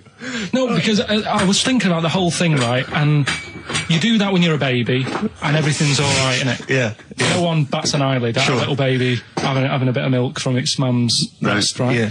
You'd almost say it was natural. But you grow out of it. It's like you don't see. It got me thinking about things you don't see, and you don't see. Did you put this into a computer? Show me things you don't see. What else don't you see? Well, you don't see like an old man having a Twix. You never. Oh! So what? Oh, you know the terrible thing about all this, Steve, is he's right. You don't see an old man eating a Twix. That's a terrible thing. So what they have got, right, they've made old man toffees, haven't they? They've come up with Gervais. Is that a song? Oh, God! You don't see it. No, listen now. So they've got their Werthers, right? Yeah. So, look at him! You think he's giving a lecture at Oxford? It's not going anywhere. No, go on, sorry. Go on. I'm just saying, right. You grow out of things. Yeah. And the old man, I'm sure when he was a kid, he'd have a Twix. Yeah. Now it doesn't look right, so he's having... It doesn't look right! So... Right. I don't think Werther's originals were specially designed for old people. I think they were sweets that just happened to have been made for years. That's why old people eat them. Yeah. They didn't go, hang on, there's a market here. I've noticed old people aren't eating Twixes. Quick, let's make some old man sweets. But then the advert, he gives it to his grandson as well, doesn't he? He goes, have a Werther's original. Oh, I think it cuts though before he throws it back in his face and goes, get me a Twix. And a damn curly-whirly, Grandad, you old fool. So, other things you don't see, Carl? Got any other ones, or you obviously been thinking about this? What confuses you? When you look out your window, what confuses you with the world? What do you walk around going, oh, that's a bit weird? I remember, when you were in, Edinburgh, you were confused because you saw someone putting a parking ticket on some rubbish, which confused you. Yeah. That was weird. Yeah. The world's a crazy place, isn't it? I mean, whatever you look at, you can... Do you know what I mean? Like what? Like what? Oh, anything. I mean, you could look out the window there and you'll see something. You go, why are they doing that? Yeah. What are they doing that for? Yeah. I'll tell you this, maybe we should bring back White Van Carl. There's some interesting questions this week, Rick. Yeah. We could pull that out of the bag if you're interested. Shall we do that? Just, get, Carl's take on, the world's... Let's do it, let's do it. I'll tell you what, we'll do that in a second. Let's have another Educating Ricky, because I think you got sidetracked with your talk of Well, just the other thing on things you don't see. Look at the way when I went to school, there was 2 kids with them big heads. Now... You don't never see them. Sure. Yeah, but no one else saw them anyway, Carl. It's only you that saw 2 of them, not related, and wouldn't hang around with each other because they thought it would be too obvious. Webbed fingers and big heads. That's amazing. And there was a kid with a pigeon chest. So. Oh yeah, and the lady with the head like a bag of spuds. Let's not go through these again. It just raises too many questions that can't be answered. Yeah. Right then. So we've got we'll have a big fire tomorrow. Yeah, go on. Is that the one you want? Let's go for it. Right. I think this was like round the 1700s. Bluffing. And Just bluffing. Who was the king then? Don't know. Go on. But it's about the word bonfire, right? Bonfire. Yeah. Do you know where it comes from? No, go on. No. Right, what happened is it's got nothing to do with Guy Fawkes and that, which is what I thought when I saw it. It's got nothing to do with that. But ages ago, at 1700s, right, they didn't have enough houses, like I mentioned. Okay. Yeah. So if that happens, you get people living on the streets. You get diseases, people aren't cleaning properly. So you get more deaths. All right? Yeah. So think about it. You've got all these dead bodies lying around. They're running out of space because there's like, I don't know why they're running out of space, but they haven't got much. I don't know why really. I was going to say they should have just buried them, but there's probably more land back then than now. Think about it. He doesn't need anyone else in the room to have a dialogue with himself. Yeah, we could leave and we'd come back and he'd go, I've sorted it. Yeah. But anyway, for some reason... They presumably, if it's going to be they burnt them, it's presumably to do that it also kills the parasite or whatever's carrying the parasite on them, as opposed to burying them and not killing the disease. Well, yeah. So there you go, you've worked it out. They piled them up and they turned it into a celebration because there was a lot of fed up people at that time. Is this going to be the word bon, meaning good? No, I'll tell you in a minute. Go on. So you've got all these people who are like going around and like, oh, you know, so-and-so died the other day. And, you know, nearly every week someone they knew was dying. Yeah. So you can imagine, like, just constant, like, being depressed. So, and they've got all these bodies lying everywhere. It's like, oh, God, what are we going to do? So they said, we're all too fed up at the moment. Said, let's make this a better world. This was 1701 by the time they got together. Yeah. So they said, what we need to do is have a big party. So they said, yeah. Good thinking. See what you're thinking. So they go, right, well, we'll put all the bodies in a big pile. And they're all diseased and that, so they set fire to the bodies. And they said, let's have this as a celebration to remember them by. And, you know, we'll have a drink and that, and have a chat. We'll have this big fire going, and it came from bone fire. Ah, right. So it was all the bones. Bonfire is bone fire. Yeah. Excellent. Yeah? That's interesting. So that's how it came about. Yeah, in the 1700s. Yeah. That was? No, probably, Okay. I reckon it was 1600. Probably earlier. I reckon it was the plague. I reckon it came from. But interesting stuff. Interesting stuff. That's... Did you celebrate Bonfire Night? Is that a big celebration for you? Do you like the fireworks? I'm sick of fireworks. I just think they're rubbish. I'm not impressed. I've never been impressed by fireworks. Even as a kid, you know, you have to go to like sort of community kind of gatherings with a bonfire and fireworks, and some local vicar or whatever would come out. But I also think the adults think the kids love it, and if they just got together and said, "Should we go this year?" They'd all go, "No." Yeah, absolutely. Let's not go this year. What would be better is if the vicar had wheeled out like a massive rocket, climbed in, gone last one to the moon is a bender, and then fired himself off. Now that, I'd pay to see. That's a firework display I'd like to see. As it is, it's just rubbish. Oh dear. Yeah. That's your feeling, excellent. Cole? Yeah, I'm not keen. No. Sorry, what clue was that? We'll have a big fire tomorrow. Bone marrow. Bone marrow. Genius. Let's play the record. Oh, God! Featuring Van Morrison on vocals, that's Them, and Gloria. From the 60s, in fact. Adverts, Cole? Alright. Tell you what, why didn't you carry on with your educating Ricky section? I'll have a look on the We'll keep it going, Steve. Yeah, go on then. Right, okay. We've had a few emails. Anyone got it right, Carl? Anyone got it? Ricky, educating Ricky. That's the final one. We've got to get that out of the way. We've got to get Rockbusters as well, though. We can do that at the end. We can win. Go on then. But we've only got 5 minutes left. Come on, just do educating Ricky. Right. God. The last one that we haven't done is he's a bit of a nuisance. Go on then. Again, not really that interesting. Thanks.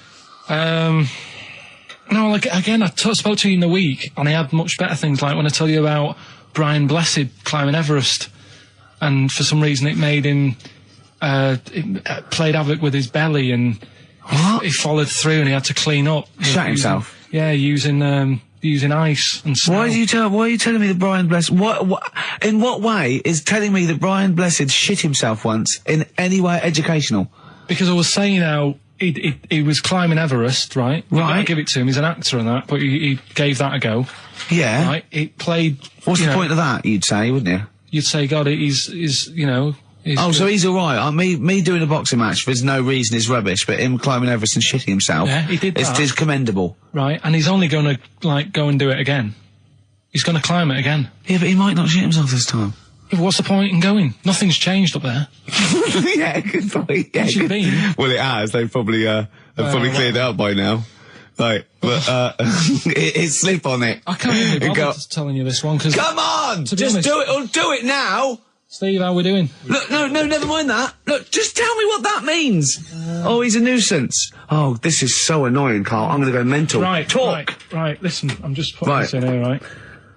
Right, nuisance is a bit of a nuisance. Yeah. Apparently, the old fella who used to hang people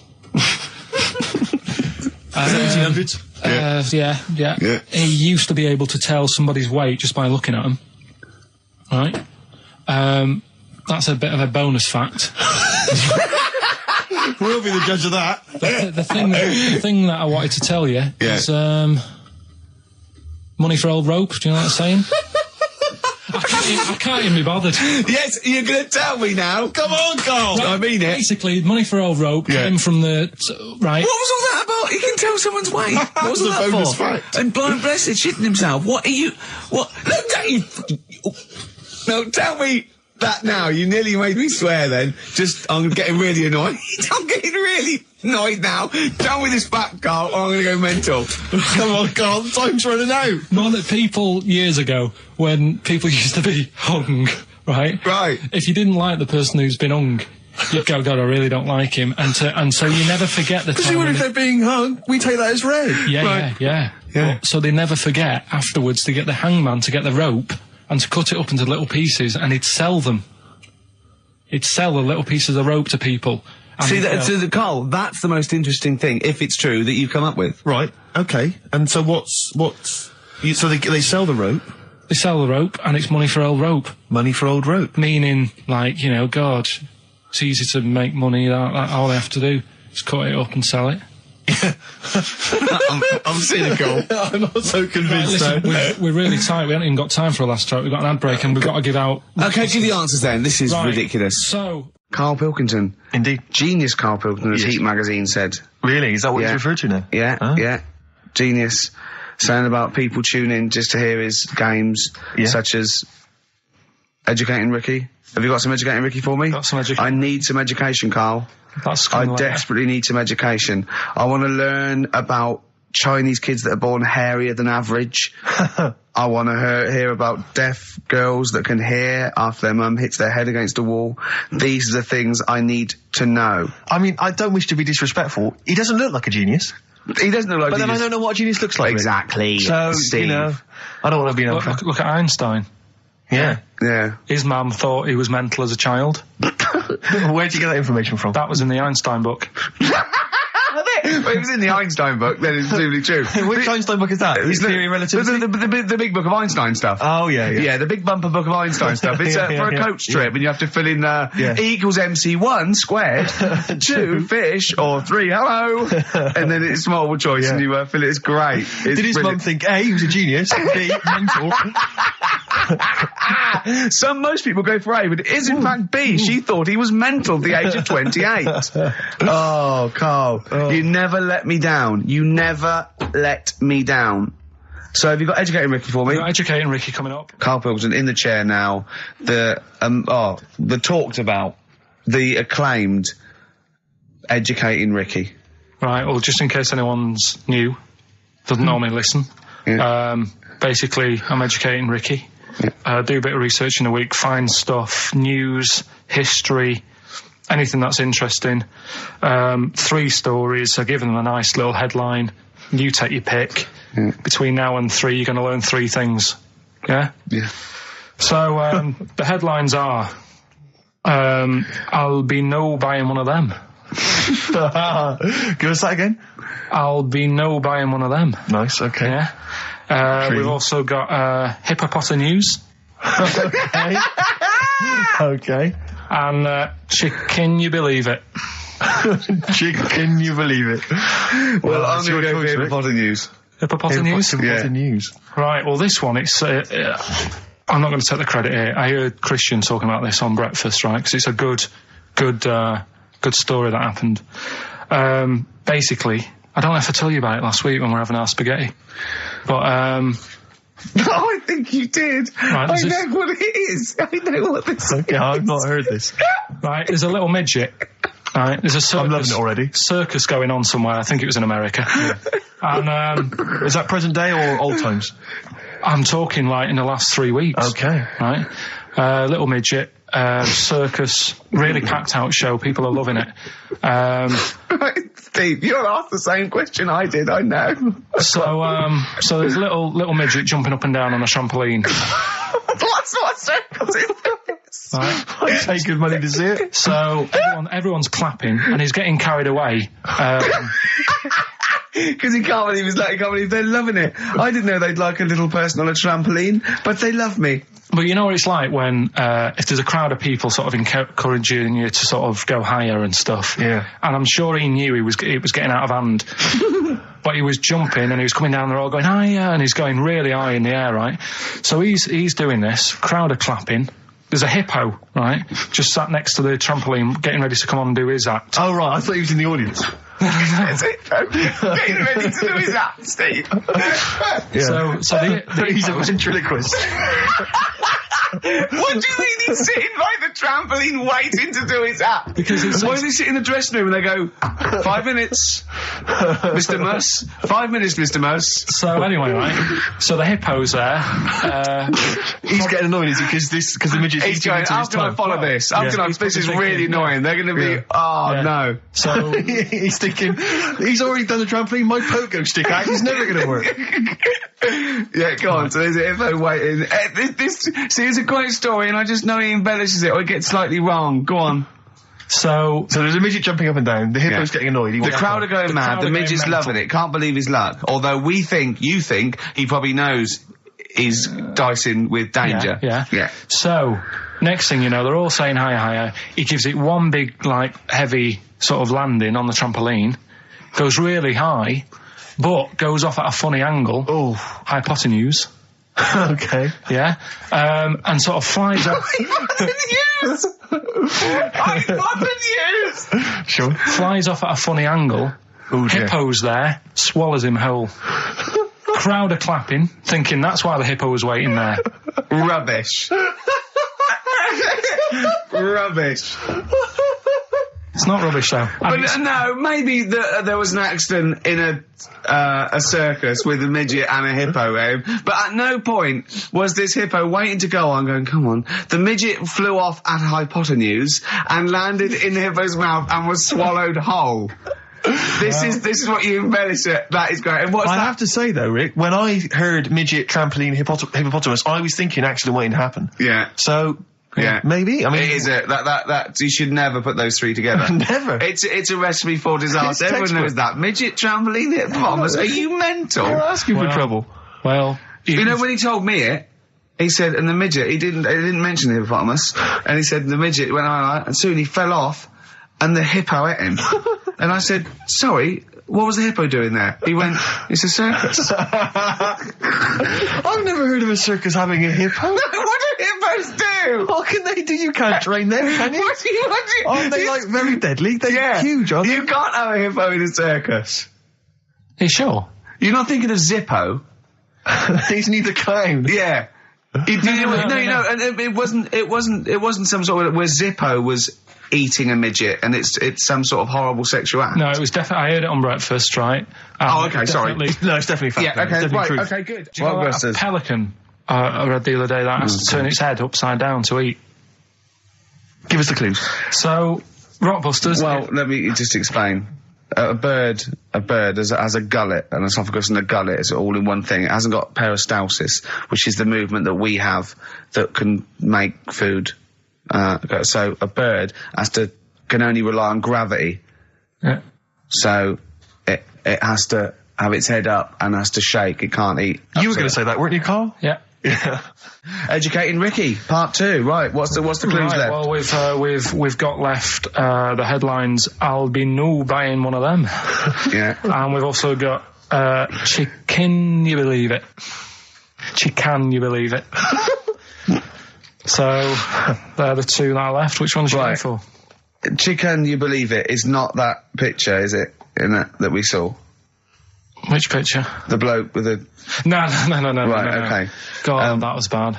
Right, okay. So... I just better explain we that. We can't really discuss this on air, can we? Well, we can. Steve brought in, Carl, the best book ever, which is, what is it? I found it when I was moving house. It's an FHM publication, and it's kind of like lots of grotesque pictures and stories, and like a book of freaks and weirdos and grotesques. And Carl opened it, and the first one was like... At the back. At the back. Well, you couldn't believe your luck, could you? What was it? What was number 50? A bloke with two heads. And he said, what's number 1. Yeah. And then number 6, there's a bloke who's a squid or something. Octopus. Yeah. Yeah. He's loving it. At number 1, he said, well, it's just a fella under a rock. And I went, oh no, read on, I think I know about this. And it's the fella that was found, he caused a landslide while having sex with a chicken. And they pulled him up and there he is, the chicken. Right, so Carl could not believe his luck. So it's not that. Can you believe it? I'll have that one. You're going for that one? Yeah. Right, well, we've talked a lot on the show about... We've talked a lot on the show. Yeah. About animals without heads. We haven't! We haven't! We talked about cockroaches could live without a head for 7 days. Yeah, we talked about that. And then, of course, there was the... the well-known one about the fella who had his head cut off, and he blinked. He said to his mate, "Count how many times I blink when my head comes off." Yeah, when you told it to me, you said his head came off, and he said, as his head was in the basket, he said, "Quick, count how many times I blink." And it was Nick Frost that had to go, "No, Carl, no, he said it before." I went, and that was lovely. So yeah, we've talked quite a lot about things heads coming off. Go on then. Well, this one, right? Back in 1945. You looked it up the date. It's got a specific date. Wow. Mate Jonathan sent this one. You know him as well. It's a lad at the BBC, right? He emailed this one in. So thanks for that. Chicken. It's called Mike. There's a chicken called... Sorry, I missed a bit there. There's a chicken called Mike. Chicken called Mike. Okay. Right? Yeah. What happened was, it was living on a farm, right? Loads of chickens knocking about. And the owner of the farm is like, getting ready for tea, and his wife says, go out and get a fresh chicken, because my mum's coming round.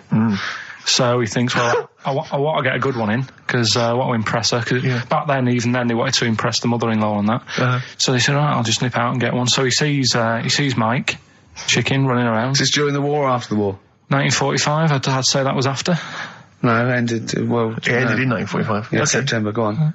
Yeah. So, chicken's running about, he thinks that one, that looks alright, I'll have that one. Mikey. So he picks it up, and he cuts his head off. Oh.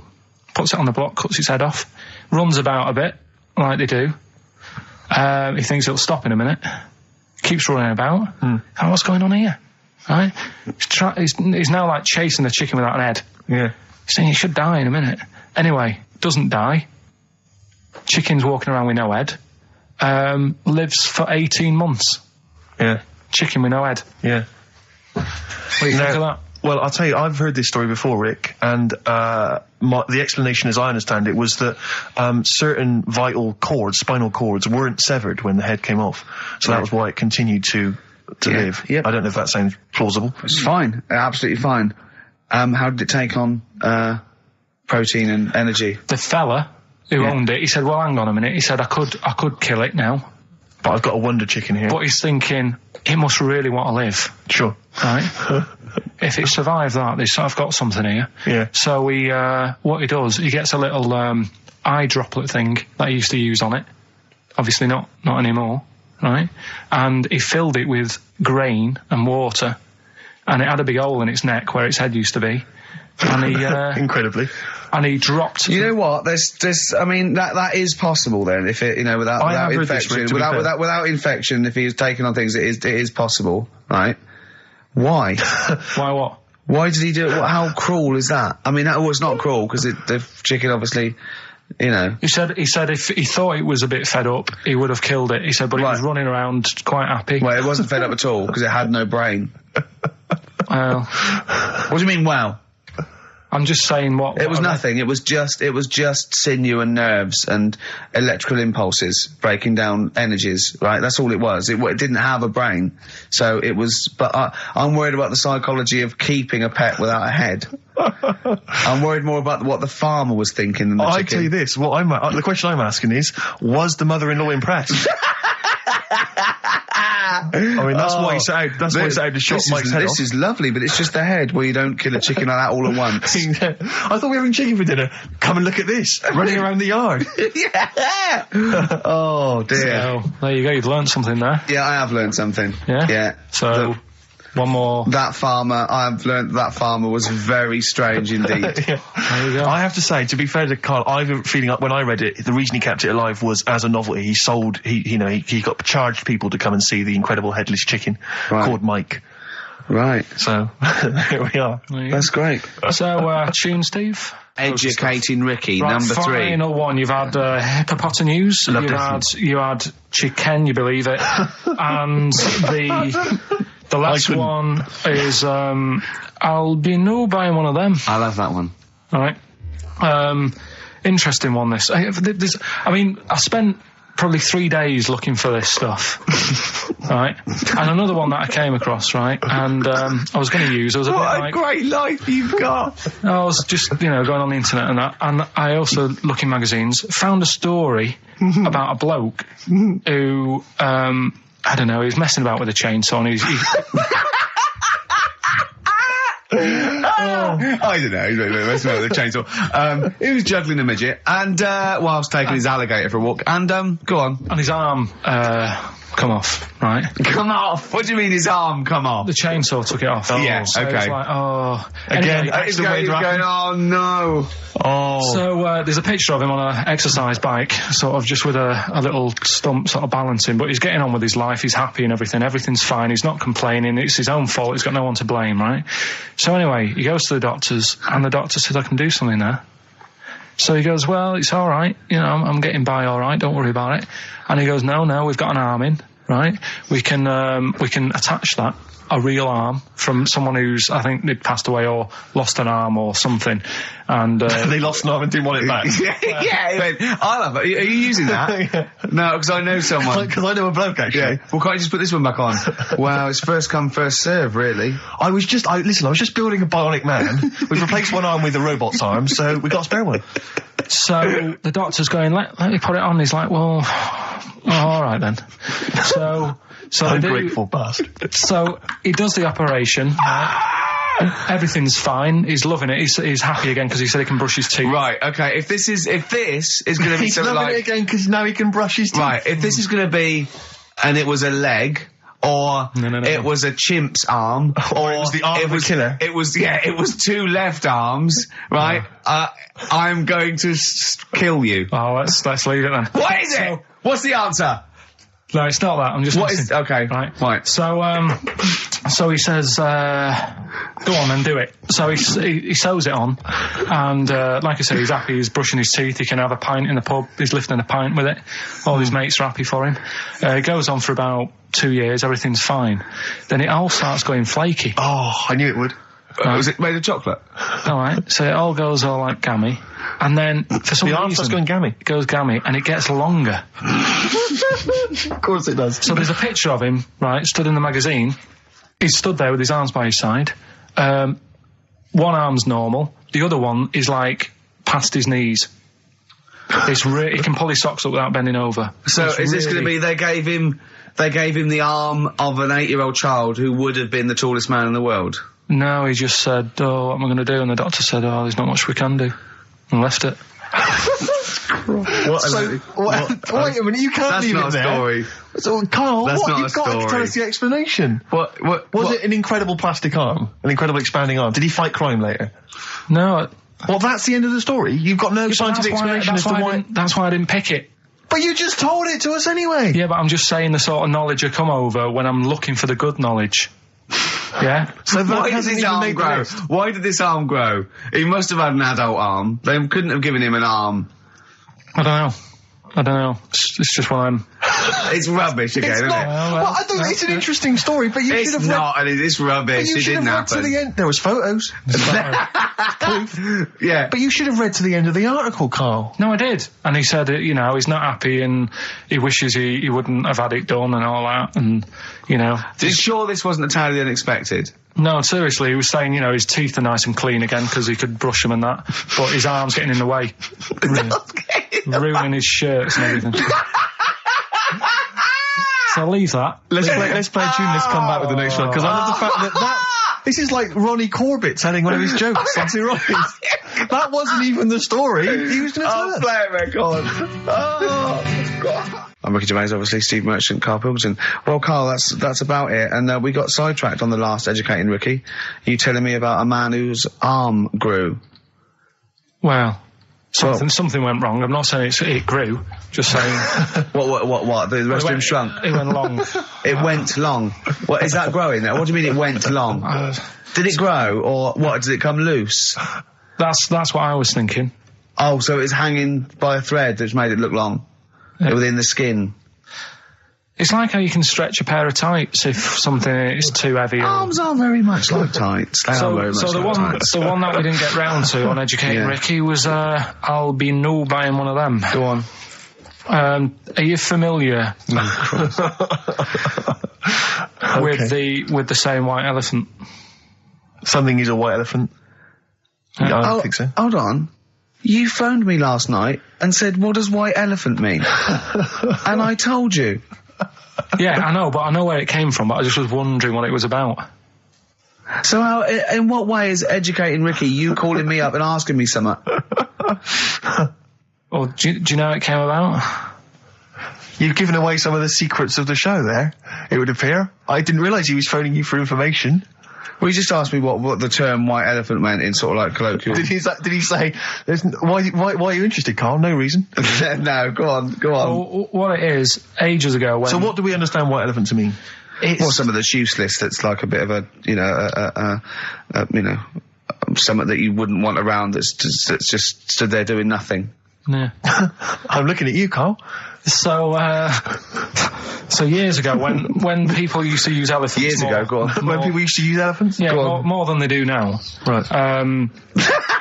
More than they do now! This doesn't involve a midget, does it? No.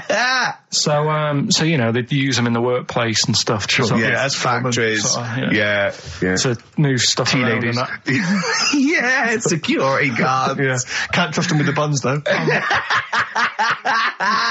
That's why they stopped using them. Oh, right. God, go on. So there was loads of elephants knocking about, and the thing is, right, you couldn't move from. If you have a lot of something, you also have a lot of demic ones, don't you? A lot of what? You know, sort of demicky ones that aren't right, really. Demicky? Well, you know, like, they weren't properly. They weren't properly. They weren't Sorry, Carl, what are you doing? Right, I'm getting to the story. So what I'm telling you is... They were a bit demicky, so they weren't properly. Have you started making words up? Right. Yeah, you Stanley Unwin. Listen. Reincarnated. Demicky? Well, yeah. There was a lot of albino elephants knocking about. Okay. Where is this? Olden times. Africa. Yes! Should we say Africa? Yeah. If an answer's got a question mark at the end, I'm not sure. It's either Africa or India, but I'll give you a clue. Well, these elephants, do they have big ears or little ears? I didn't sort of notice the size of the elephants. What I noticed is they were white because they were albino elephants. Okay. Right? So... that's why they're heading, I'll be no buying one of them. Okay. Right? No buying one of them. So, what would happen is people who didn't know what they were doing, like, you know, you get people making a mistake buying cars that are full of problems and that. Back then when people were buying elephants, they'd go up to someone, say, I'm after an elephant, and the fella would say, yeah, I've got one here for you, This is a nice one. And it was all white and stuff, and it had, like, blue eyes. You should never trust a used elephant salesman. This elephant that's white with blue eyes. Right. So, this is great. So a fellow who didn't know what he was doing would buy the elephant and he'd get it back and it'd be all sort of lazy and stuff and what we're doing and stuff. And he'd say, what's up with this? And his mate, who's a bit of an expert with elephants, and go, oh, where have you bought that from? And he said, oh, I got it off that fella. And he goes, oh... all this embellishing nonsense he does with the story. You shouldn't have bought that. So he goes, why? And he says, it's only albino, isn't it? And he's like, what does that mean? And he said, oh, it gets tired. It's not that good at doing work and that. You shouldn't have bought it. It steals from you. But elephants back then were like a god. You know what I mean? Right. You couldn't say, oh, I'm sick of this and I'm going to abandon it or anything, because elephants were seen as like pretty high up on the chain of things. So they'd end up being stuck with an elephant, that's an albino, couldn't do much, gets tired, basically gets in the way. So they said, that's where they're saying, like, you know, bought a bit of a white elephant there. What do you reckon, Rick? I feel like I haven't been educated. I feel like I've lost something. So at that time in my life that I could never get back. I feel like I've sort of been soiled and I don't know where to start. I'm angry. Do you know what I mean? I'm angry. Sure, yeah, I can see that. And all that rubbish around. Look at his little face. Well, what was all that shit about a second-hand elephant salesman and his mate knew about elephants? What is it? What are they had blue eyes. What are you? Well, albinos have red eyes for a start. Oh, that's it. We've run out of time. Oh, what? I mean, what are you going to do about this next week? Are you going to actually do some educating next week? And what about Rockbusters? Are you going to make the clues proper cryptic clues? Well, that's the teaser, isn't it? That's what we'll leave them with. Will it be any good next week? Tune in and find out on XFM 104.9. Oh, I need some learning. I need some knowledge, Carl. Educate me. I might be able to help you. Go on. We've got 3 things, as always. I give them a little heading to tease you as to which one you want to learn first. Yeah. First one is the tip included? Is the tip included? Like it. Second one, I want to come here in hindsight. Right. I wouldn't have come here in hindsight? Yeah. Okay. And the third one, am I going to have to thump you? We're going to have to thump you. Okay, and you've trawled, the internet? So if I can get into the mindset of this plan, is the tip included? Well, obviously, that's probably not going to be about a weight. It's going to be if that's someone losing the end of his knob, I assume. Am I going to have to thump you? That's a man who lost his arm in a fight, but then picked it up with the other arm and smacked him with it. What was the middle one? I want to come here in hindsight. Hindsight. Hindsight? It's someone was blinded by baked beans. Sure. So what are you going for then? I think I better go for, am I gonna have to thump you? Right, well this isn't... I've been struggling again, to be honest with you. Searching high and low for stuff, and some of these I had to leave till this morning. Right, because there's just not enough knowledge out in the world, is there, that you don't know about? I found out about something in the week about a guy who, was playing tug-of-war. This is bonus material, isn't it? He was playing tug-of-war. Oh, his arm came off. Only his arm come off. Yeah, he got caught up in the rope, yeah. No, he didn't. He didn't get caught up in the rope. He just was trying that hard and didn't want to lose. He kept over. But he allowed his arm to be pulled off? He really wanted to win. And the other team pulled it and his arm come off. No. Well, I don't know who to believe. Well, think about it. If he's gripping... Yeah. As soon as there's tension, like the arm coming out of the socket, the hand might release. I think his arm got caught up in the rope. And so it was involuntary, as opposed to him going, well, my arm's coming off, but I'm not going to lose this. You might be right. That's the fact. That's a bonus. That's a bonus fact. Yeah, well, that's educated me. Well, a man lost his arm. Oh, interesting. Go on. Am I going to have to thump you? Yeah. Do you know the saying, shut your face? Yeah, I've heard the well-known Shakespeare, innit? Yeah. Do you know how it came about? No, Joe Dolce. No, go on. It's ages ago. Oh yeah, literally. Like knights who wore armour. Okay. That's armour going to have to thump you. That's how it came about. Okay, armour. They wore all the stuff and they had the helmet, and say if they're guarding something at night. Stood outside a castle or something, yeah. And there's probably going to be 2 of them, right? So they stood there talking and that, and talking about stuff, and the future, medieval stuff. One of them was like, "Oh, we should shut up. You know, I've been stood here for hours," and he's going on and on. Yeah, sure. So he'd say, "Shut your face," meaning, shut the guard down on your helmet, the visor, and I can't hear you then. So shut your face. Shut your face. And that's how it came about. Well, I suppose it would be interesting if I could just rely on it. I'm not sure it's true. I know, I just never know. It needs to be corroborated. It's like, I don't know where he got it from, but anything via Carl is precarious. Yeah, I mean, I feel like maybe you should give us your sources next time. You know, tell us where you got this information from. Got it off the internet. Yeah, but where on the internet? I can't remember where that one was. I mean, I always go through like the news pages and stuff, and this news should be updated because they've only reached the 17th century, which was last week with people eating tomatoes off lead plates. Then I look at news and there was stuff about a woman who was in a shop and she, I don't know, they had some workmen in doing the shop up, and they had some wood glue left out, and she asked for some pear juice, and then the guy went and thought the glue in the thing was the pear juice, and she went and drank that. But that's not really news. No. So I thought, well, we're not having that. I wish you hadn't told us. There was one about... So there's some poor woman now whose tiles have fallen off because she tried to put them up with pear juice. Yeah. See, that's the danger of mixing up pear juice with toxic glue. Yeah. Your wallpaper and your tiles and everything just fall down. There's also... Be careful, everyone. Be careful. There's something about kids having hamburgers, it makes them fat. Hamburger. Hold on. What? Having food with high fat content can make you put on weight? Yeah. Don't believe it. You're an idiot. What's the next one? Well, No, let's play a tune. Let's play a tune. You've still got to come. You've still got I Want to Come Here in Hindsight, and you've still got Is the Tip Included, but we've got a bit of... Carl just said to me, here's something. You can't hold your breath to death. Have you tried it, Carl? It's just another little lesson. There's someone here who's in a really low ebb. They've been listening to a show, they were going to commit suicide. They just start holding their breath and they're like, oh, screw it. Have I told you that programme about the scorpion? How they all help each other out? Right. Scorpions all help each other out? No, this is brilliant, right? Somewhere in the desert. Okay. There's these little... In the desert. It's like these little monkeys that are underground or something. And there's holes. Is this Beneath the Planet of the Apes?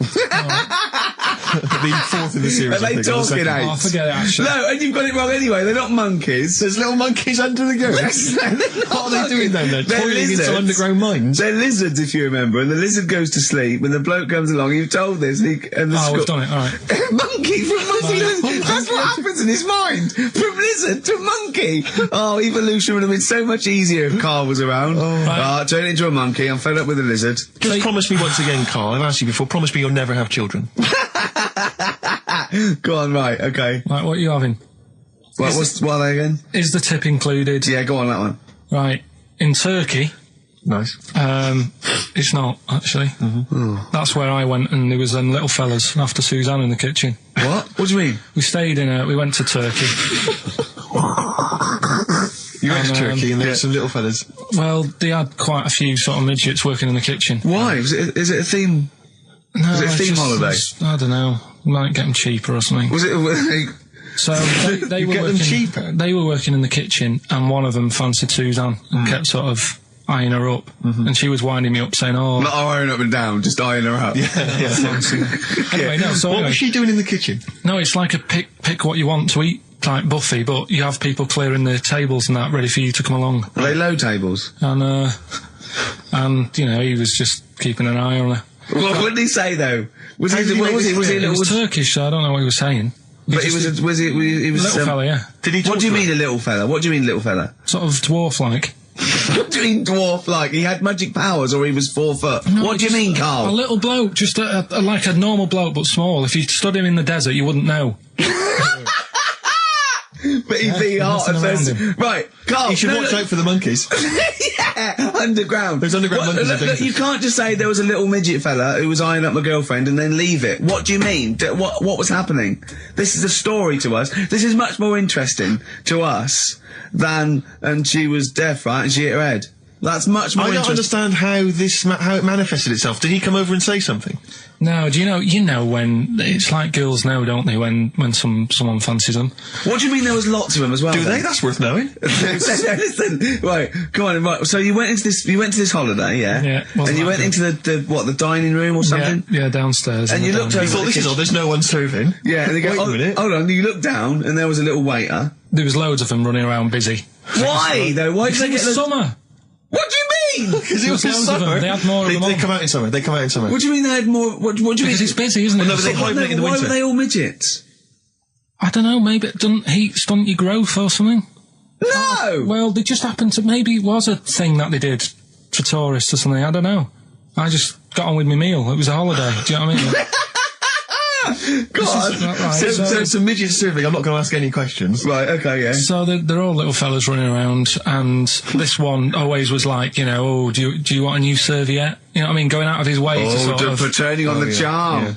Yeah, he was going out of his way, the others weren't. Right. I think what was happening is he'd been working with Santa all the winter. Yeah. This is a little summer break. This one was your waiter, and so he was being polite to you. Maybe. But what did Suzanne say then? She was using it to wind me up. What was she saying? Just like, you know, look he may be small, but he's built like a... Yeah, he's all man. So... Were you jealous of a midget then? You were jealous of him? It is a bit annoying, isn't it? Why? It wouldn't bother me as much now, because I've been with her for ages. Right. But at the time, that might have been one of our first holidays, and it's like... You know, what's going on? I've paid for this holiday. Yeah. And then you get off with a midget? Yeah. Oh. So anyway. But it doesn't matter because you got chatted up by a bearded lady. So. Yeah. Tell you what. No, that's got nothing to do with that. What were you going to say? What were you going to say? I was going to say the hotel was half board, and maybe. Oh, right. I thought you were going to say it's just one of her shortcomings. So listen, right? Play a record. Right. Badly drawn boy, born again. Right, just get this educating Ricky out of the way. So, Turkey, yeah. So what is this again? This is educating Ricky. Is the tip included? Right. Apparently, a fellow was on holiday in Turkey. He's just having a normal holiday. Weather's good. You know, he's having a good time. Waiters are all normal height. Yeah. He's having his meal. He hears a load of screaming going on in the kitchen. No. Has his girlfriend wandered in there? And they do, With a stepladder.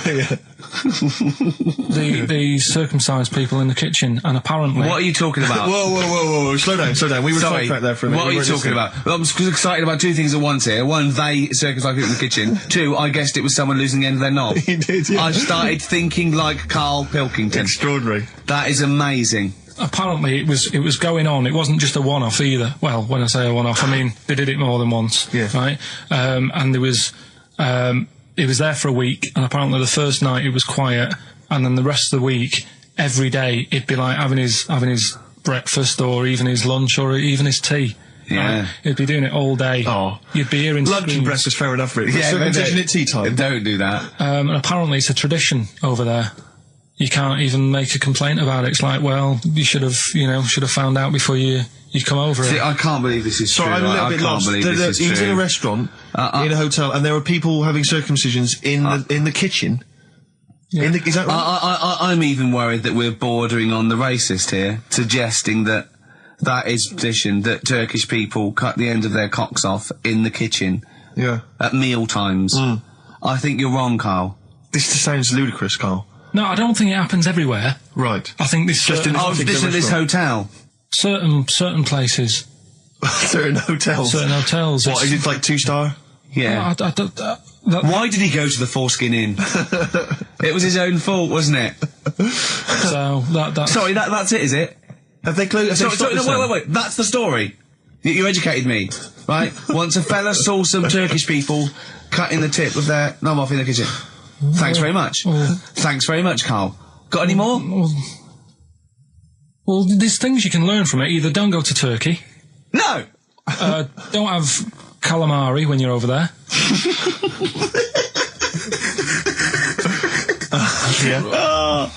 Karl, you've done it again. Well... You too. I love that one. On XFM 104.9. I'm Ricky Gervais, Steve Merchant, Karl. Okay, Karl, one more. Can't we just... Don't get the just because so far you've come up with nothing. What's the last one? Give us the teaser clue again. It was, I want to come here in hindsight. I wouldn't have come here in hindsight. Yeah. Right, give me some education. This will be the thing that teaches me something. I can feel it in my bones. Come on. There's a kid in Kenya. He was messing about with some beans. Magic. We guessed that as well. You did, yeah. He's fed up because we've guessed his puns, I think. He put one of them in his ear. Yeah. The mum or the dad said, what have you done that for, or whatever. Yeah. So I'll have to take you to the doctors now. So they took the kid to the doctors, and the doctor said, he said, I can get that out, I can sort that out for you. So, he took it out, and the doctor said, right, that's £3.50. And the dad said, I've only got £2.70 on me. And the doctor said, right, well, and he put the bean back in his kid's ear.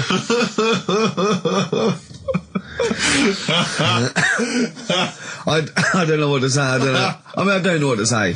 I mean, a couple of questions from me, very quickly. Are you sure that those were definitely the sums involved, were they? Well, the equivalent of whatever the deal with in Kenya. Yeah. It was the equivalent of, you know. So what currency was it, Karl, that you translated into sterling? I don't know. No, it was saying in the thing, it said the equivalent of £3.15, £2.70. Did it say that? Yeah. So did it say that? Yeah. Karl, look at me. Did it say that? Yeah, it said that was the Did it say that? Yeah. Yeah, it did. It definitely said that. Definitely. Yeah. So it's just like I suppose, I don't know, I mean, all these things, the idea is it's not like a lesson, it's like, I'll tell you this, see what you can get from it. Sure.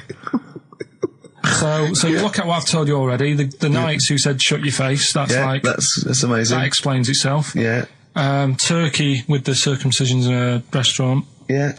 That'll hold me in good stead, yeah, Don't go there, whatever. This one, if you're in Kenya, don't put beans in your ears or something. Doctors or carry £3.50 or the equivalent of. It's just the idea that the doctor put it back in his ear. He forced it back in his ear.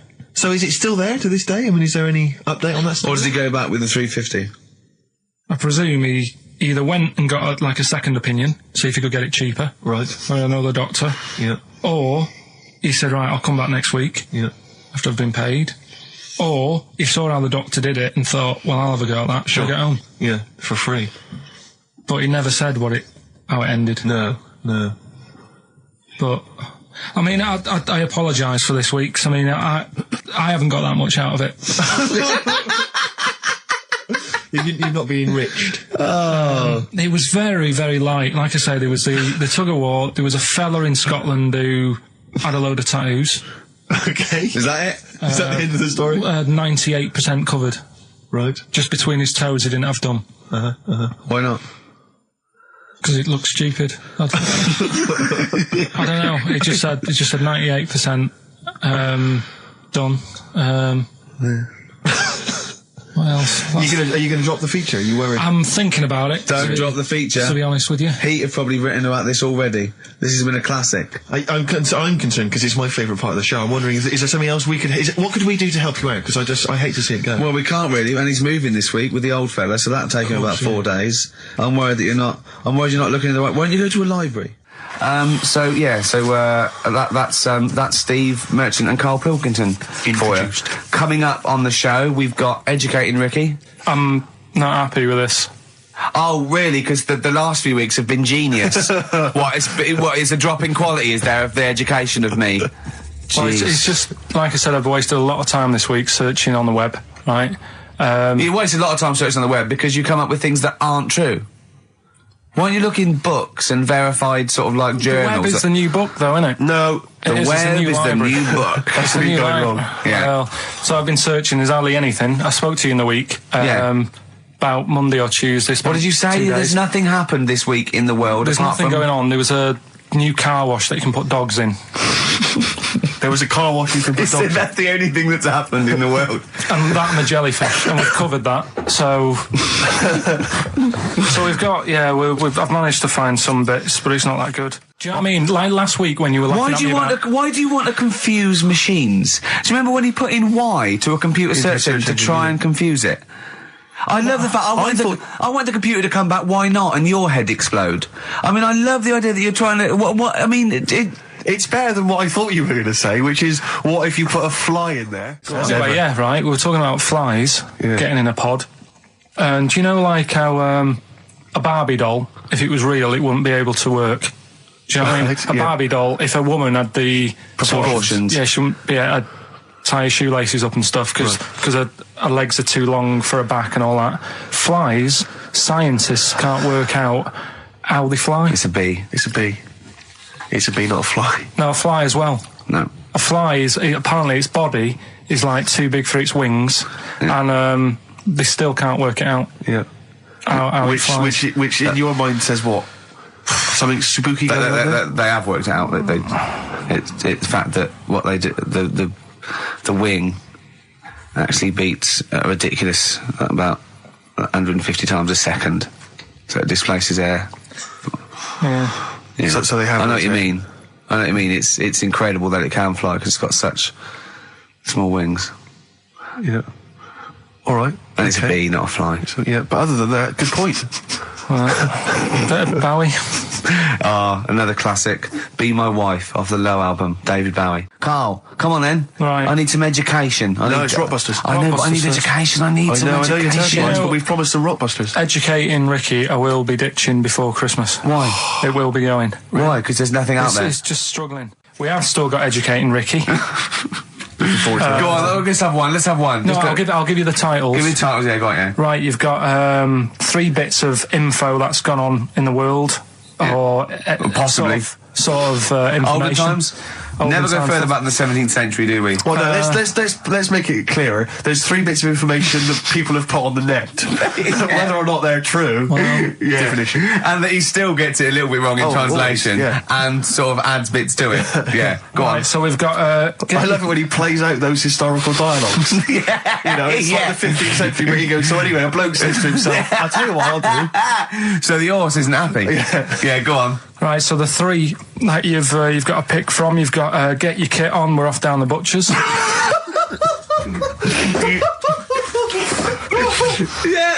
get your kit on, we're off down the butcher's, We've got wash up with you.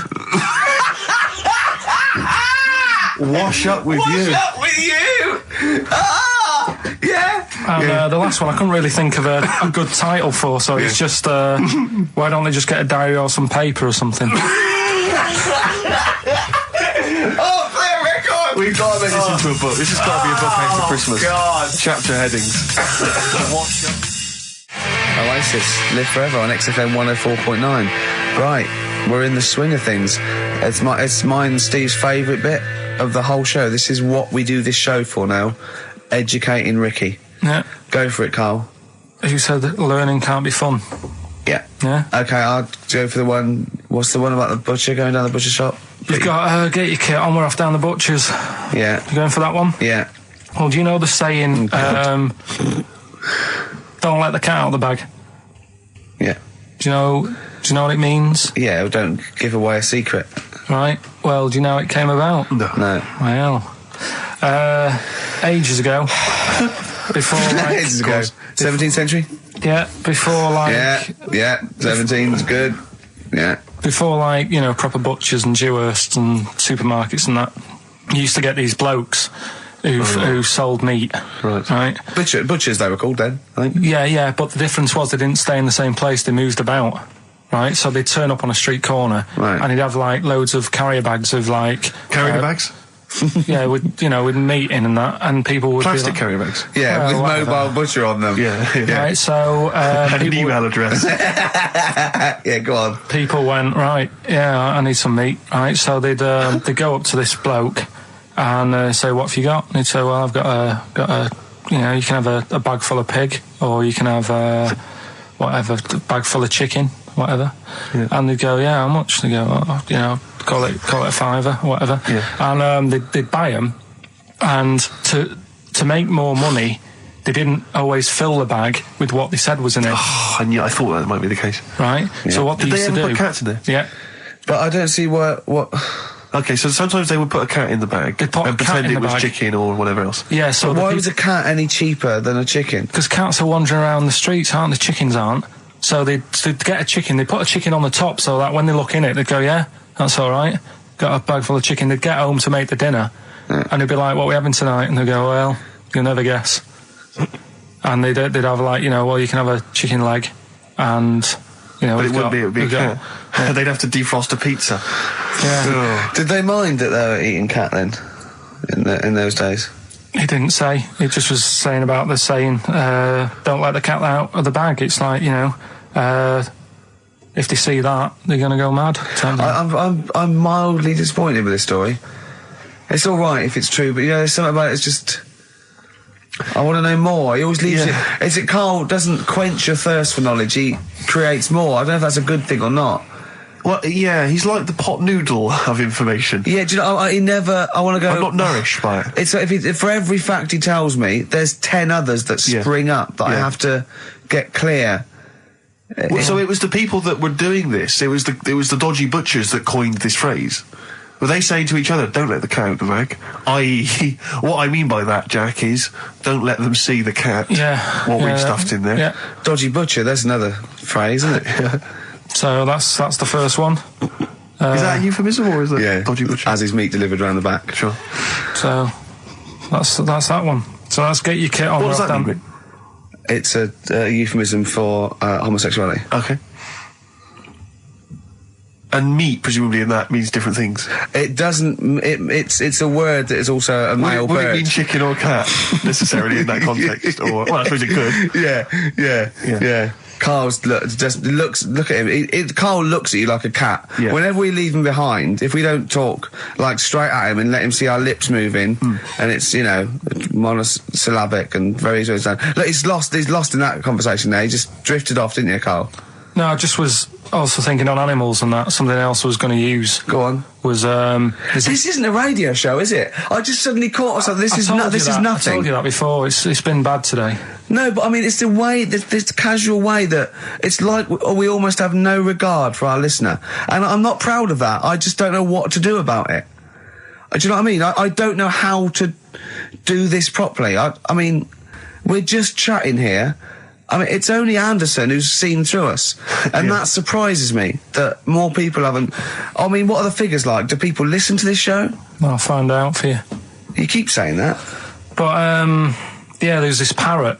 And, apparently it lives Rick, it's unique, if nothing else. I mean, when you wake up with Woken tomorrow, you're not even going to hear him start a line with there was this parrot. Go on, there was this parrot, go on. And it can talk and that. Someone's obviously, taught it how to speak and that. And, it flew away. And it's living in this church. Right? And, people are at the church doing hymns and that. And then trouble's brewing.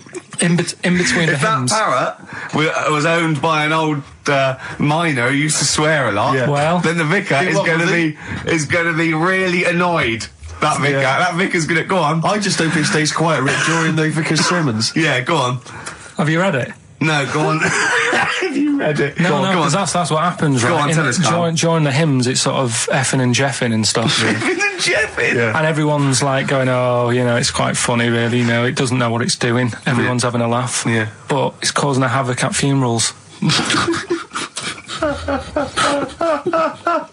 When did this happen?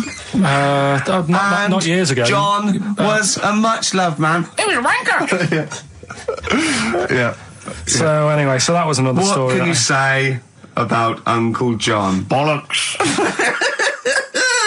Oh, Carl, I love the fact that when you look at things, you go, that's interesting. A parrot that swears at funerals. That'd be a nightmare. And it stays with you. You see, for a simple man, you retain an awful lot of knowledge. It's just all rubbish. Do you know what I mean? If you just replaced all this rubbish with good stuff, you'd be an intellectual. Yeah. Really. Because, I mean, your retention is fantastic. Yeah. So Did I lose you again there, did I? Was it the word retention? We've still got Wash Up With You. Yeah. Should we play a record and do Wash Up With You? Yeah, we'll play a bit of Aqualung then. Aqualung!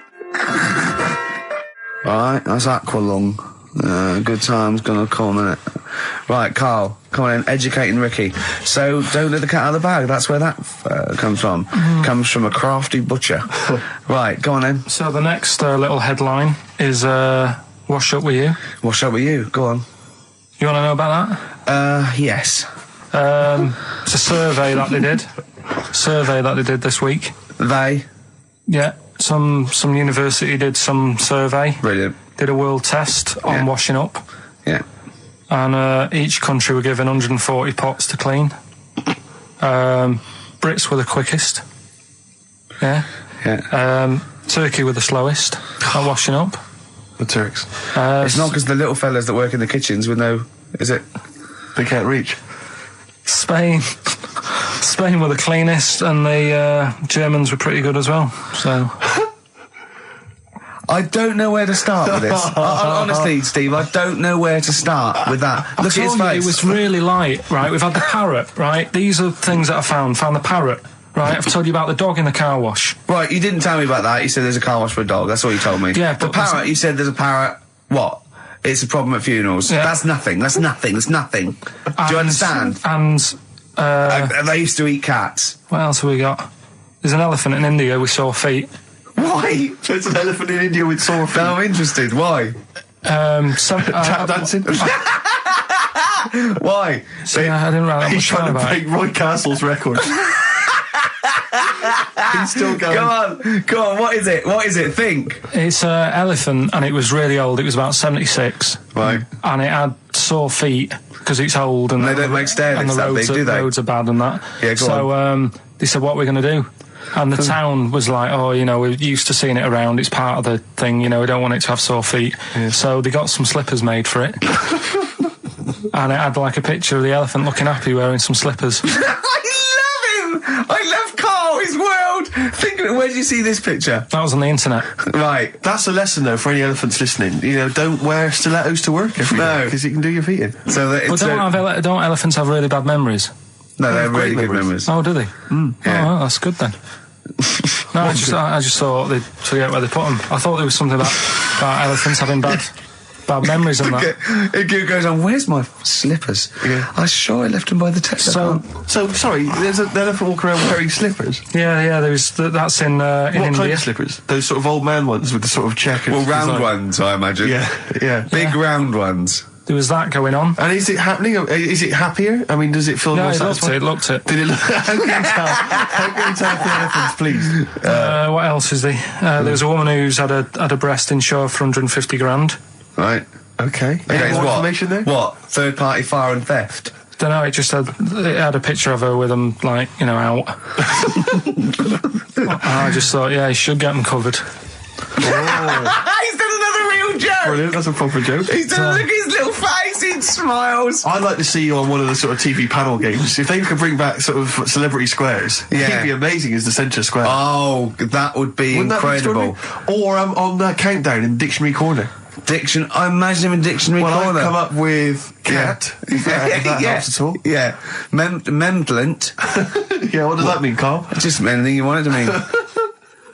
What I've got, there's a dog that's got a cough in Singapore because it smokes 20 a day.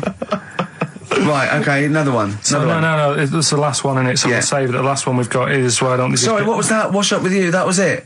But was that it? Survey of washing pots and pans. I didn't understand, you said Italy were the cleanest? No, Spain. No, Brits were the quickest. Yeah. We were the quickest, but Italy was the Spain was the cleanest. Turkey were the slowest. Yeah. Spain were the cleanest. But why weren't we clean then? Because we were washing it. Why were we not paying attention to the... We did it rubbish, we did it quick. We did it quickly, but I don't understand why it was being rated on. Who was doing it? Was it Annette Newman or Ainsley Harriott? She's quick. Both of them are quick. Yeah. Well, they've got like kind of loads of slaves that do it for them. Did we use fairy liquid?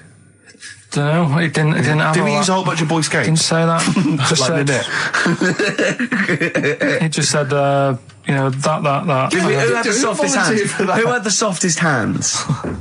So it didn't say. I didn't. Why is it we don't get notified that this is taking place? I don't know. When I was a kid, no one ever said, you know, we need recruits because we're doing a survey on who can wash up the quickest. Are you disappointed in yourself with that one, Carl? It is pretty dull.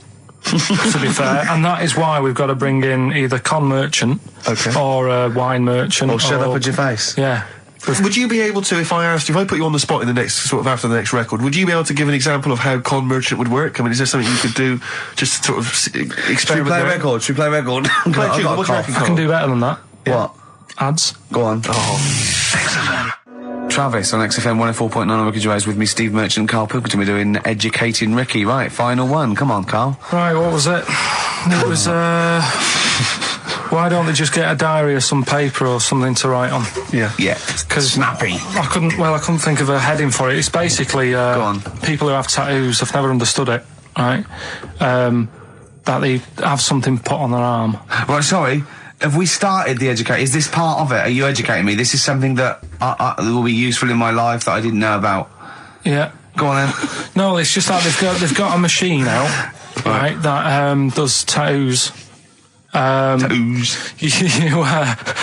come up with a design you want, and you sort of this machine scans it, and you put your arm in this thing, and you press print or whatever, and then it does the tattoo on your hand. Or on your like loads of little needles that follow a pattern? Yeah, the computer, basically, yeah. Is it a real tattoo? It's a proper one. The fella said... well, as long as it goes out, it pierces the skin with a I just wondered if it's one of those kind of, you know, those kind of... No, it must be lots of little needles or a moving needle that can go Sorry, along but it. how is this cleaned, like, in between each person? Don't know, probably... I don't know. Well, no, as long as it's only that... If it's one needle, it's just the head, isn't it? If it's one needle that moves, does it like loads of little... What are we gaining from a machine doing it? just because you know they're going to sort of mess it up. But hold on, how do you keep your arm still? Because your skin moves slightly, so the machine it's won't... sort of strapped to your arm. Right, and so it's spread... the fella said that the tricky thing was in all this, it was the fact that, you know, nobody would let him test it out on anyone else, so he had to do it himself. But did it work? Because the thing is with a tattoo artist, they can see when your skin's moved and they can see what they've done and they keep wiping it and looking, whereas a machine's just got to trust itself. Yeah. So I think one needle could go wrong. If it was a lot of needles, that it just came down, like, you know, 1,000 needles that was an imprint. Yeah. But obviously I'm asking someone who hasn't delved any further than there's a machine that can give you a tattoo. That's all you've got at the moment, isn't it? Well, yeah, basically. That's all you've got? I mean, that's what I've got, because I'm not a fan of tattoos. I don't... But where did you read this again? This was... Internet? This was on the internet, yeah, it was, yeah. Okay. And I just don't understand why people do it. That's what got me attention. Because me... Sorry, what have I learned from this? That if you wanted to get one, you know, you can get one done by a machine now. You know, people say machines are sort of taking over and that, and there's another one. But it's just the fact. I mean, I don't know. So give us the snappy title of this education again. Why don't they just get a diary or some paper or something to write it on? That's why I always think when I see people with loads of tattoos, like there's that fella who we were talking about the other week in Scotland who was covered 99% in tattoos. It's just like, what have you done that for? Yeah. Do you know what I mean? You can't get rid of it now. You've done it now. Yeah. One of my uncles, right, Tattoo Stan, he's just caked in them. Tattoos. Right. I don't think he's my proper uncle, but it's just like my dad's got... Tattoo Stan! No, my dad's got... That's a province in Russia, isn't it? My dad's got loads of mates who... When you say he's not your proper uncle... do you know, like, when someone comes around, you're alright, Uncle Stan? Yeah. Do you know what I mean? And there was, my dad had loads of mates like that. There was John the Screw. Right. So he either works in a prison or he likes to have sex. Cabbie. Cab driver. Okay. There was Jimmy the Hat. I don't know where he Jimmy did. the Hat? Yeah. And, did he wear a hat? No. No. There was Fred the Veg. You sure he wasn't a relative? Sorry. Fred the Veg used to get us like big bags of potatoes and that. Fred Veg, okay. And there was Tattoo Stan. Right. And he was just caked in them. And I used to always look at him thinking, why have you done that? I must have only been like, 6 I suppose or 7. if you're born with a name like Tattoo Stan, exactly, you're destined, aren't you? Were really? they like a 1950s gang? I'm worried about doing a bank job. What was his name? The Hat? What was his name? Jimmy the Hat. I'm worried about Jimmy the Hat. Yeah. Not having a hat. I don't understand it. Are you sure he didn't have a hat? Not when I met him. Did he ever wear a hat? I didn't see him that much. Do you think it was a joke, like, when your mate's sort of like, 8 foot and huge, you call him Little John or Tiny? Do you think the fact that he never wore a hat? Yeah, they went, hold on, I've noticed something about Jim. Go on. No hat. And I go, oh, true, let's call him Jim the Hat. Jim the Hat, yeah. But my Uncle Stan, he had like loads of them. He did them himself. Oh dear! And it was always that thing. God. What was it? Things like he had like the cross cut here, made in Britain. And if you're going to do them yourself, I'd say at least make sure you're sort of a good drawer. Yeah. And don't do it in the mirror so it comes out backwards. Well, that was the other thing. But like, I remember he did. Names are all right. He had like all his kids' names down his arm. And, what are they called? Yeah. Oh, God, it's Tattoo Stan Jr. Yeah. And Paul shits to bed. I'm trying to.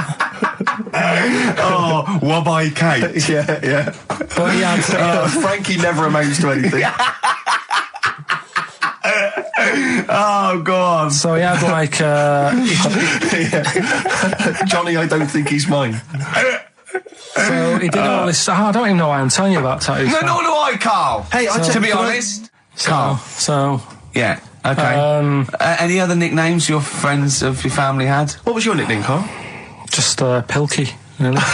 Because for a minute I thought Karl the Veg would have made a lot of sense. Yeah, Karl the Veg. And why has your dad got a little tattoo, dopey twat, on his arm? Right, we'll do the answers to Rockbusters next, yeah? Brilliant. Can I just interrupt you guys, because we've just had an email here, I hate to query you, Carl, and your educating Ricky section, because I know you put a lot. Don't read this. Let me just read it for you. Just an email here from Olivia, and this has also been corroborated by someone else. I forget who it was. She just tuned in, and she just heard you explaining the expression "letting the cat out of the bag." Sure. It's all to do with cats that were put in bags by dodgy butchers, possibly the 17th century. We're not too sure. Anyway, she claims. Well, let me see. She says she uses both the words twaddle and crap in relation to your definition. She says letting the cat out of the bag is an old shipping expression from when sailors used to get flogged for their misdemeanours. The cat letting the cat of nine tails, which is a kind of whip thing that they used to keep hanging in a bag below deck. If it was discovered that a sailor had done something wrong, the cat would be let out of the bag and he'd get a whipping. Hence, don't let the cat out of the bag. We need to cover something up. She's talking nonsense, right? No, she's not. That's the truth. Because the one I read about that was there's not enough room in here to swing a cat, right? And that was people who worked on a boat. Yeah, well, that's the same one. Well, that's fine. They can have two expressions for the same thing. They're not going to keep going on about people working on a boat to get loads of things. You can't have two phrases about the same thing. They're not going to go to do with their time. Think how many just coming up with stuff. Think how many metaphors have birds in them, and it's ridiculous. Why can't you can have as many sounds as you like about anything, Carl? Yeah, there's not a rule. Whatever. They don't go. We've made one up about the cat of nine tails. Well, cheers for that, Oliver. Olivia. Yeah. Don't see your email coming up with the Rockbusters answers, so you better give us the answers. Let's give them out. The first one was I actually weed in one of the back of the speakers. Yeah. But it's mine. I've got to get that fixed. And then I thought something. Go on. When the electrician comes round, right, to fix my stereo, okay, they go, what happened to it? I said, I'll pissed on it in the shop and that's why it's mine. He went, oh, fair due, yeah, well done. Right, and he goes, right, that's 40 quid. As I hand over the money, just a little dribble, it's mine again. That cash is yours. Yeah, fantastic. Yeah. Oh, it's so easy. You'll never have to pay another penny. I know. It's a shame we don't live in Ricky world. The Manic Street Preachers on XFM 104.9, and that's if you tolerate this, then your kids are going to get it too. The Spider and the Horse. Oh, remember that? It's great. Yeah, I don't really want to go into it. No, we had this idea last week, like, for Czechoslovakian sort of short. Right? Czechoslovakian animation. Yeah, with that would be the music, obviously. Yeah, it's called The Spider and the Horse, and it's obviously a satire against the government, and the bloke, quite right, has been put in jail for the rest of his life. Yes. Yeah, and Jesuit coming around opening old wounds. Yeah. They were just healing, right? And the horse, we established is a wicker horse. It's a little wicker horse with a little sombrero. Probably sort of thing you'd buy if you were away in the Torremolinos. And the spider is just a blacked up crab. That's it. It's a crab playing a spider. Yeah. It's a wonderful cartoon. It's called something like The Inhumanity of the Eyes of March. Yeah. The Unbearable Deafness of Seeing. Yeah, something like that. And it's made by Ivanovich Gorovich. No, we're going to make it. Oh, are we? Yeah, we might as well do it now. Actually, talking of ideas, Gervais, we've had quite a few people just phoning in ideas for game shows and TV things, and we never asked for any ideas. No, people have just we like it. We'll have them. They're ours now. Yeah. 01715801234. You can fax us. Just to get this straight, any money made out of this is just mine. That's right. Yeah, go on. This is from Nigel in Tottenham. He's come up with a great idea. Yeah. You get loads of a panel of blindfolded contestants. I'm thinking, who would you have there, Gervais? What, contestants? Yeah, blindfolded. You know, your sort of celebrity panel. Are they got to be celebrities, have they? I think so. Ted Malt's son. Ted Malt's son, obviously. Ginny Cooper. Cooper, yeah. Maybe Joe Bugner. Oh, I thought it was going to be Henry Cooper, but... Well, it could be, but I mean, that's not fair, isn't it? Because, I mean, he did beat him. He beat him by, like, 3/4 of a point, yeah, so he was heavyweight champion. Wouldn't it be great if it was like, the bloke that used to play Rene in Hello Hello. Yeah. Right, is Sue Pollard, and then it's Muhammad Ali. That'd be incredible. Like, Muhammad obviously now can't talk that well because of the Parkinson's or whatever, so he'd just be there, yeah. Brilliant, that'd be great. Well, Sue Pollard's a really interesting person. So anyway, you've got your panel of contestants, and you bring on, a celebrity. Yeah. Whose idea is this? This is Nigel in Tottenham. Yeah. So you've got your blindfolded panel there. Yeah. A celebrity comes on, maybe, Nigel suggests Jeremy Beadle, right? And they have to have their most deformed body part sucked by the panel of celebrities. Now, obviously, I assume in the case of Beadle, that's his weird, deformed, like, childlike hand. Yeah. And so they would suck that until... or his goatee. always go to, and then they have to sort of suck breasts. They have to suck Jeremy until they identified him. Oh, you know, and then that would be great. Oh, because it'd be like a little doll's hand down the back of your throat. Yeah, and I imagine he doesn't.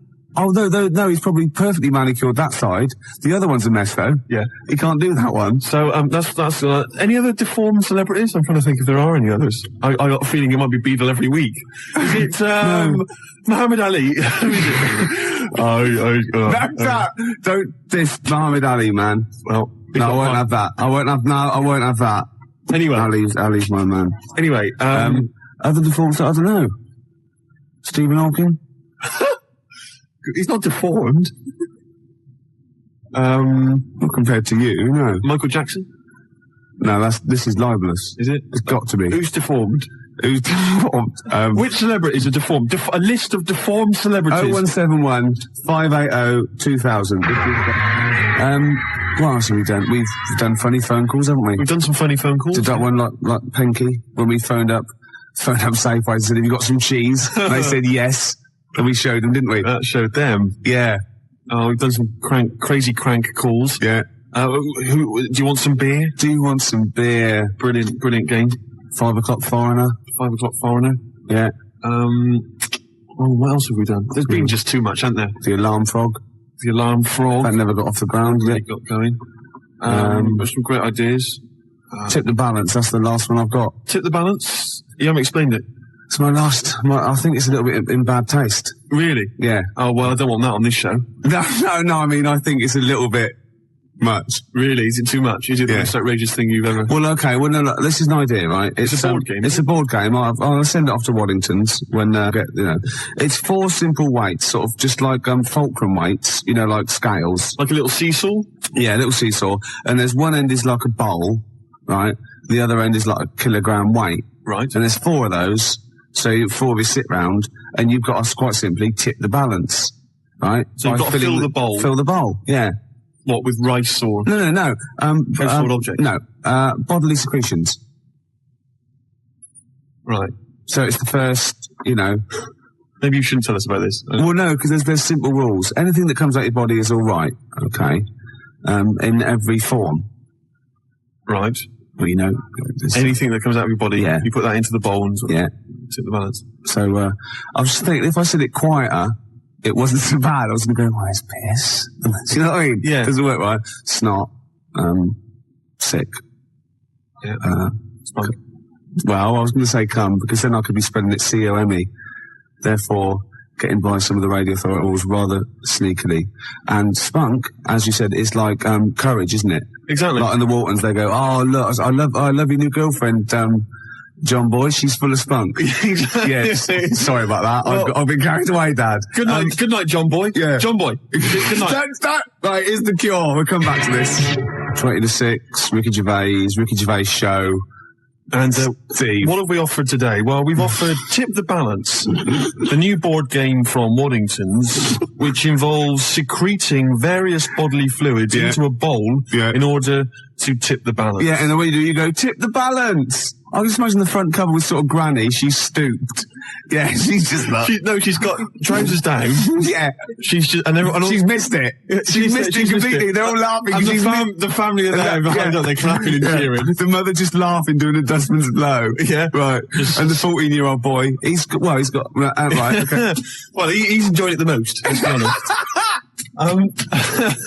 But what about if you know that bingo is the most popular evening pastime in the country, and there are these huge bingo palaces. Yeah, that's because they haven't thousands of seats. Yeah. Imagine if they were all playing Tip the Balance. Very great. The smell. Oh, it'd be incredible. God, that'd be fantastic. That'd be great. You could have winner stays on. Yeah, because you'd have a disadvantage then, wouldn't you? Well, I've just. I imagine in Japan they've already got a TV show like that. I'd imagine. A kilogram's a lot though to get rid of. Yeah, you've got a lot of sputum. I know everything. Yeah, but I think it's a great idea. Could you give birth into the bowl? Well, no. Well, you could, but anything you put in there, you lose. So you'd have to be willing to, yeah. Like, you can't, you could bleed into it and amputate into it, but you can't have it back. Like, you couldn't put a false limb in. Right. Because you win it there, because that, you know, so that's sort of cheating. Yeah. But there is a thing called the fish card, where if you're all out of it, right, you're all strained out, and you've vomited and snotted, and everyone's got like, you know, 0.8 kilograms in theirs, you can go fish card, right? And you can take someone else's bowl and pour it into yours, but you got to pour it via your mouth. Right. So you take a big glug of that, and you do it, and you win. You thought this through, haven't you? Yeah, yeah. You've played this, haven't you? No, I haven't played it. I haven't got the equipment. Right. Wow. Nearly end of the show with it, isn't it? I can't even be bothered to criticise you. It's not worth it, is it? Your use of language anymore. I know, yeah. So late in the day. I mean, you're not going to master it at the age of, 45, however old you are. You know, I mentioned, I guess we could call it Freak Show or something like that. Yeah. Where celebrities with deformities come on. That was Nigel's from Tottenham. Nigel in Tottenham came up with the idea. The most deformed. What would you put forward as your most deformed bit? Well, luckily, sucking my most deformed bit will be curiously enjoyable for me. Anyway, I asked for a few more celebrities who've got deformities, and various people have called in. Jez in East Barnet mentioned John Thor, who, of course... So with him? Well, John's left leg, I think, is shorter than his right. He always sort of hobbles a bit as he walks. You have to suck the whole of the left leg? Yeah. Right. So that's... Say that again, Lewis. Well, I was just saying, like the fat bird in the opera. Yes. I know it is now. What? Because I said no, nothing to do with it. I just saw him do it. I just forgot and I was pissed. Yeah, go on. Paul Daniels. Apparently, one arm is shorter than the other. Can I just say the head? True enough. Yeah, Debbie McGee could come on and just bring Paul as no deformed under her arm. Object, yeah. That's from Tony Namersham. We've also had Ian Jury. Someone's mentioned that. Says that Ian Jury... His left side. Yeah. Really? Did he have a stroke or something? Polio, wasn't it? Yeah, yeah. So his left side. And Anthea Turner, apparently she lost the middle 3 of her toes or something in a sort of horrible accident. I don't know if that's true. Anyway, Anthea Turner would be great. Just get her on anyway. She lost... Oh, what? Well, I don't think it can be true, to be honest. It says that she's only got 2 toes on one of her feet because she lost the other 3 in a fly-mail accident. Oh my God! But I don't know if that's true. So it's when you used to go to school and say had a fight with the lawnmower. Yeah, she did. Yeah, yeah. No, I meant your hair, love. No, look at me toes. Oh, oh. Yeah, exactly. So, so celebrities. What would you suck? Would you suck the gap, or would you suck the toes that flew off in the garden? I really haven't thought about it. Why not? I haven't really given it much thought, to be honest. I just got time for one more song, then the news. Oh, I'm not going to do this for any one computer. If we've got any news. Remember last week? There's no news. Yeah. Oh, sorry, there's no news. Yeah. No news. Must be news, some news, wasn't there? Yeah. Give us last week's. Anything will do. You usually do. Right, it's Lloyd Cole, and Are You Ready to Be Heartbroken? I got Sandy Shaw's version of this.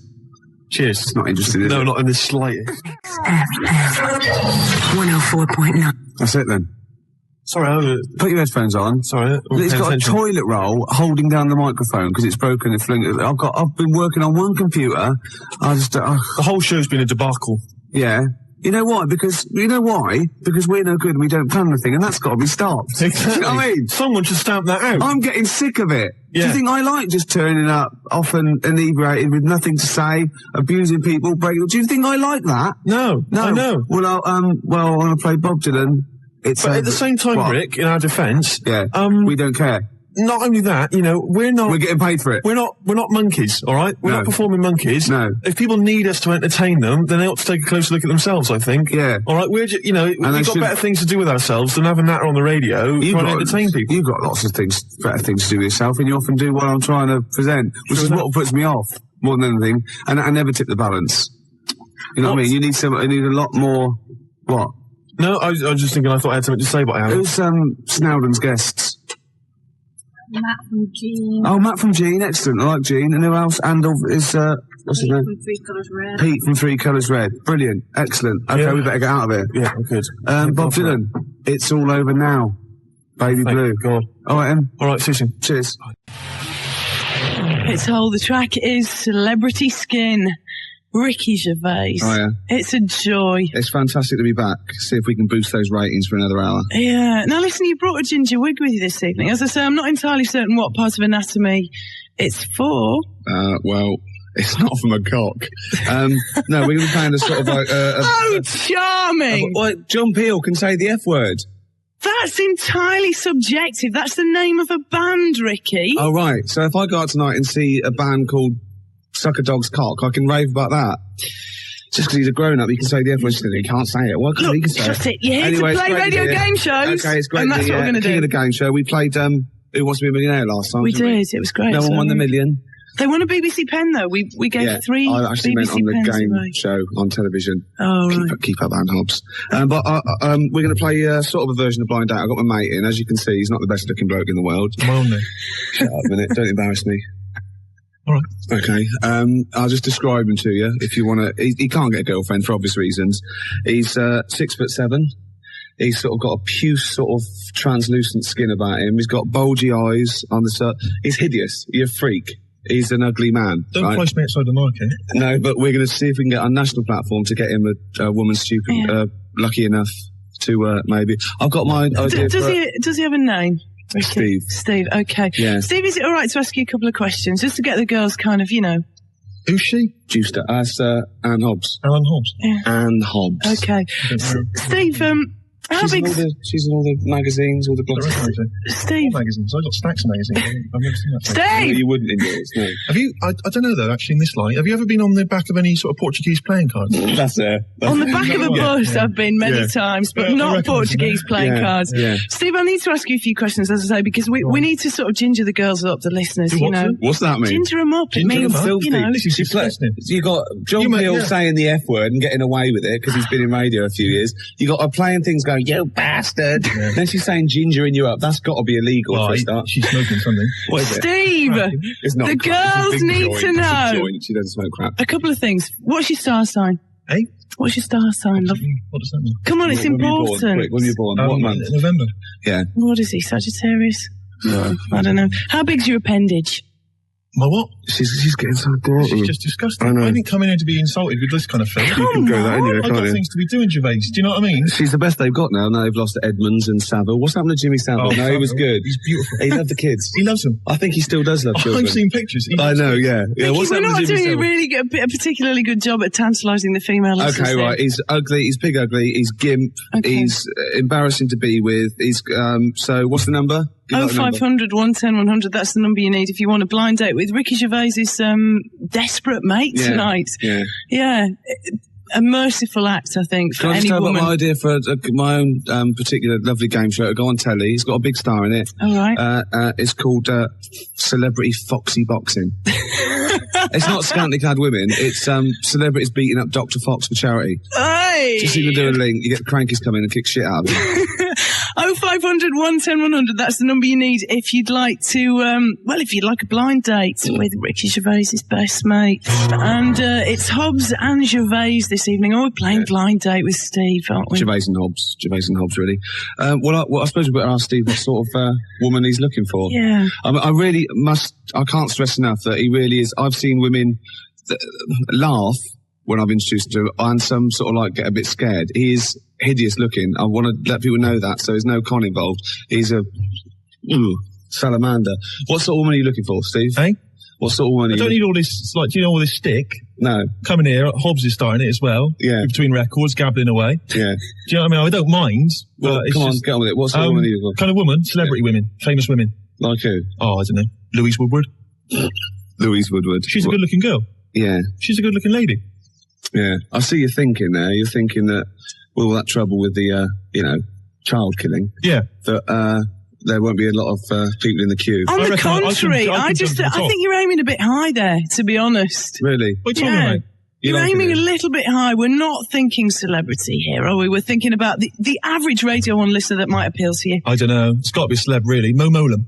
Mo Molam? Oh, good-looking girl. She's you like her headband, do you? Well, it's funny you say that. I saw her on the telly, and she had like a little bit of lip gloss and big earrings and that big headband, and she looked like Simon Le Bon. Oh, he's a good-looking fella. Duran, a classic band. Actually, Louise Woodward looks a bit like Simon Le Bon. You like women who look like the lead singer of Duran? I'd rather that than women that look like the lead singer at ZZ Top. So Anne Hobbs is out of it. She's out of it altogether. Look at Anne Hobbs there. What is she wearing? What is that? A smock?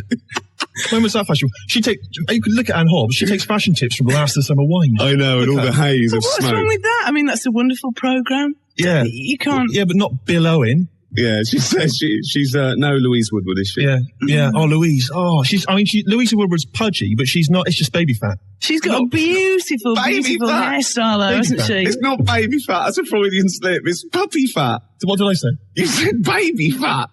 Puppy fat? That's she's gorgeous. What are you talking about? She was completely remodelled. She didn't kill any puppies. She didn't. If Louise Woodward's been touching puppies, I'm not interested. I'll be honest. Forget it. I'm not going out with a puppy killer. That's just sick. You're not going out with anybody other than a standard Radio 1 listener this evening.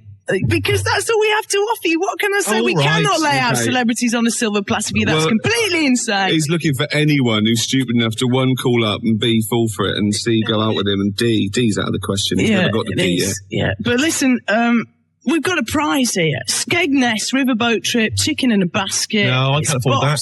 It'll be... It's free to the winner and you. That's your date. Hey, it's not bad. I thought it was going to be wine and dine and 25 quid. You can't pay 25 quid to someone to go out with you. What, 50? 50 would be better, yeah. 50 will be all right, yeah. Right, okay, one more record and then we'll stick a caller on. 0500 100 if you feel that you can contend with these sick men, and they are sick. And if they've said anything to offend you, I retract it immediately.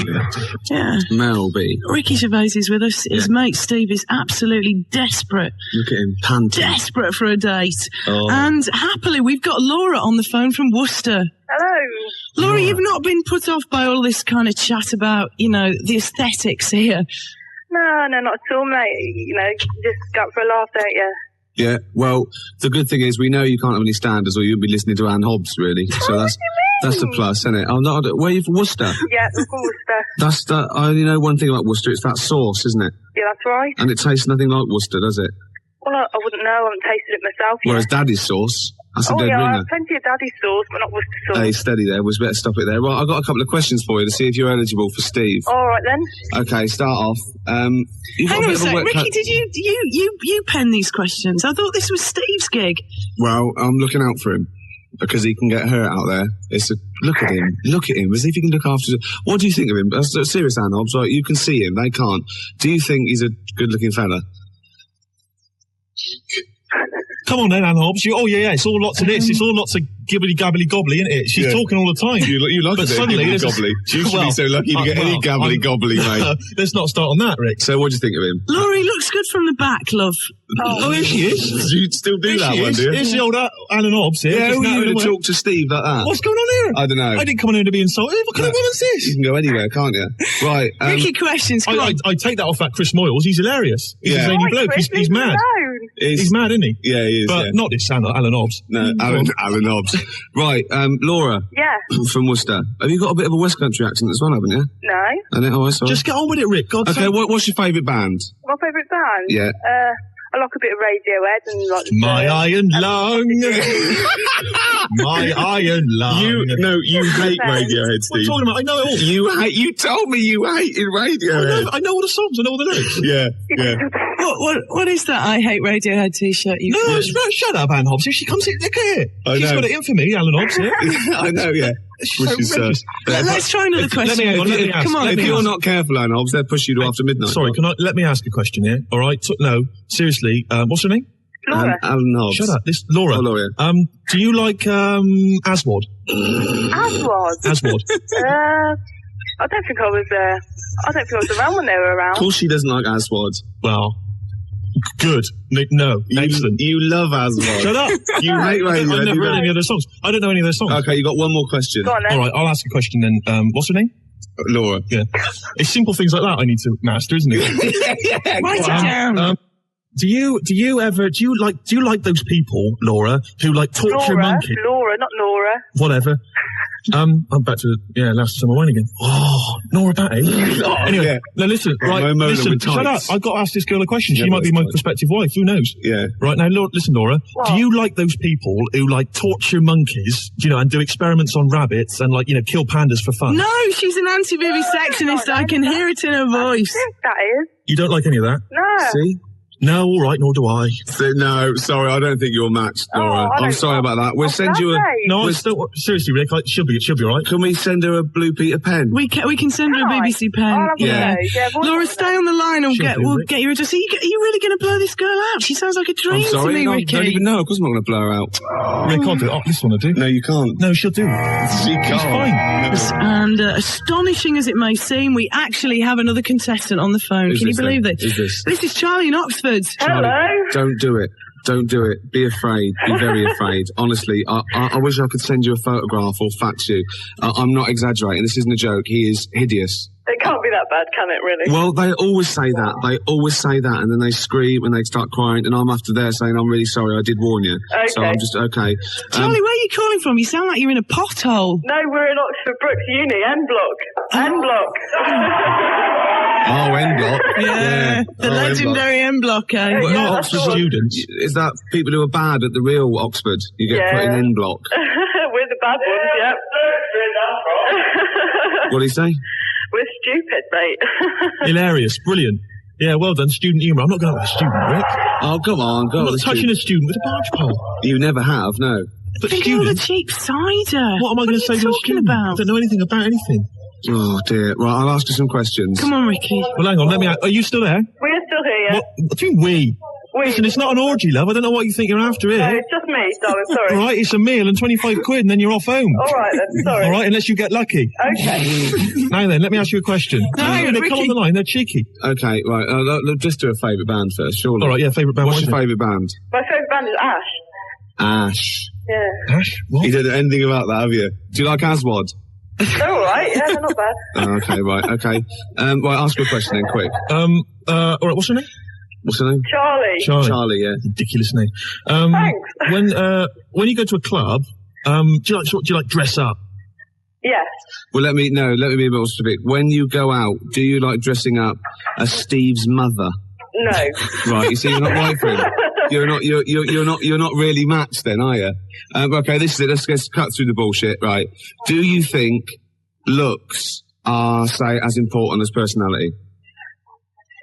Well, no, we don't think so, no. Right, well, it doesn't matter Definitely because his not. personality is rubbish as well. You've spoken to him, he's got no personality, he's basically a in that crap case- person, all nasty, idiot, and he's ugly. So, I'm sorry, I'm going to save you from a fate worse than death, Charlie. I'm going to have to say It's no. just like the blocks in my bloke, really, I mean...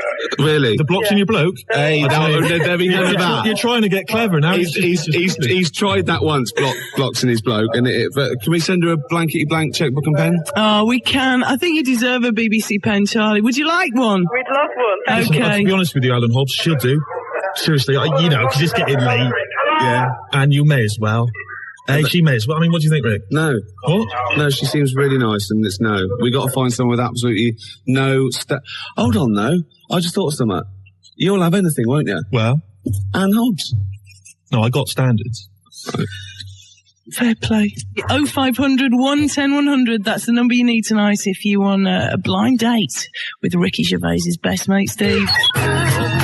You like that one, don't you? What's my name? Well, I'll be honest. You probably saw him. Well, I tell you what, yeah. I mean, that's a very, very strong point in his favour, I think. He can groove. He can dance. Yeah. You should see that wrist action. Yeah, I know. Well, I've had a lot of practice. But listen, it's not just the grooving, Rick. Come on, Rick. It's so easy, isn't it? It was a beautiful interpretation of the Snoop ears. Yeah. What about... swinging at the there wrist. must be some other selling points, Rick. Come on, because you are selling me down the river a bit here. Right, okay. Some good points. You're young. Yeah. You're not in prison. Go on. Well, I've only known you a year. Come on, there must be something. You're not in prison. Well, I'm quite a catch. With Steve tonight, but 25, 40 quid. Put up to 40 quid. yeah, I'm not made of money, Rick. Then go on. 30 quid. 9 minutes we have to do this before the news. So 9 minutes is more than enough for Steve, isn't it? I'll tell you what. So Steve, it's looking grave, isn't it? Really? It's looking what? It's looking grave. Yeah, we've got one last chance. We have one last chance. This will be it. Yeah, and it's Wayne. He's on the phone from Manchester. Wayne, are you with us? Wayne. All right, mate. All right. How's it going? Wait a minute, I'll stop you there, Gervais. What? No, you're up for this, are you, Wayne? Up for a blind date with Steve? Yeah, much for anything. Excellent. Brilliant. Gervais, I'll stop you there. What? He's a fella. Yeah. You all right, Wayne? He might just fancy a pint. Yeah. You know what I mean? Yeah. I'll tell you, once he sees me, he won't want to drink anything, eat anything. He'll only have one thing on his mind. Yeah. Get out. Yeah, no, he's up for it. So, he sounds keen to me. Yeah. Right, okay. I'm heterosexual, Rick. Steve, you've got no chance with either sex, so it won't make a difference. Why restrict yourself? In fact, I'm thinking you probably shouldn't restrict yourself to the human race. And if Wayne's up for it, he's warm-blooded, he's human, he's from Manchester, I know. He's obviously got a sense of humour. He's obviously very important. Yeah, wait till he sees him, he'll lose that straight away. Well, I'll ask you a few questions, Wayne. Go on then. So do you like walking on the beach? Maybe in the sunshine? Maybe in the rain? Do you like poetry, for example? Yeah. Yeah, what's your favourite band? Do you like My favourite poet? No, what's your favourite band? My favourite band? Yeah. It's got to be the one and only Oasis. Oh, Steve loves Oasis, don't you? Yeah, it's got to be. I've never heard him. He loves Oasis. I don't, Oh, what's your favourite food? Do you like Aswad? Aswad? Yeah. Shine like a star. Oh, he does. Oh, he knows it. I bet you could even sing the chorus for us, couldn't you, Wayne? Come on, can you sing the chorus? Come on and shine like a star. Yeah. This is a match made in No, I've never liked Aswad. I've always thought they were a bit weak, sort of kind of cod reggae. I've never liked it. Oh, fantastic. Oh. So, you're quite open-minded, are you, Wayne? At the moment I am, yeah. Yeah, you'll try anything, won't you? Yeah. Yeah, Once. excellent. Did you like to experiment? Sort of like push the boundaries back? Yeah. Fantastic. Right. Looks like we've got a winner. No, Right. Okay, well, it's Forget the BBC pen, we've run out anyway. You'll have to come down to London, though.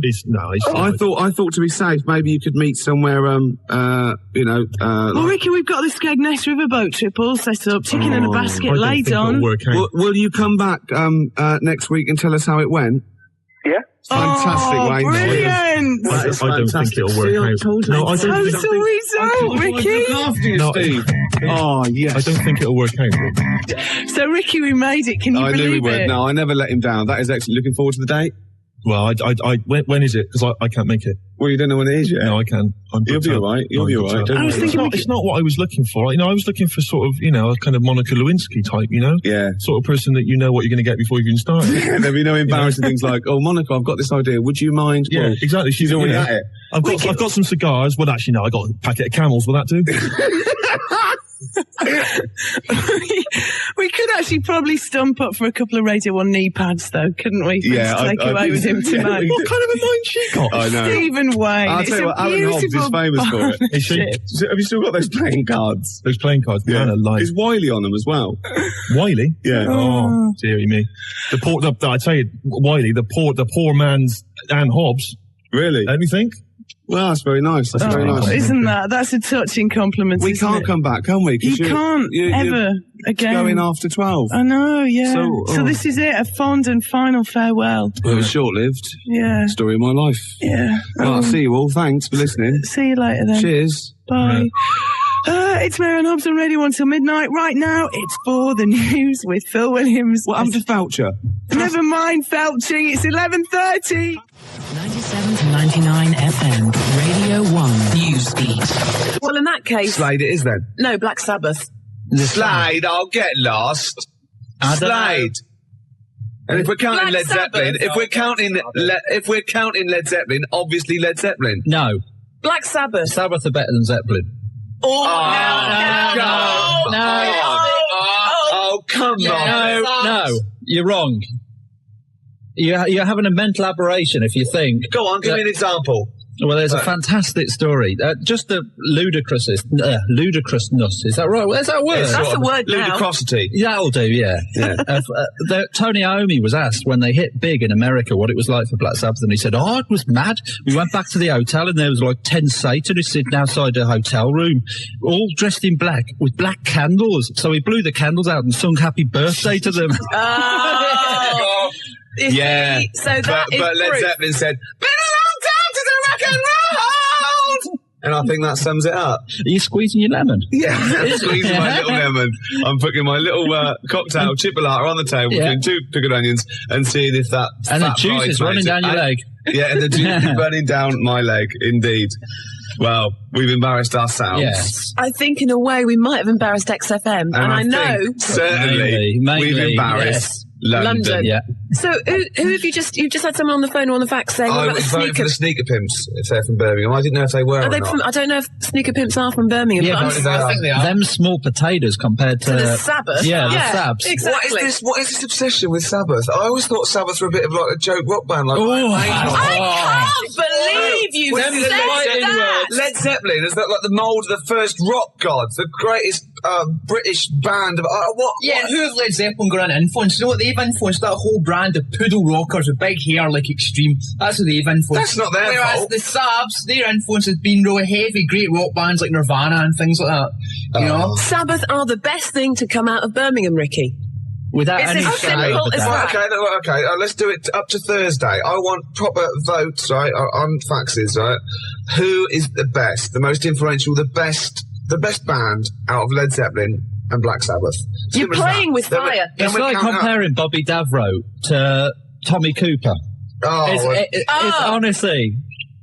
I don't think so. I believe it is. I think it's like comparing, let's see... go on. Europe... Right. With Bernard Butler. Bernard Butler being Led Zeppelin. What? Wow, that's a bit abstract. But they're both completely crap. Yeah. Whereas Bobby Davro's brilliant. Ricky, you said tomorrow we're going to have a debate. It's like comparing something I don't like very much with something I like a lot more. Yeah, but you like the Smiths, so you're erring on the side of soft, aren't you? Whereas Sabbath are hard. Yeah, well, I like hard stuff as well. So you like Europe and hate Bernard Butler? No! Is that what you said? Other way around. You hate Tommy Cooper, but you love Bobby Davro. How's that work? No! Well, that's what you're saying. They're twisting it, Claire. Please vote for me. I'm by myself in the studio. 0171 580 2000. Never vote for it. Led Zeppelin's better than Black Sabbath. 0171 580 2000. We've got 10 more minutes to leave Campfield. Let's ask Campfield. Campfield. That is the... Go and get him. We're just going to get him. Anyway, Matt, let's a bit small talk here. Yeah. So you've enjoyed yourself today, have you? Yeah, I have. Yeah, but yeah. He's wrong. He is wrong, isn't he? Yeah, he's having an aberration. Oh, he's here. He hasn't been listening. Right. Have you heard what we've just been doing? I've got no Okay, right. Ian Campfield. Completely impartial. Seriously, you two look away, right? Right. Okay. I'm going to ask you, don't know what we think or who thinks, just answer the question, right? Right. In your opinion, who is the most influential band on the world rock scene? Right. Don't give me any clues. No, we're not saying anything. Who, in your opinion, is the most influential band? It's the better band for you and who influenced more people out of Led Zeppelin and Black Sabbath. And what scene? The rock scene. They're all rock scene. The most influential in rock just and pop. The best band. Yeah. Best band. It's got to be Led Zeppelin. Yes! I'm taking that. Yes. No! That's it. You're scum. That is it. You're scum. Because Led Zeppelin were Led Zeppelin when they weren't. They folded up Black Sabbath, great albums with Ozzy Osbourne. 20 years after that, I'm afraid they went crap. You didn't stipulate the Ozzy Osbourne people. You said, if we asked Campfield, that would be definitive. You said it. You laid it on the line. We didn't give any clues. Campfield said, Led Zeppelin, that's it. I'm happy with that. Play a record. Right, this is incredible. Don't even talk to them. Why? What's happened? David Keenan took all these, right? Led Zeppelin got every vote except one. Every single person was for Led Zeppelin except one, and that wasn't to Black Sabbath, that was for Dave Keenan. Out of those two, said, I'll vote Dave Keenan, give him his own show. So Zeppelin got all the votes, Sabbath got none, Dave Keenan got more than Black Sabbath. Thank you. It's official. For the discerning punter, of course, Black Sabbath will always be there. But for people that just say, you know... For people who haven't got Bonnie phones, Tyler. People who can't use the phone. I like the phone, but I can't use the phone. No. Of course, people who can use modern technology, it's Led Zeppelin. Excuse me a minute. Who did you say, Sturgis? Well, I was going for Sabbath. Right, Sabbath. And did you do the Friday Rock Show on Radio 1? Exactly. I rest my case. No, I rest my case.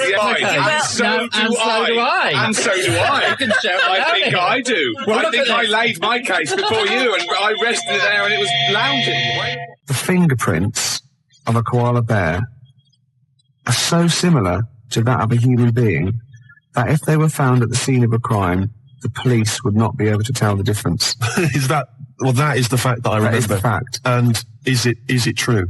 Well, it depends what sort of crime it was, really. But you got this from a reliable source? Of course, the internet. So let me get this right. The fingerprints of a koala bear are so similar to those of a human being that if they were found at the scene of a crime, the police would think that a human had committed that crime. Yeah. Or vice versa, maybe. What kind of a crime is that? The great koala bear eucalyptus robbery. Right. Yeah. So they've come in, right? All the police have come in, the detectives, right? Quincy's come strolling about half hour later, and they go, "It's all right, Quince, we've solved this one. This is obviously a human being." He goes, "Oh, is it? Oh, is it?" They go, "Well, yeah, of course it is. There's a bloke here.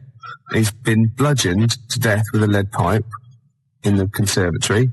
He's a big lad. It's probably a 6-foot bloke, and he's hit him with the right hand by the window." Quincy goes, "Oh, it's a 6-foot bloke, was it? Oh, yeah." They go, "Yeah." Right. He goes, "Oh, right. No, it's just that, you've ruled out the possibility of 5 koala bears standing on each other's shoulders, have you?"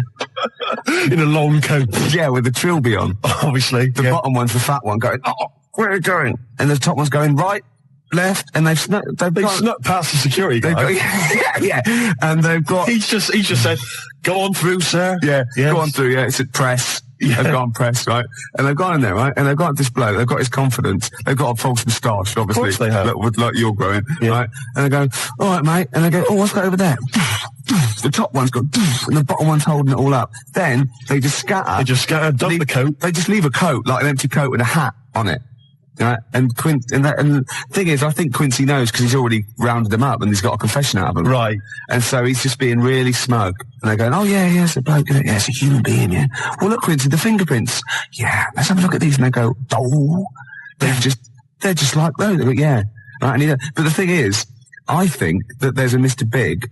Do you? Yeah, but he's up the tree getting stoned on eucalyptus going, he's counting his cash. He's just up there hanging loose, counting his cash. He's fingerprinted, he's got an alibi, and these pawns... They're not going to pin anything on Mr. Big. They couldn't. Because he's used those koala pawns in his Yeah. He's a devilish fiend. Yeah, and they've done all the work. The little fat one, he's got bad shoulders now. Yeah. He's got 4 on him. And the tall one's got the little head with the trilby. He was at the top, because he can wield... like a lead pipe, or the hat fitted him. The hat. You've got that letter? Ah, yes. No, I have. No, I'm gonna wait till later about this. There's a great letter. I'll wait till later. Well, I'll play a song then. Oh, please do. But, be careful. I mean, if you're a police officer, if you're listening, if you're currently investigating a crime, you've got fingerprints, you think you've sewn it up, think again. Just think. Have you looked at the koala angle? Expect the unexpected. Sorry, I just can't understand it. I don't think it's my kind of humour. The competition is this, Steve. I think you're a bit wacky. Don't really understand. You're frightened, aren't you? You're frightened. And these people, not your phone up, but come into the studio. I know. You were scared last week, weren't you? Mm. He came in the week as well. I kind of like Barrymore, that sort of thing. I think he's really funny. Yeah. Do you know what I mean, Barrymore? No. Sort of Cilla Black. Steve, you're funny. But nowhere near as funny as me. Just with the calls and the competitions, the competition, I think it just sort of goes over my head. Look, the competition is this. Oh, sorry to Mark Adams as well. Nick cut you off and he's a regular listener. The competition is this. Someone phones up for no reason at all. Yeah. Don't give the reason away. Send me a CD is the winner. It's the way you don't even use grammar. There's no need. Just use words. Yeah. Do you take the words that you say out of these bags? Yeah. And is that how you form your sentences and your competition? I don't think of it as forming sentences. I think of it as when my head gets hot, I have to cool it down. And speech is the best thing. It's sort of like, do you know what I mean? I walk on the street and I have to talk, and it sort of cools it down. I've got some people who've called. John has called from North Harrow, Louise from Clapton, Claire from Hendon, Paul from Maida Vale. Yeah. I don't know why they called. No reason. I don't know who they are. No reason. going back to the competition that you set, I like that one. We've had a fella, Karl, from Catford. Yeah.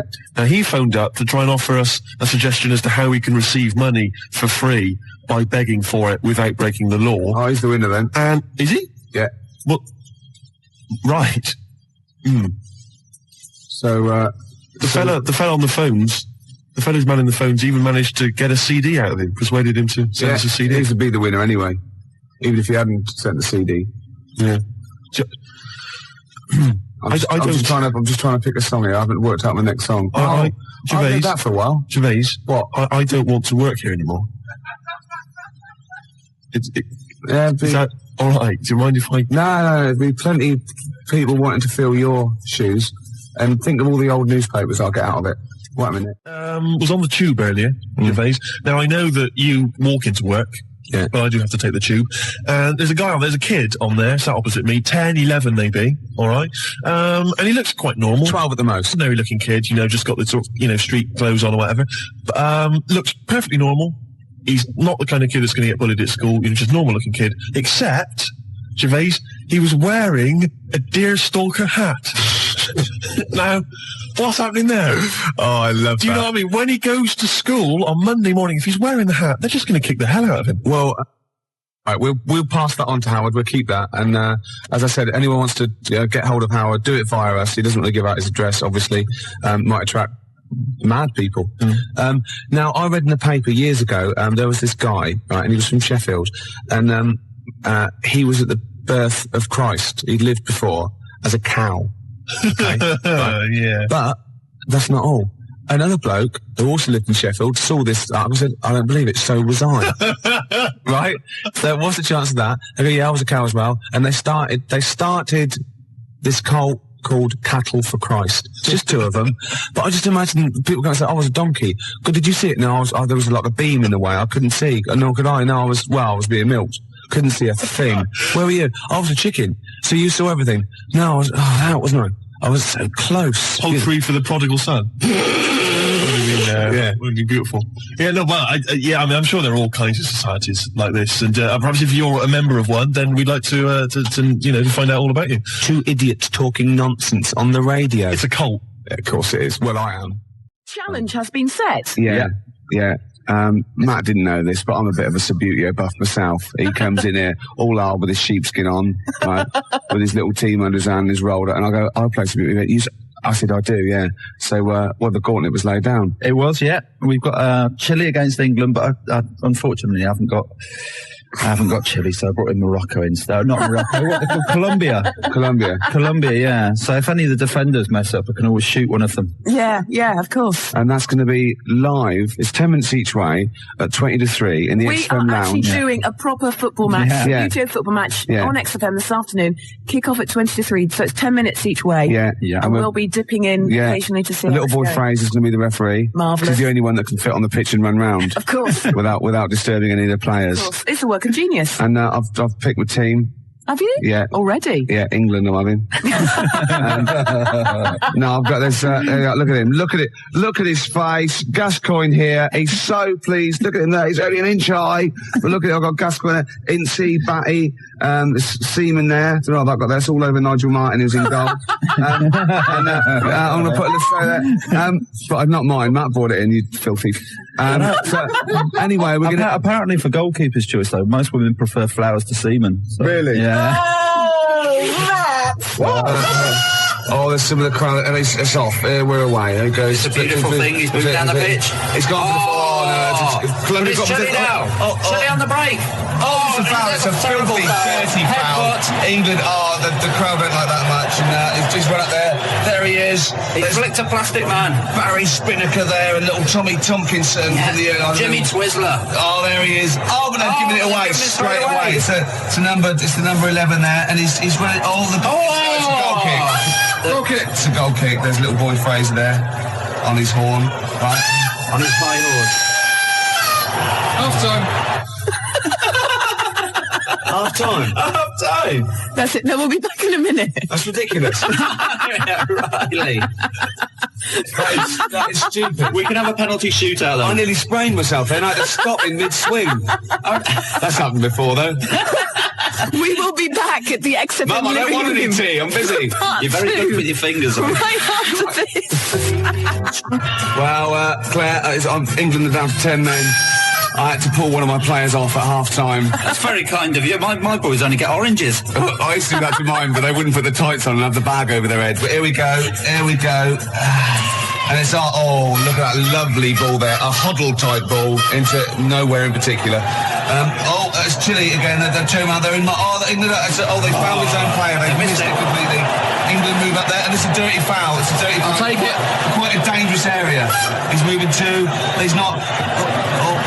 one, two... Here we go. I've never been in such close proximity to you, Ricky. England in possession again. Oh, look at this move here. Is that your after show? They're keeping it. They're playing with the ball now. It's a foul. He's going to take it quickly. It's there.